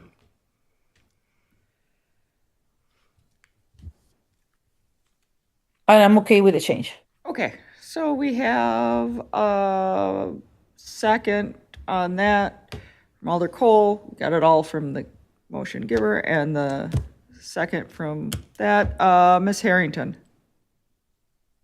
Oh, I was just going to second, but we already got the second. So Okay. we're good. Okay, so any other discussion? Seeing none. Any objections to approval? Seeing none, item 56 is approved. Thank you, Peter. Thank you.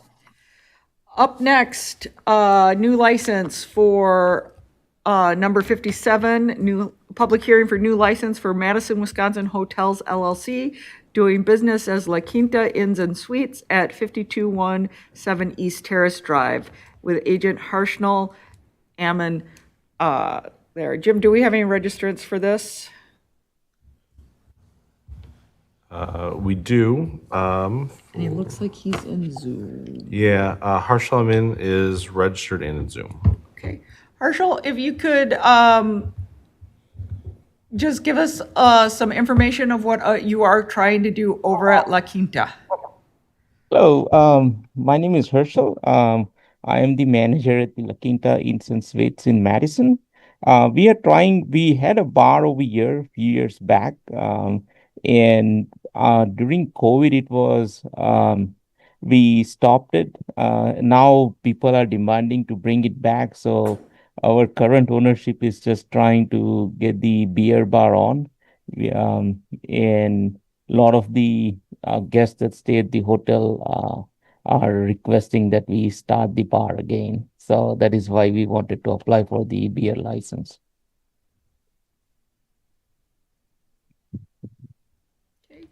Have you guys contacted the district alder, the police captain, and it's not really a neighborhood association over there, but had a public meeting at all regarding this liquor license?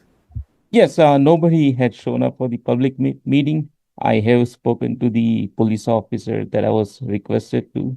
And I did reach out to alderperson several times, but there was no response from her. But I did speak to the North District Police officer that I was requested to contact. And I also spoke to our neighborhood association that runs this whole area. And there was no objections from anyone either from our area. Committee, are there any questions for the applicant?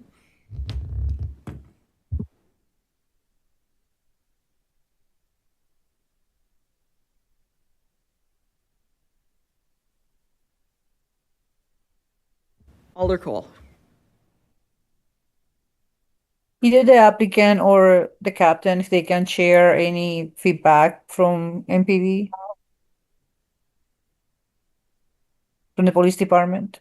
The only feedback I had from the police department is he wanted me to have a camera over the bar. That was the only feedback I had from him. I'm sorry, to have what? A CCTV camera over the bar. Oh, okay. That is the only feedback I had from him. Okay. Good, that is good information to have. That's all I have for now. Thank you. Are there any other questions for the applicant? Are there any questions for staff? Captain Hartman, do you have anything regarding this location? I do not, and Captain Marshall didn't make any other recommendations on it. I'm trying to remember consistency-wise with other hotels, and correct me if I'm wrong, is this an actual bar in the hotel, or is this going to be kind of service at the front desk where customers or people that are staying there can purchase a beer at the counter? And this is an actual bar at the hotel. Then that answers my question. Yeah, no further question. Alder Cole. Are you gonna have any type of food or snacks available?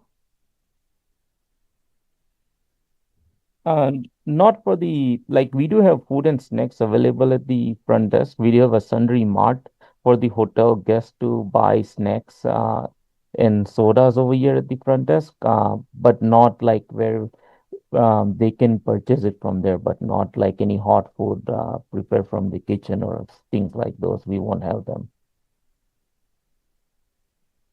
Right, thank you.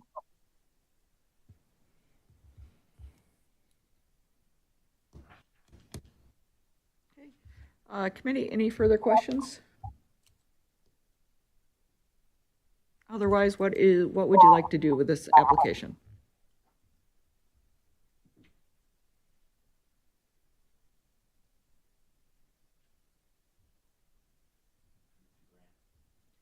Alder Verveer moves to grant. Alder Cole. So 2 questions. Do they have any conditions already in their license? Not that I found. Again, their license was last during the pandemic, and it was a full combination Class B, but I Okay. didn't see any conditions. Mr. And- Verbeck can confirm that. Mike, do you want to add the condition about the cameras? Or leave that out? Not particularly. Okay. Did the applicant say that? Could we ask the applicant? I presume he's still with us. Will they be entitled? Do you plan to install the security camera at the police captain's request?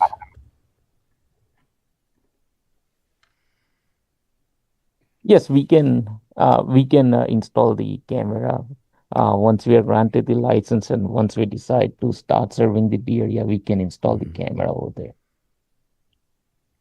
Thank you. Yeah. To answer Alder Figueroa Cole's question, I don't think it's particularly necessary given the circumstances, and it's only a beer license and so forth. I second your motion. The last license did not have a condition on it. We have a motion to grant and we have a second. Any further discussion? Seeing none, any objections to approval?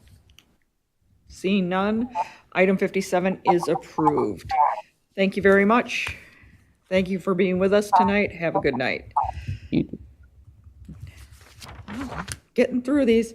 Next up is item 60, public hearing, new license for Bloom Bake Shop doing business as Waltzing Matildas at 1923 Monroe Street. Agent Anne Marie Martin. Do we have any registrants for this item? Yeah, Anne Marie is registered. And I see a Nicole Drives in Zoom with a hand up, but now it's down. Oh, now it's back up.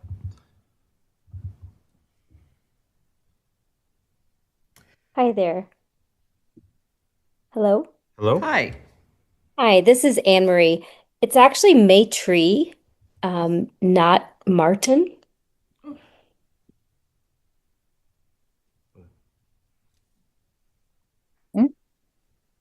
Need to make an adjustment on that? Yeah, I'll adjust that for the Common Council. Thank you. Okay. I thought that was quite important. Sure.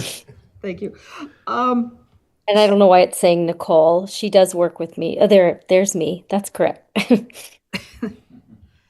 If you could just tell us what you're planning to do over on Monroe Street. Yes. And then we'll have a couple standard questions for you. Terrific. We plan to open a cafe in the morning, Tuesday through Sunday, 8 to 3, breakfast and lunch. And in the evening, we will transition into a wine bar with small plates. Okay. Have you had conversations with the alder of the district, the police captain? How did your public meeting go? And have you had a conversation with the neighborhood association? Yes, I've talked to Tag. He actually was also, in addition, part of the Vilas neighborhood conversation when I spoke with them. And I have had communication back and forth with Captain Blackmore. And everything has been agreeable.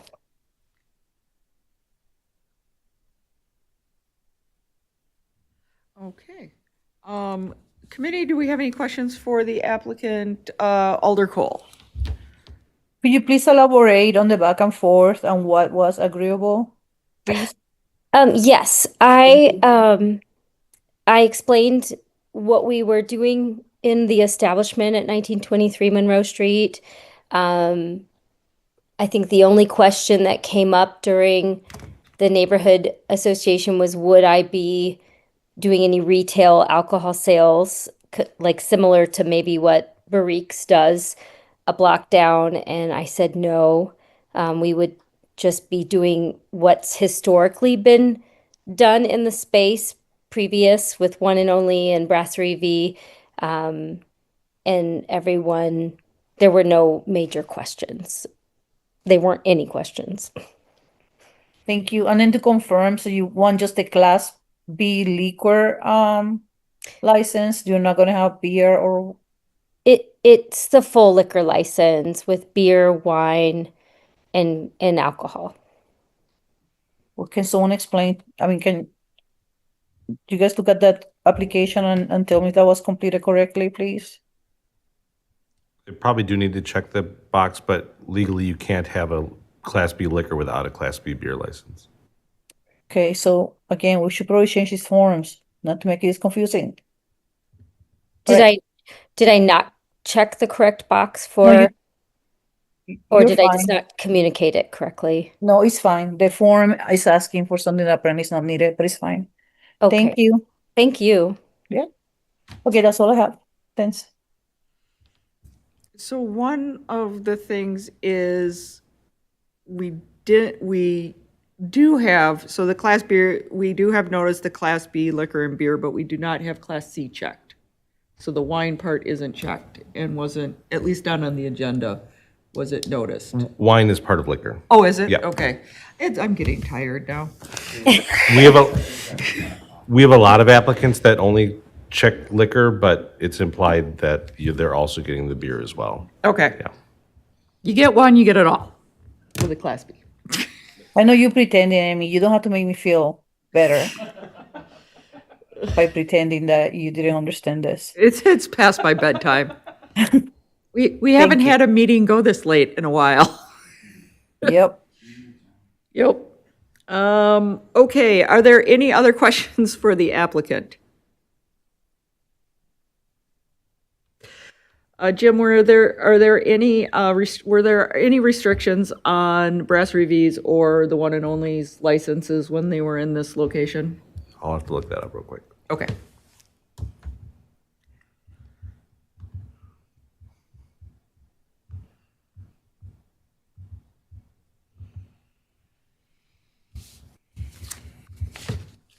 And while he's looking that up, now we're getting to all the places that are going to have food, and I'm hungry now because we've been here.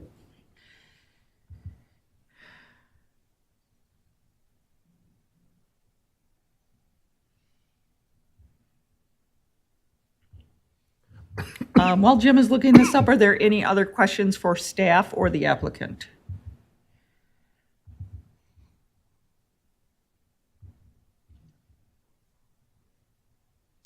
So I do have the answer now, Okay. since nobody seems to be taking up your offer.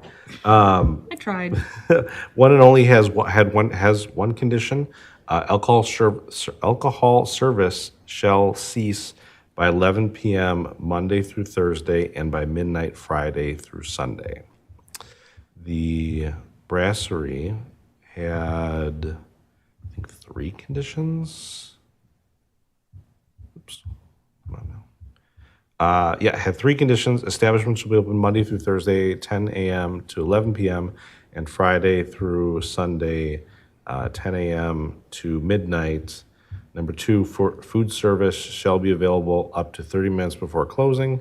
And 3, establishment must meet the definition of restaurant as defined by MGO 38.02. So what I see on their license is they're consistent with, I guess, Tuesday through Thursday, 8 a.m. to 11 p.m., and then Friday and Saturday, 8 a.m. till midnight is what they have on their hours of operations. Correct. That's correct.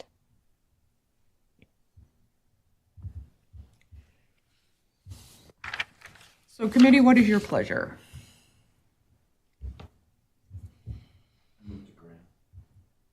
Okay, so we have a motion to grant. And we have a second from Ms. Clemens. Any discussion? Seeing no discussion, any objections to approval? Seeing none, item 60 is approved. Thank you for being with us tonight. Thank you. Have a good night. Thank you. Okay, up next, we have item 61, public hearing, new license, Lake City Books LLC, doing business as Lake City Books at 120 South Carroll Street, agent Molly Fish, who's been very patient all evening, sitting over in the very, very uncomfortable chairs. Mistakes were made. You should have zoomed. Yeah. It's all right. That's fine. This is usually the worst meeting of the year, so. Good. Mike didn't warn me. No. Yeah. Blame Mike. Yes. If you could explain to us what you want to do over on Carroll Street with Lake City Books, that would be great. Great. I will try to keep it brief, and then please ask me any questions that you have. Lake City Books has been open downtown. We're a bookstore. We've been open 3 years. We're moving to a new location on Carroll Street that has a gorgeous existing bar. So we wanted to capitalize on that infrastructure and add a wine bar to our bookstore. We do events typically from like 6 to 8 p.m. a few days a week, which might be a book club or a author reading or a puzzle night. And I think the attendees of those events are very interested in being able to buy a glass of wine. And that would help boost our revenue for said events, which are often free and open to the public. So because we're offering so many free events and we love being that third space for the community, it'd be great to provide those drinks and also non-alcoholic drinks and to boost our revenue in this larger, lovely space of the Pressman Building, which is just a block away. I hope you'll all come check it out after one of these meetings sometime, although we will be closed by the time it is over. So, open to any questions, but that is the gist. Okay, great.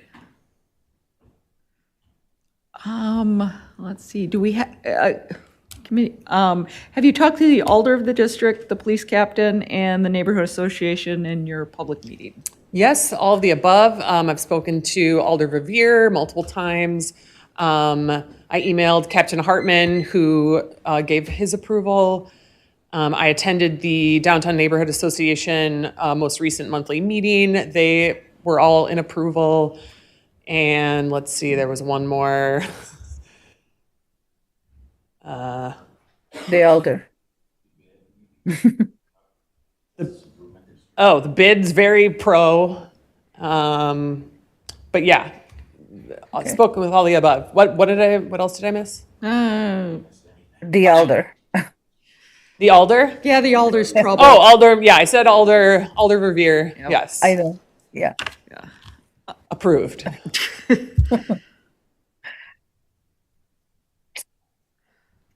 Are there any? Oh, the public meeting. Sorry. Yeah. That was the fourth one. That I also had no objections. Okay. Did anyone actually come? Yes. Okay, nice. Just a couple, mostly to chat about how excited they were. So that was nice. Good. Are there any questions for the applicant?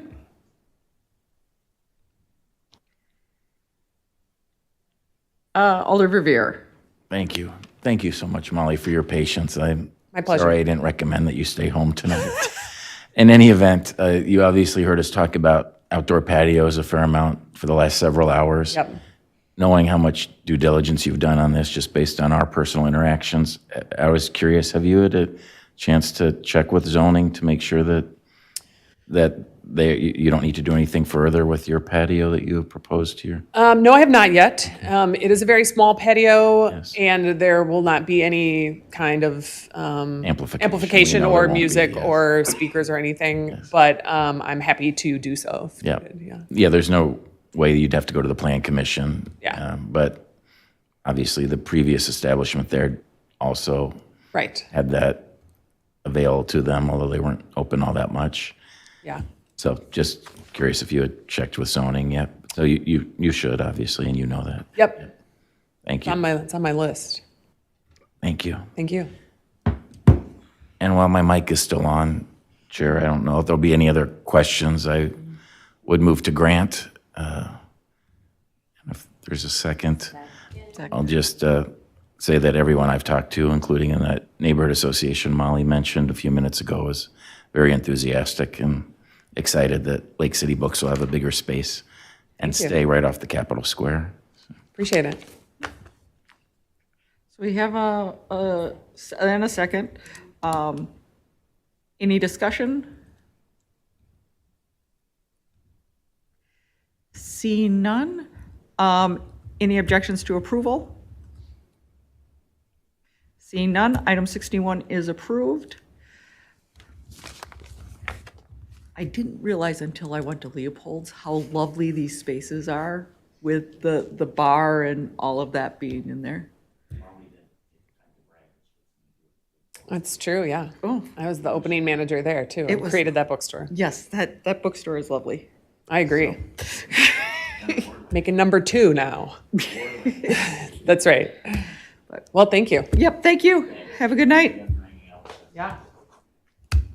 Up next, item 63, public hearing, new license, Landmark Hotels LLC, doing business as Cambria Hotel Madison East, agent Michelle Stanek. Do we have a registrant for this item?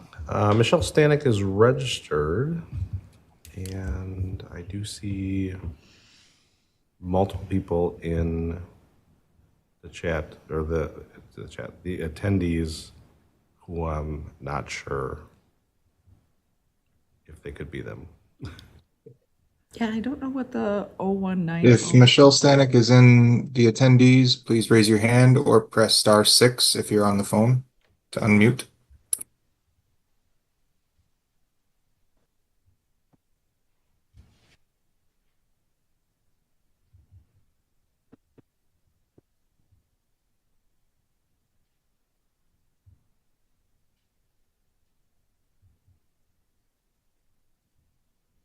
Again, if Michelle Santic is in our attendees online, please raise your hand or press *6 to unmute.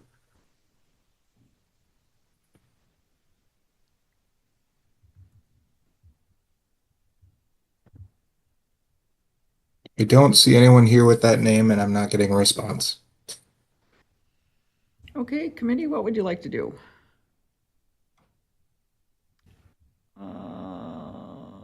Alder Cole. So to clarify, was Michelle in attendance earlier? In person? No, was she on the already? Was she here, or I'm wondering, should we table this to last just in case she shows up again, or she wasn't here at all? Register on Monday. We have no indication that she is here today. Okay, so can we move this to? Is this the first time that comes to committee? Yes. Okay, so I move to refer to the next meeting.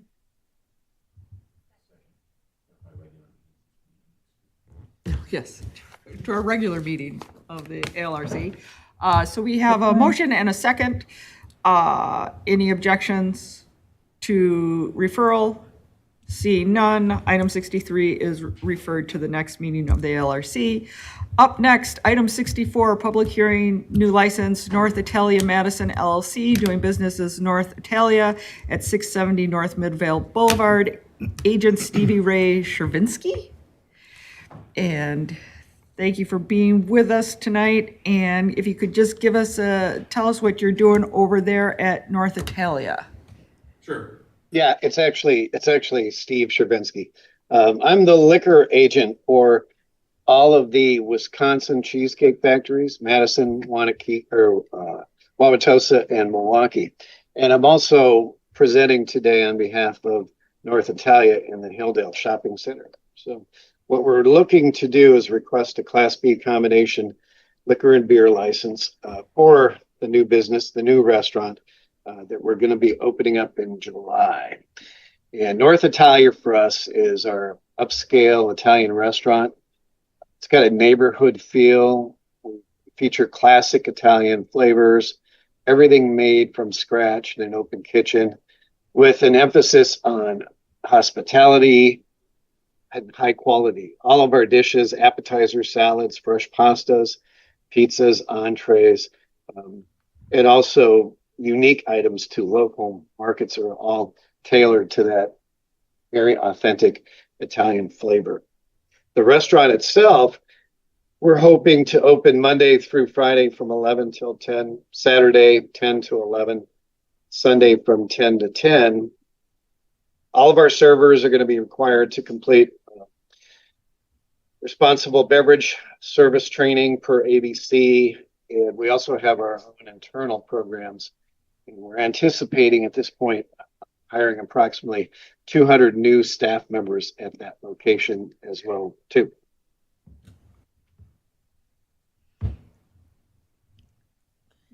Great. And I guess I'm going to ask who you are. Sure. So I'm the general contractor. Steve, I didn't know you were making the call, so I'm going to find the local Class B liquor license right down the road here and have one after waiting in this meeting for so long. So appreciate you joining, Steve. So just for reference, so Steve Chervinsky is registered in support, wishing to speak. I have a Kane McNett in support, wishing to speak, and a John Bear in support, available to answer questions. And John is in Zoom as well. Okay. So I guess we just need to talk to Steve. Yep. So. Have a good evening. Yep, have a good evening. All right. Go sit down. Thank you. Hope he's getting paid. Yeah. So Steve, have you talked to the alder, the police captain, had your public meeting, and the neighborhood association? We have specifically, we have met with the alder, the police captain, and really met all of the stipulations that were put forth for this restaurant opening.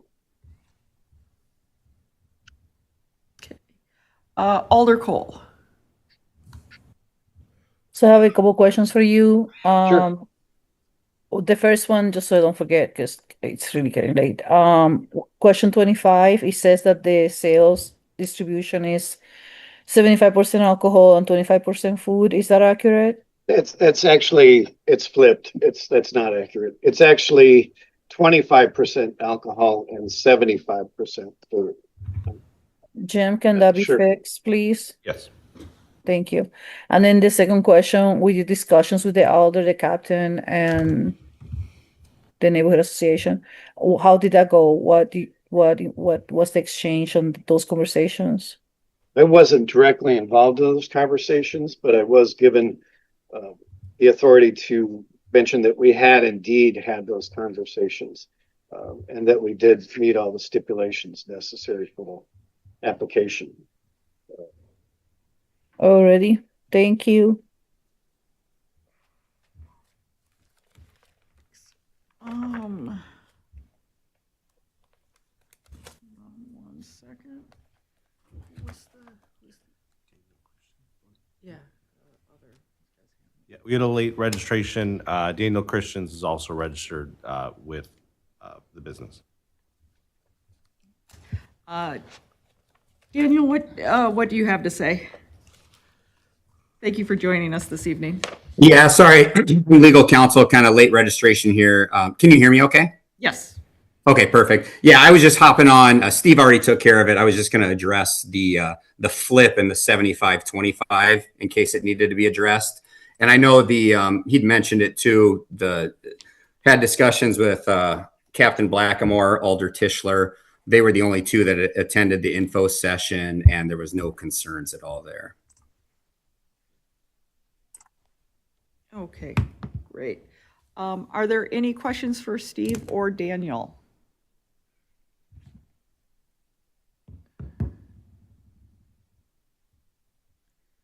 So this is at Hilldale, at the end over by Metcalf's in the old, what I would say, Pasquale spot. Okay. So are there any other questions for the applicants? Are there any questions for staff?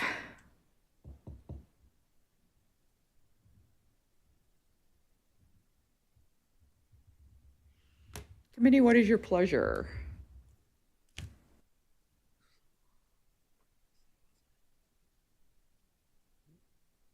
Everly? No. Ms. Clemens. I move to grant approval for agenda item 64. Second from Alder Revere. So we have a motion to grant and a second on item number 64. Any discussion? Seeing none. Any objections to approval? Seeing none. Item 64 is approved. Thank you, guys. Thank you. very Have a much. good evening. Thank you. Good evening. Okay, so we have moved through new licenses and we are now up to renewals.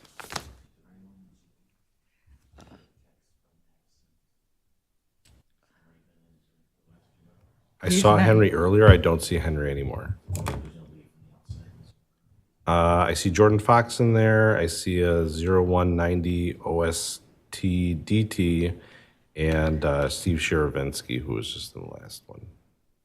I saw Henry pop in there earlier, but then he is gone now.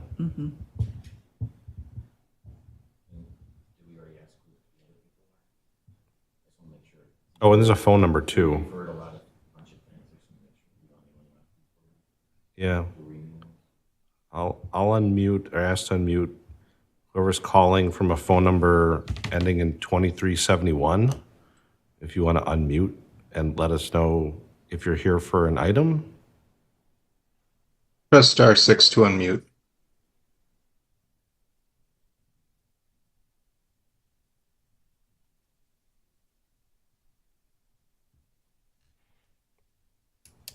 I don't think they're present. And then whoever is 0190 OST-DT, you want, what item are you for?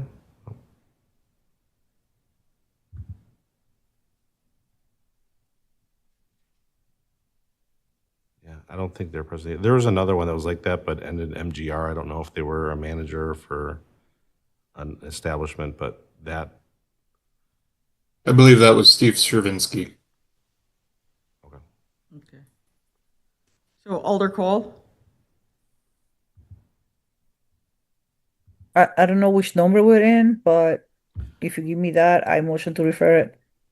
Oh, no, we're just seeing if any of our ones that we've referred showed up, which Oh, it okay, looks good. like they haven't. So Okay, perfect.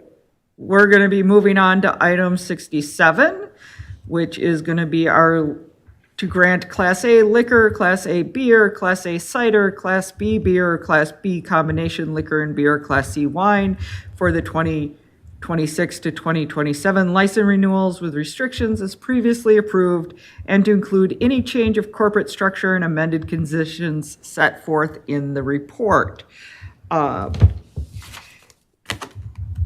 What do we have for separations? And that is attorney, what do you want to separate?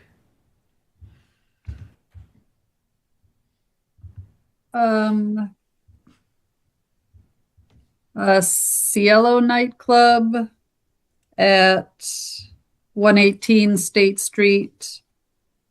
Soto nightclub at 303 North Henry Street. Taco Bell at 534 State Street. Momo Bar and Grill at 6402 Mill Pond Road. And the 14 locations of Refuel Pantry, Do you want me to read off all those addresses? No.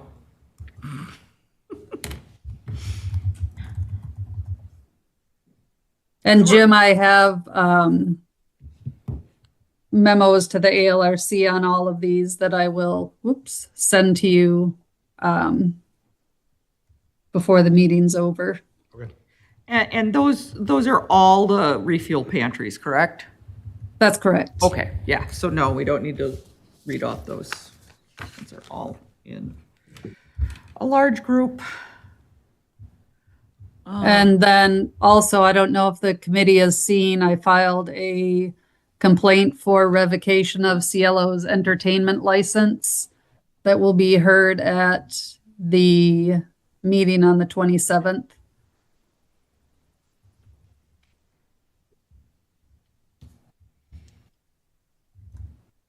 So that will be part of our special meeting? Correct. Okay. Okay, so those are. And if I can just interrupt for a second. go ahead. I think Jim already knows this, but it makes sense to separate the entertainment licenses if there are entertainment licenses associated with these liquor license separations. So I think it's just Momo, Soto, and Cielo who have entertainment licenses.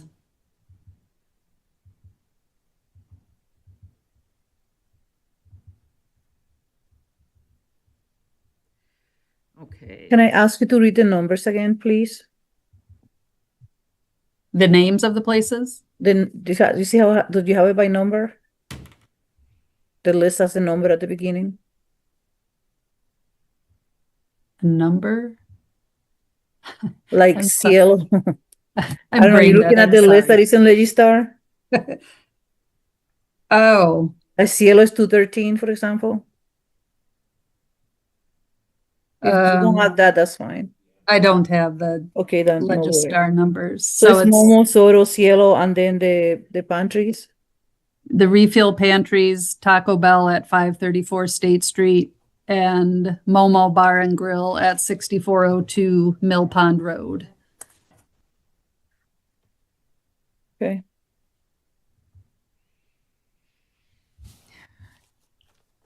Do we have, besides these separations, are there any other separations that the committee would like to do?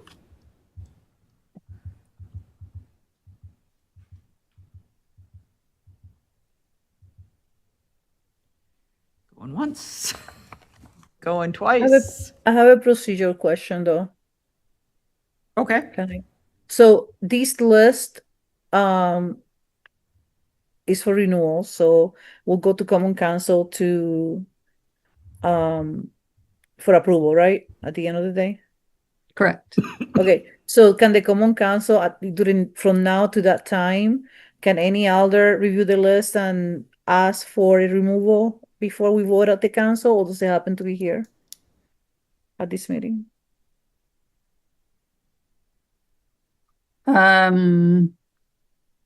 Well, so the council has to rule on all the renewals before June 15th. Mm-hmm. So I don't know how they could. I don't think they could refer anything additional at this point.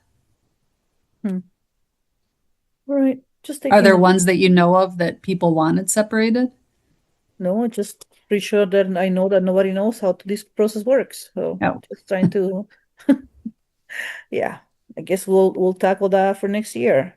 We communicate it better and people know, because we know we hear complaints about safety, about especially public health safety and things that perhaps doesn't raise to your level, right? And I don't think people understand that these are opportunities. This time of the year is the opportunity for those things to be evaluated. Mm-hmm. So I just added to my short list. Well, I don't have a short list, it's actually pretty long. I added to my list of things. Yeah. All right. Thank you. Alder Revere. You're welcome. Yeah, thank you. On Alder Figueroa Cole's question, her point, one possibility perhaps might be, but I certainly want the feedback of Attorney Zilovey, is perhaps referring agenda items 67 and 68 to next week's special meeting in their entirety, and us, as soon as possible, sending, or you, Attorney Zilloway, sending that email that usually you do send in prior years to all alders, asking if they wish to have separations. That, just an idea if we do want to give alders that opportunity as we have in some prior years.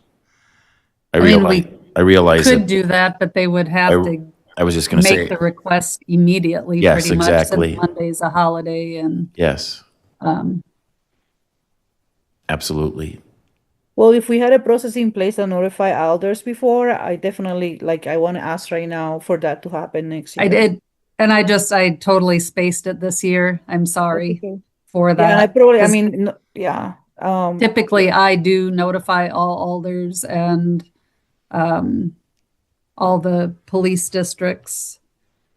And I spaced it. I believe Captain Hartman did notify the districts, but I totally spaced. I mean, it shouldn't be on one single person, right? Like, we should all be paying attention to these things. And again, I'm just learning. I'm still learning. So this is a good opportunity. So no big deal. And all the district captains were notified of this information. Thank you. So Alder Verveer, to answer your question, we could do that. And I could send out an email tonight to all alders and ask them to, what is today, Wednesday, to ask them to get, if they want anybody separated, get the information to me by noon on Friday. And Jim, you can speak up. Jim would then have to get notification to any additional license holders. Correct. I appreciate you offering to do that. I'm agnostic personally on the idea. I just thought I'd offer it to others, especially to Alder Figueroa Cole, if she thinks we could do it, since, you know, Attorney Zilloway does have the email already, I'm sure, from last year, and just have to change the date and say there's a hard deadline of in a couple days, if any alders want to do that. I mean, I'm okay. I'm okay with it. It's fine. I just, again, I feel it's a good opportunity for people to understand how the process work, and also, you know, try to increase awareness of this committee among the other 17 alders. Did I do the math right? Yeah, 17. Yeah, no problem. It's all good. I don't want to add any more work to your schedules, and you're right, holidays coming up. So if people are having issues with their liquor stores or whatever, at the minimum, they should know that they can come to talk to you directly and figure that out throughout the year. So no problema.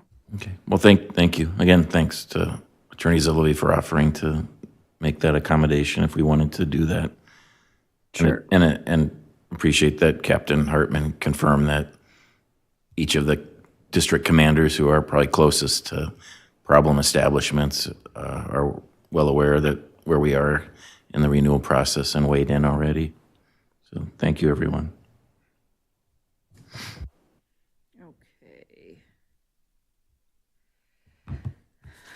Okay, so where we are at is we have pulled out for separation. Cielo, Soto, Taco Bell on State Street, Momo Bar and Grill, and the 14 refuel pantries out of 67. So what we need is a motion to approve 67 and a second for the rest of the licenses that are in there.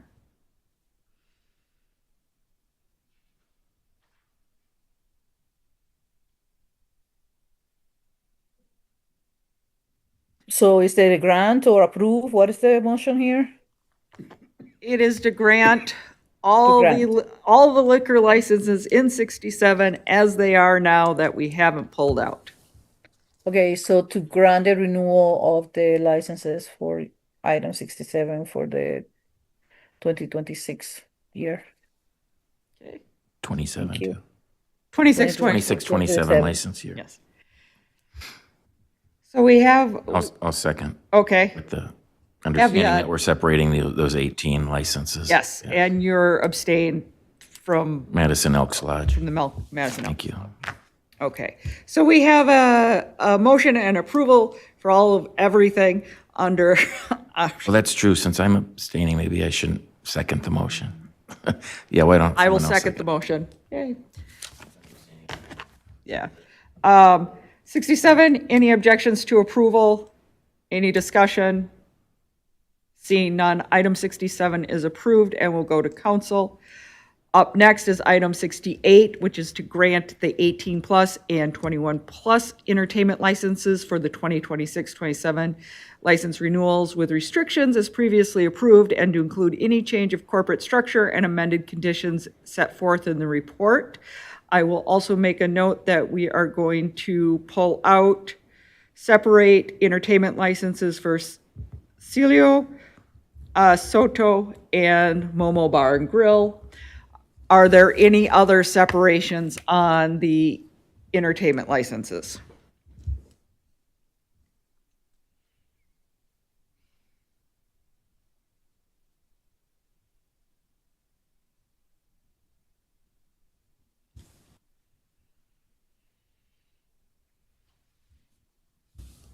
Going once, going twice. Committee, what would you like to do with item 68?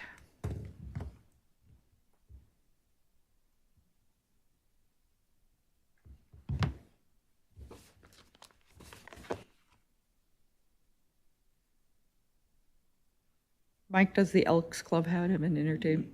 They do. Okay.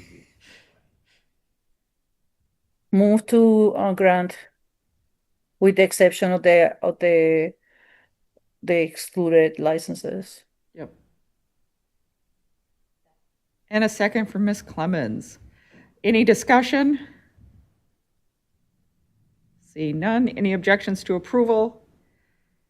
Seeing none, item 67 and 68 are approved. Up next is the one and only adult entertainment tavern license that we have in Madison, item 69, to grant the following 2026 to 2027 adult entertainment tavern license renewal to Stanto LLC at 2009 Freeport Road. Is this still Bennett's? It is. Okay. Yep. I will add with this one, if it's recommended to grant, this was supposed to be on yesterday's council meeting for introduction, but it was not. So if we grant it, to do so under suspension of MGO 2.055. And that way, they don't have to introduce it and pass it. They will just introduce and pass in the same night. Typically, public hearings, we introduce it in one meeting, it goes to LRC and then passes. But if we miss that, then they can suspend the rules and then pass it on the same night it's introduced. It just requires a different majority. Okay. So we'll do what Jim said.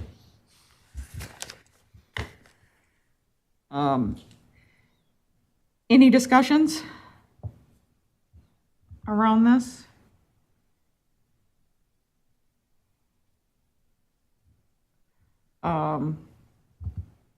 So we are looking for a motion and a second.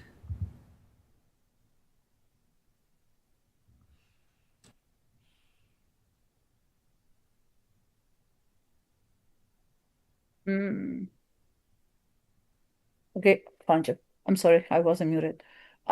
Move to grant. And we need to grant this under suspension of MGO 2.055. Move to grant under suspension of MGO 2.55. And a second from Alder Verveer. Any discussion? Any objections to granting? Seeing none, this item is approved. It'll still be pouring in the morning. Okay, up next is election of the chair and vice chair. First up, the election of the Alcohol License Review Committee Chair. And I don't remember how we do elections. Take nominations first. Okay, so yes, so we need to take nominations for the ALRC Committee Chair. Are there any nominations from the floor? Ms. Clemens? Thank you, Chair. I would like to move that we refer this item, the election of the chair and the vice chair, so this item and the next item, to our next regular meeting. Alder Cole.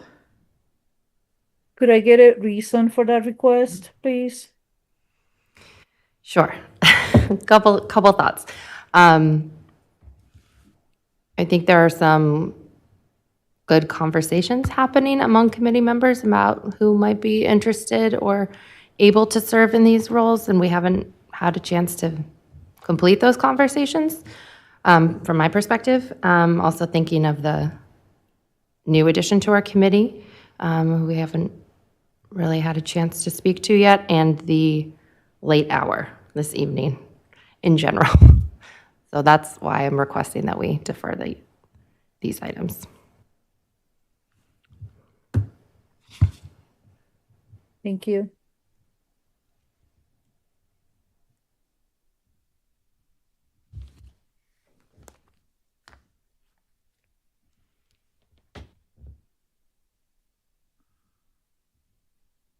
Was that a motion to refer? Okay, that's what I thought.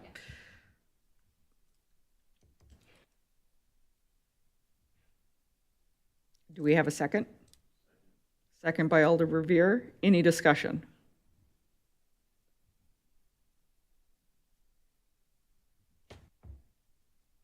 Seeing none, any objections to referral? Seeing none, items 70 and 71 are referred to the next official meeting, not the special meeting, correct? This will go to the June meeting of the ALRC. I was going to suggest, unless anybody feels differently. I think that's what we've just been assuming, is that it'll be the next meeting of the ALRC. Okay, up next, report of Madison Police I'm Department. sorry, one quick question. I mean, so are you available to chair the next meeting? Me? Yes. Yes. So I will be Okay, here thank for you. that one, and I will be able, because I was confused on my dates. I will be here to chair the June meeting. Also, my knee surgery is not till the next week.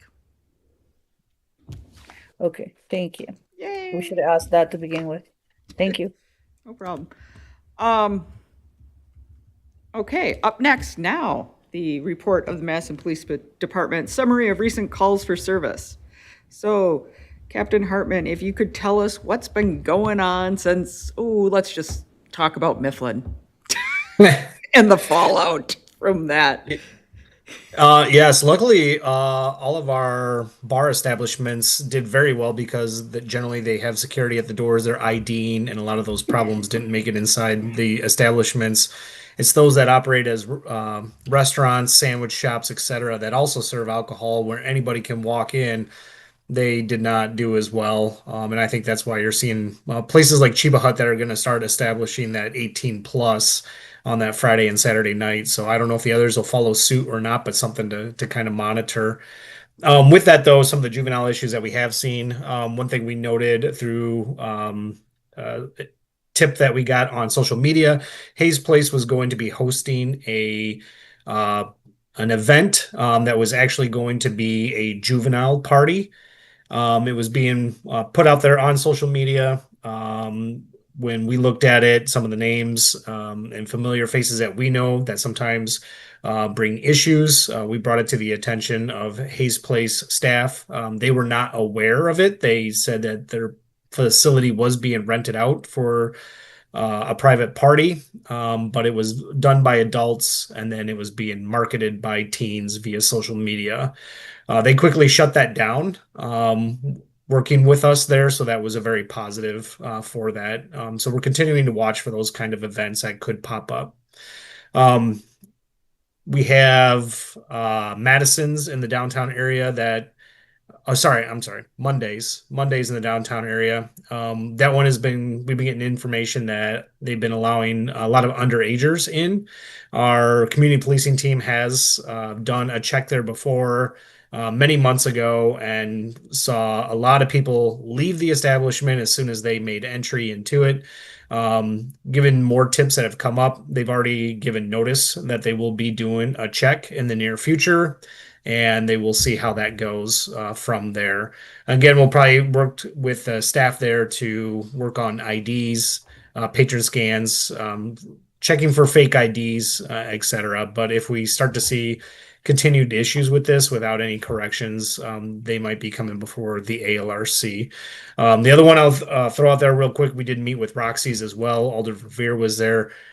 We had an issue after they hosted a live event on a Tuesday night. Generally, Madison PD is not staffed with additional officers for stuff like that. On Friday, Saturday nights, we have our downtown safety initiative where we have additional officers in the downtown area to help mitigate issues with the crowds in the entertainment zone area. They have said that they will not host anything else on Tuesday nights, and if they do have any live events like that, they will keep it to either a Friday or Saturday night. The person that they did have that night that kind of did bring in the crowds on a Tuesday night also came back on a Friday, and they didn't have any issues on that Friday night. So I'm not sure what happened with that Tuesday night crowd, but it was obviously a concern. So they were willing to make changes there. That is pretty much it. I won't keep anybody any longer. Any questions out there, though, from the committee? Yeah, one question. I actually have two questions. So the first question is this the first time we've really seen such fallout from Mifflin on the State Street, Gilman Corner, around there? I don't remember it just being so bad before. Maybe it's because it didn't rain this year. And then the other question I have is the talk around a State Street Entertainment Center curfew that I've heard rumblings about. Yes. So let me back up even prior to Mifflin. Our officers do see issues with juveniles in the downtown area in the entertainment zone, and that generally will start to really take effect not only with the warmer weather, but now also with school letting out. We will see a lot of juveniles flooding into the downtown area because they don't have anything to do, and they can go down there and hang out.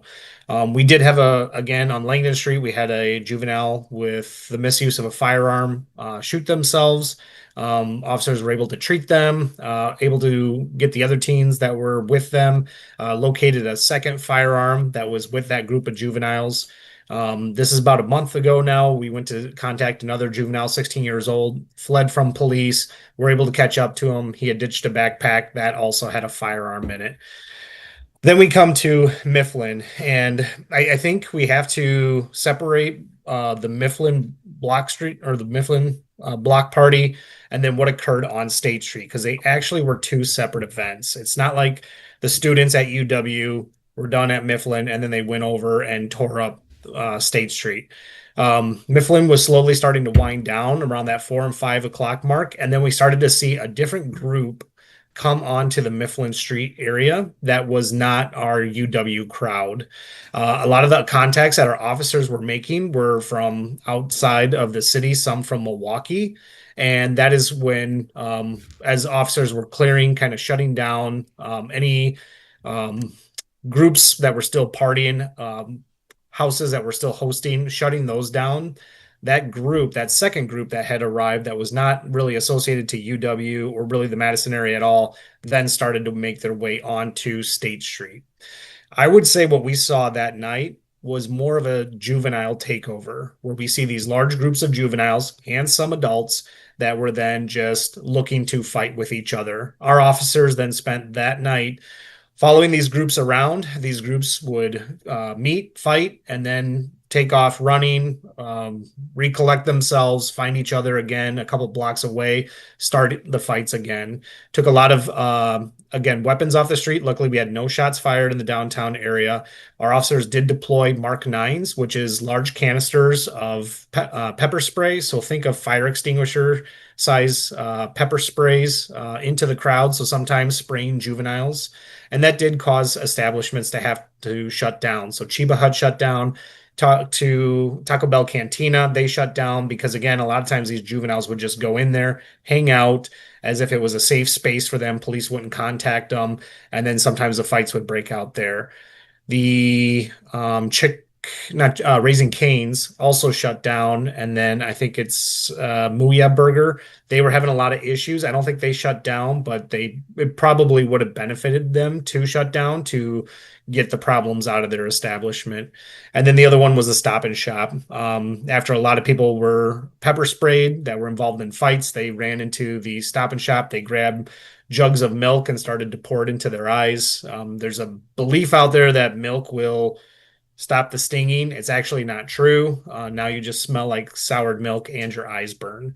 So, but they were trying to do that. And that's why Stop and Shop did some intermittent stuff. So when it comes to the idea of an age restriction in the downtown area or a curfew, it's because our officers spend a lot of time in those Fridays and Saturday nights having to watch these bands of juveniles that just come down there looking to fight with each other. And there's no really businesses late on the State Street area, university, for them to go into. A lot of them are that 21 and plus.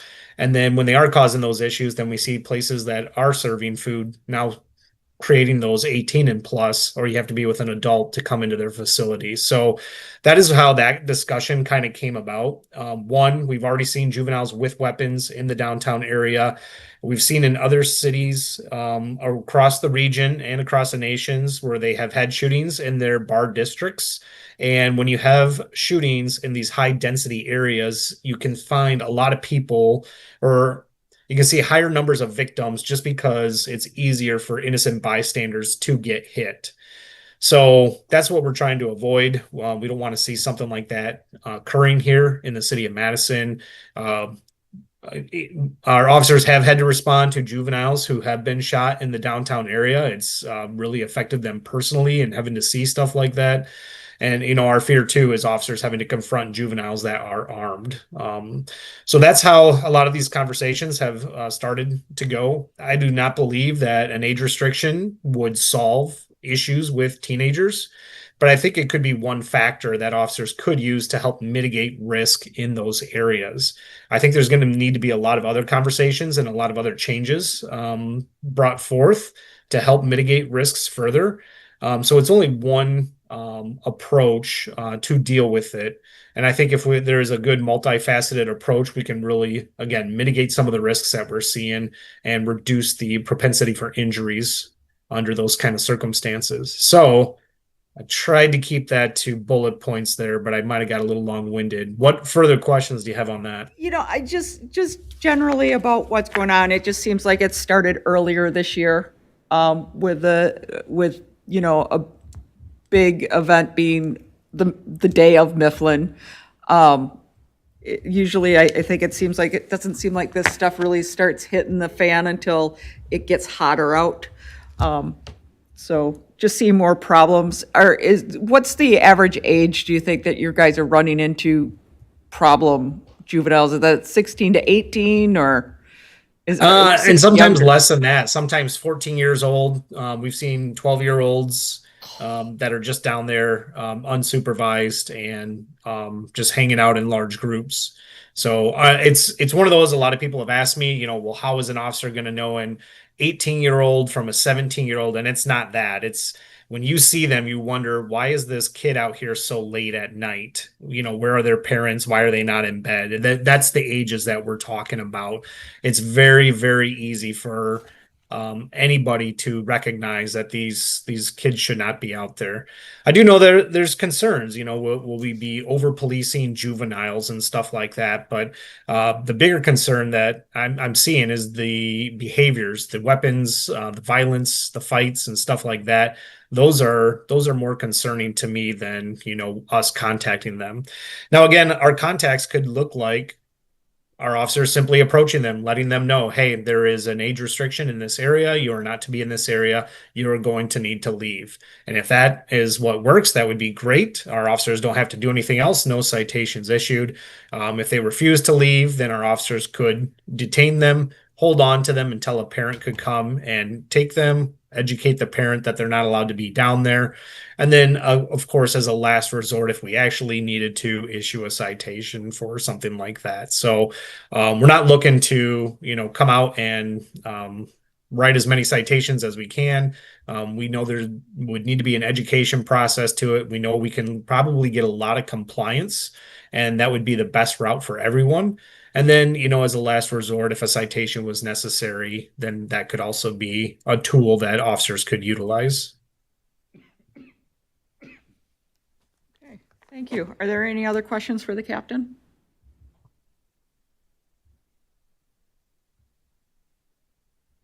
Thank you, Captain. Have a good evening. Absolutely. Thank you. Thank you. Last but not least, Jim, report of the city clerk's office. Yeah, we have, I believe, 11 regular licenses coming back starting July 1st. We did have one get surrendered a few weeks ago. It was one of the ones who we had reached out to for renewal paperwork, and they got back to us telling us that they had closed some time ago. And we had a few like that, but they were the only ones that got back and said they would be surrendering the license. So that one came back, and somebody claimed it. I'm not quite sure who. But we have 11 other licenses that had not returned paperwork. And so those ones will come back and be available in the pool for anyone starting July 1st to claim. Alcohol license renewals are out, invoices are out, and they have until June 8th to get those payments in. And then at that point, if they do not, there will be a 25% late fee put on them. And then if they're not paid 30 days after that, there'll be another 25% late fee put on them. So that's all I have, but I'm available for any questions. Alder Revere. Thank you. Thanks for that report, Jim. So to clarify, 11 establishments have told your colleagues when they've done their audits that they purposely did not file their renewal paperwork, correct? They didn't tell us, but they just have not responded. We had a total of 24 who hadn't returned paperwork, or that we had noticed that we had recorded as not having returned paperwork. I sent certified letters to all 24 of those. One of them got back, Fin Sushi, and we did find that they had returned paperwork, and we updated everything, and they were in our notice, in our list today that the council approved. So certified letters went out. A lot of places are ones that we knew weren't that were returned, like Portobello, Kavanaugh's, 107 State Street. There were a few others in there that were well known that they were closed or closing soon. Mm-hmm. Fusion obviously surrendered theirs as well. Correct. Last week. Yeah. The 11 were just are just regular licenses. They're Class B combination under the quota system. Yeah, not reserve licenses. They're regular licenses. Other ones that also the other 13, the other 12 were either reserve licenses or not Class B combo licenses that didn't renew.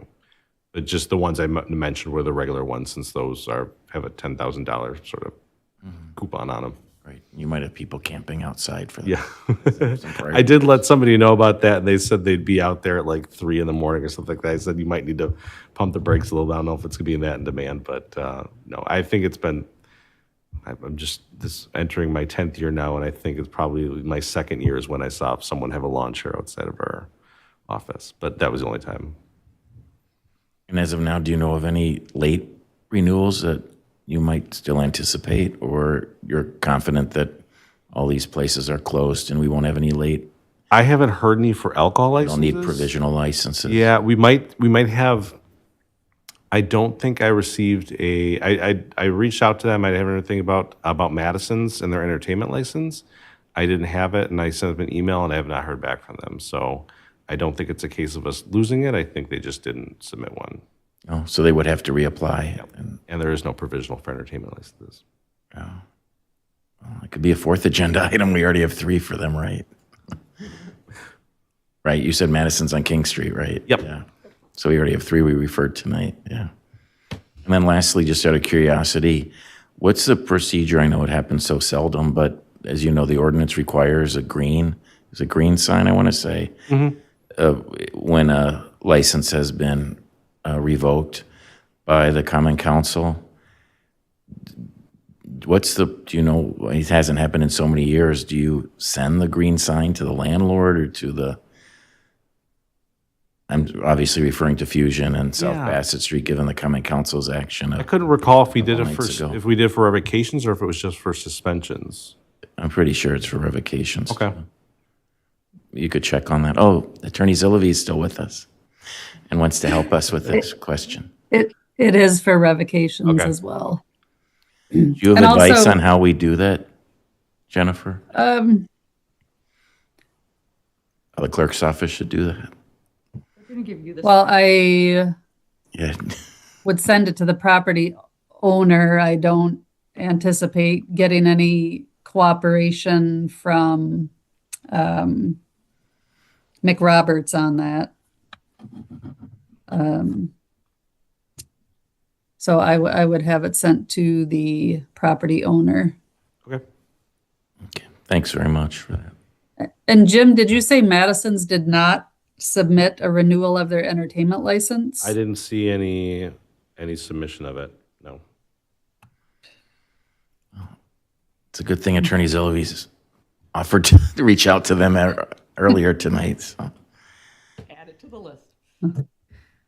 I wasn't Thank sure if you. it was a case like Fin Sushi where we had it and it just was misplaced and not scanned, but I looked through and I didn't see a copy of it.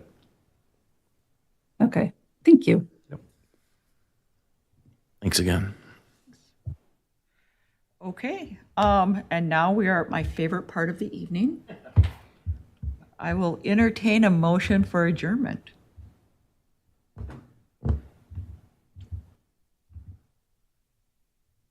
Ms. Clemens. I would like to move that we adjourn.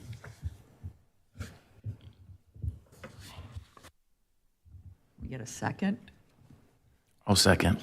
Thank And you. let Moira know that our meetings usually do not go this late, so you don't need to reconsider don't your service on Yeah, our you're committee. trying to Welcome. scare me off on my very Exactly, first Moira. night. Yeah.